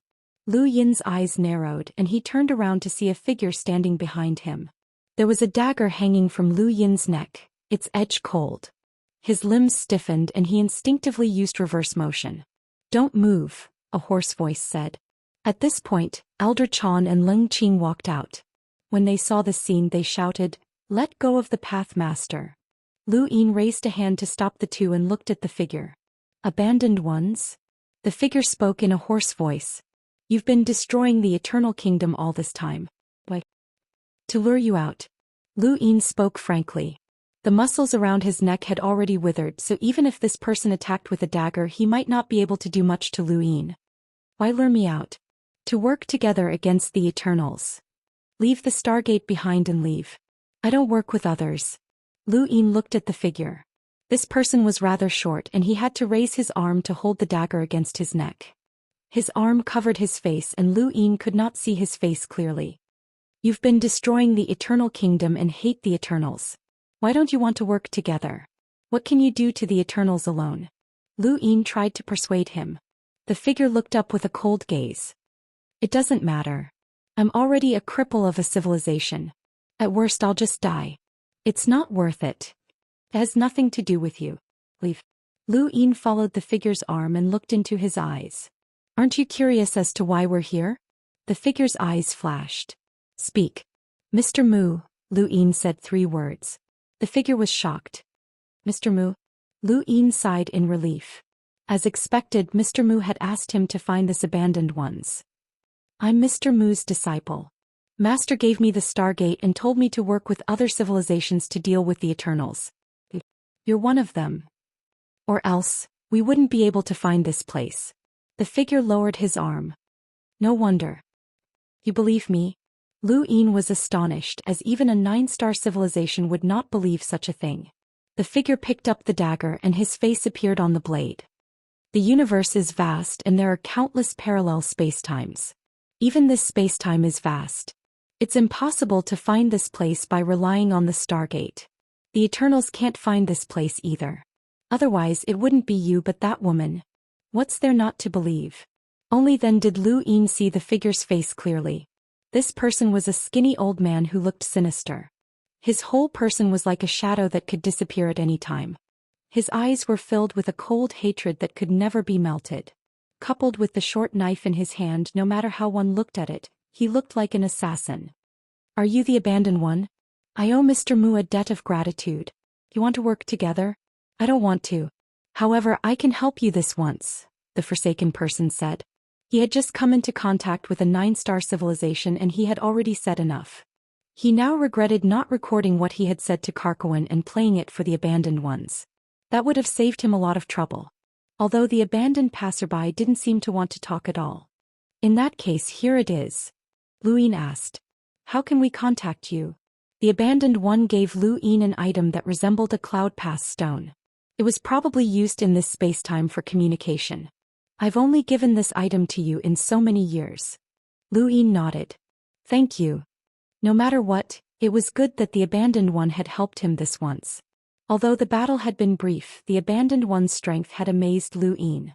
Lu Yin had not expected that he would not be able to escape from a parallel spacetime continuum, and he had even had a dagger pressed against his neck. It was no wonder why this person had been able to fight the arrow god for so long. Even if this person was not a match for the 7 sky gods, he was definitely not weak. He should be on the same level as wood carving. After returning to the above the sky sect, Lu Yin immediately took out the 5th Stargate. This time Leng Qing was the first to step out. When they met the abandoned one, Lu Yin had a dagger pressed against his neck. This scene made him even more cautious. Elder Chan was the same. Anyone in the starter space could die, even the Lu family's patriarch Lu Yuan. However, Lu Yin could not die. He represented not only the present but also the future. Everyone was certain that Lu Yin would definitely reach the level of a Grand Empyrean Patriarch Lu Yuan or even higher. Lu Yin himself was certain of this, but he could not find a path. If he could find a way to break through the ancestral seal, then he would have done everything he could to cultivate it. Only by breaking through the ancestral seal would he be able to deal with the Eternals. At the very least, he would not have to worry about having to flee every time he met a powerhouse on the level of the 7 sky gods. He still had to find a way to break through the ancestral seal. Beyond the 5th Stargate was a shattered region of space filled with void cracks, which reminded Lu Yin of the place where progenitor Chen's handprint had been left behind in the Dao Source sect. However, that was just a small world, while this place was a shattered region of space. Lu Yin and the others split up to search, but they could not find any intelligent life forms. This region of space had been completely destroyed. This scene had clearly been destroyed by a powerful force, and the civilization that Mr. Mu had asked him to search for did not even have any ruins left. Helpless, Lu Yin left and took out the 6th Stargate. His luck seemed to have run out, as the 6th Stargate was also a shattered region of space. Although it was slightly better than the previous one as there were still some ruins, it still represented that this civilization was no more. 2 powerful civilizations had been destroyed in a row, and this caused Lu Yin's heart to sink. With a sullen expression, he opened the 7th Stargate and impatiently went over. The 7th Stargate led to a parallel spacetime, and Lu Yin saw the Eternal Kingdom. It was a very large Eternal Kingdom with a magnificent gate. It was clearly not built in the style of the Eternals, and it should be the ruins of a previous civilization. Lu Yin and the others split up and wandered the heavens, trying to see if there were any civilizations that could resist the Eternals, but they were disappointed.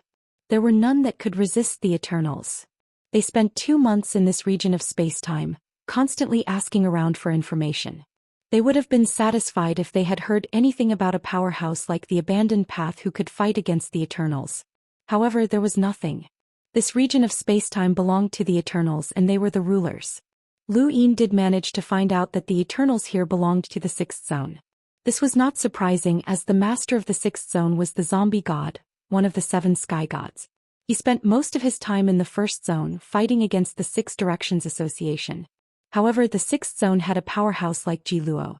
Ji Luo was extremely powerful, and from Lu Yin's perspective he was not much weaker than the 7 sky gods. He was skilled in killing, and with such an expert around, it would not be difficult to clean up spacetime. With heavy hearts, the 3 left this region of spacetime.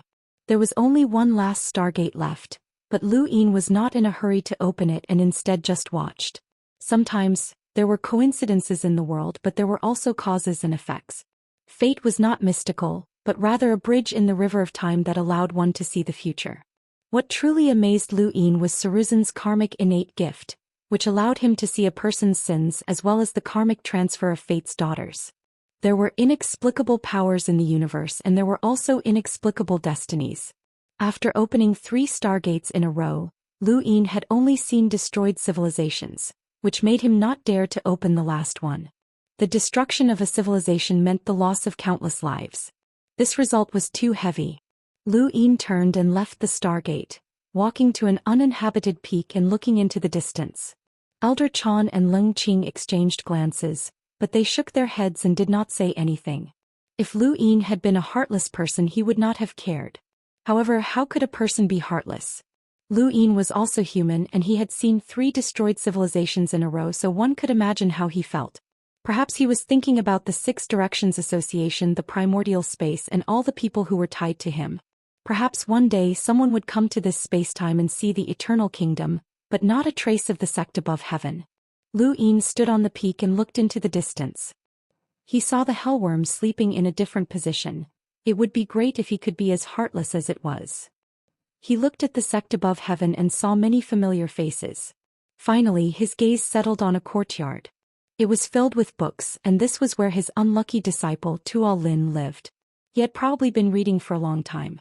When he thought of this, Lu Yin disappeared and reappeared outside the courtyard. The courtyard was filled with books, many of which had been preserved through unusual means. These books came from a few large families or sects, and some were the collections of certain people. Even the younger generation would find it difficult to look at them, let alone outsiders. However, they were all gathered here because Lu Yin's disciple was the one who wanted to read them. Tuo Lin was no longer in the house. He was in the courtyard, his entire body buried in the books as he flipped through every page. His speed was sometimes fast, sometimes slow, sometimes excited, sometimes laughing and sometimes crying. It was as if he had gone mad. Lu Yin raised his brows.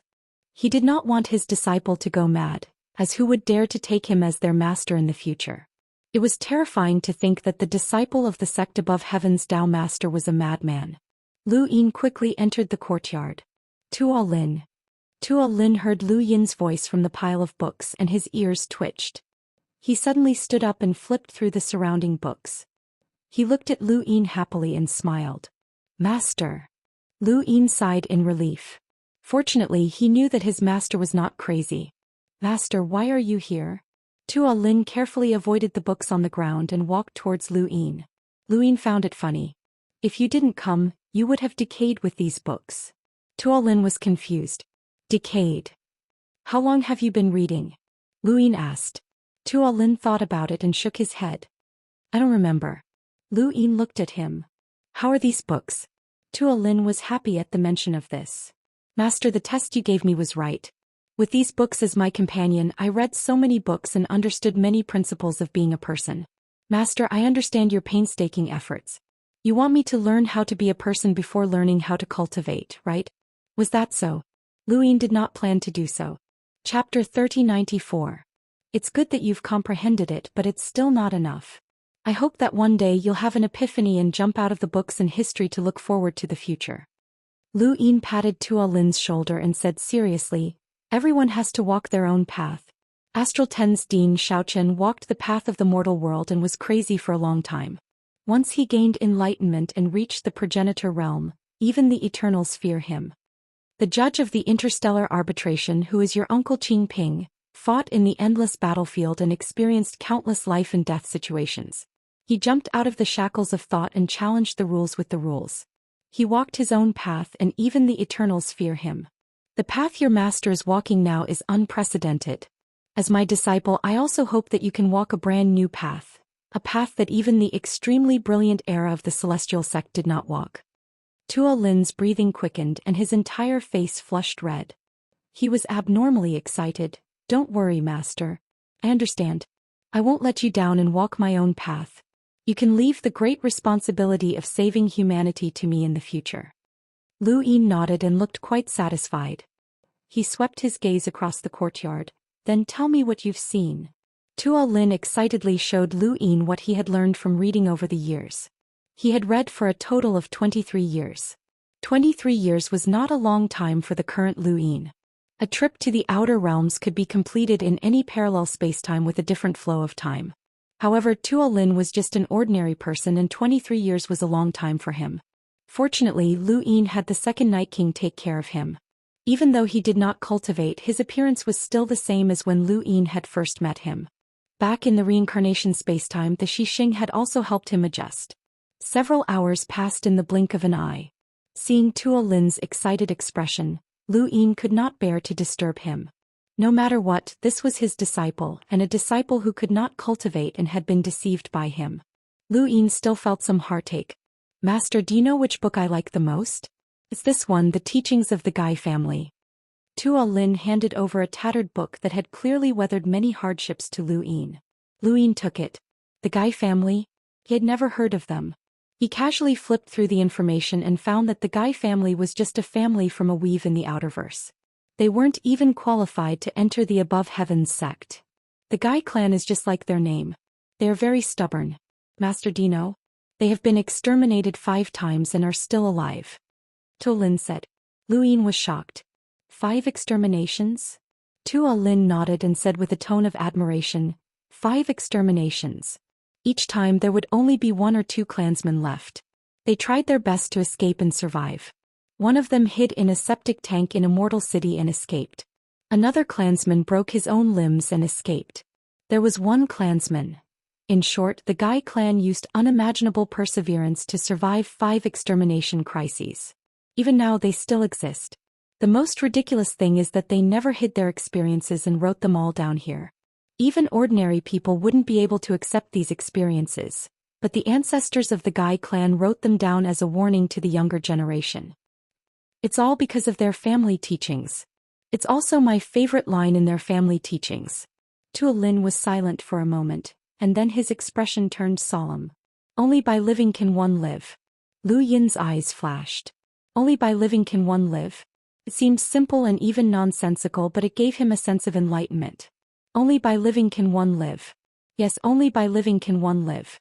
The more he experienced, the more he understood this line. The Gai clan relied on this ancestral teaching to survive time and time again. They never gave up. Master, I will learn from them and live on with determination. I will pass the trials and step into cultivation to become the disciple that you are most proud of. Tuo Lin was excited. Lu Yin looked deeply at Tuo Lin. He had wanted to change the test and was afraid that Tuo Lin would become stupid from reading too much. However, seeing Tuo Lin like this, he decided to continue. Master believes that you can do it. The universe has countless parallel spacetimes and countless people. Master believes that you are the only savior. Walk your own path. In the future, Master will rely on you. Don't worry, Master. Tuo Lin was more determined than anyone else. Lu Yin walked out of the courtyard. The second Night King was already standing there waiting for orders. Take care of the Gai clan. Yes, Pathmaster. The second Night King bowed and retreated. Lu Yin returned to the astral gate. Sco. Elder Chan and Leng Qing did not know what had happened, but when they saw Lu Yin's expression, they were clearly relieved. Leng Qing was the first to step through the astral gate, followed by Elder Chan and then Lu Yin. After passing through the 8th astral gate, a dark starry sky appeared before them. It was a very normal starry sky with planets, meteorites and constellations. It was not much different from the 5th mainland's starry sky. However, Lu Yin felt that it was somewhat familiar, but he could not place it. Look around and be careful. Don't get ambushed. Lu Yin instructed them. The astral gates that Mr. Mu had given to them corresponded to powerful civilizations or individuals that could fight against the Eternals. If such a civilization was valued by Mr. Mu, then they would naturally be targeted by the Eternals. Once the civilization in this spacetime was destroyed, the chances of them encountering the Eternals were very high. At first, Lu Yin's group was very careful and restrained their auras as they searched through the starry sky. As time passed, they did indeed discover the Eternal Kingdom in this spacetime, but there was not a single progenitor within. When Lu Yin saw a meteorite, he finally remembered why this spacetime seemed so familiar. This was the same space that he had used to travel to the 4th region of Calamity. It was here that he had killed Dai Hui and Silent Void and encountered a civilization that had been defeated by the Eternals. In order to protect themselves, that civilization had given up on their physical bodies and transferred their consciousness into the game. They had used the meteorite as a medium to escape with the help of the remaining progenitor. Lu Yin had communicated with that progenitor, and he had not made things difficult for them. Now he saw that meteorite again. However, the game world within the meteorite still existed, but that progenitor and the people within the game world had all disappeared. Only the characters and scenes that had been set up by the game remained. Lu Yin looked at the meteorite in front of him. How could this be? Their consciousness was gone, which meant that they had clearly been killed. Was it the Eternals?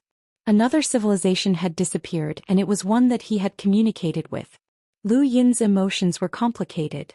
It would have been great if he had brought this civilization to the Genesis space, even though they would have been unwilling. Civilizations that had fought against the Eternals would face two choices: either escape and never meet again or fight to the death. The Hexagon Society and the Genesis space belonged to the latter, while the Divine Kingdom and this civilization belonged to the former. However, both the Divine Kingdom and this civilization had suffered the same fate. They had been completely destroyed. No matter how intense the battle between the Genesis space and the Eternals had been, the people of the Genesis space were still alive and cultivating. Running away would not solve the problem.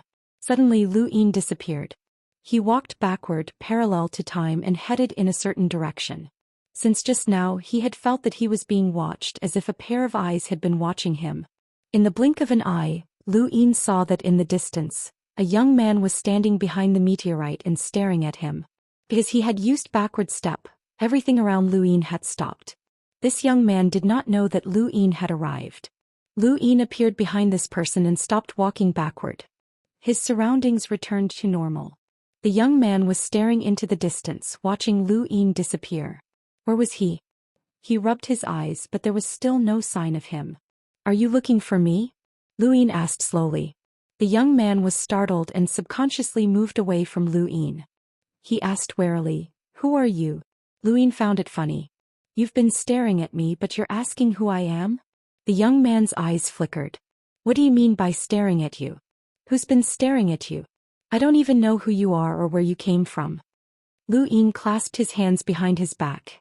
Then who are you? The young man slowly retreated. Who I am has nothing to do with you. If I've disturbed you, I'm sorry. With that he turned and left. Lu Yin's lips curled up. Did I say you could leave? The young man's expression turned cold as he stared at Lu Yin. Brother, you're strong, but I'm not someone to be trifled with. We have no enmity and we're just passers-by. It's best if we don't cause trouble for each other. Lu Yin said, If we're equal in strength, then we're looking for trouble. If we're not, then what is it? The young man suddenly sped up and fled. Lu Yin moved, but he did not use backward step.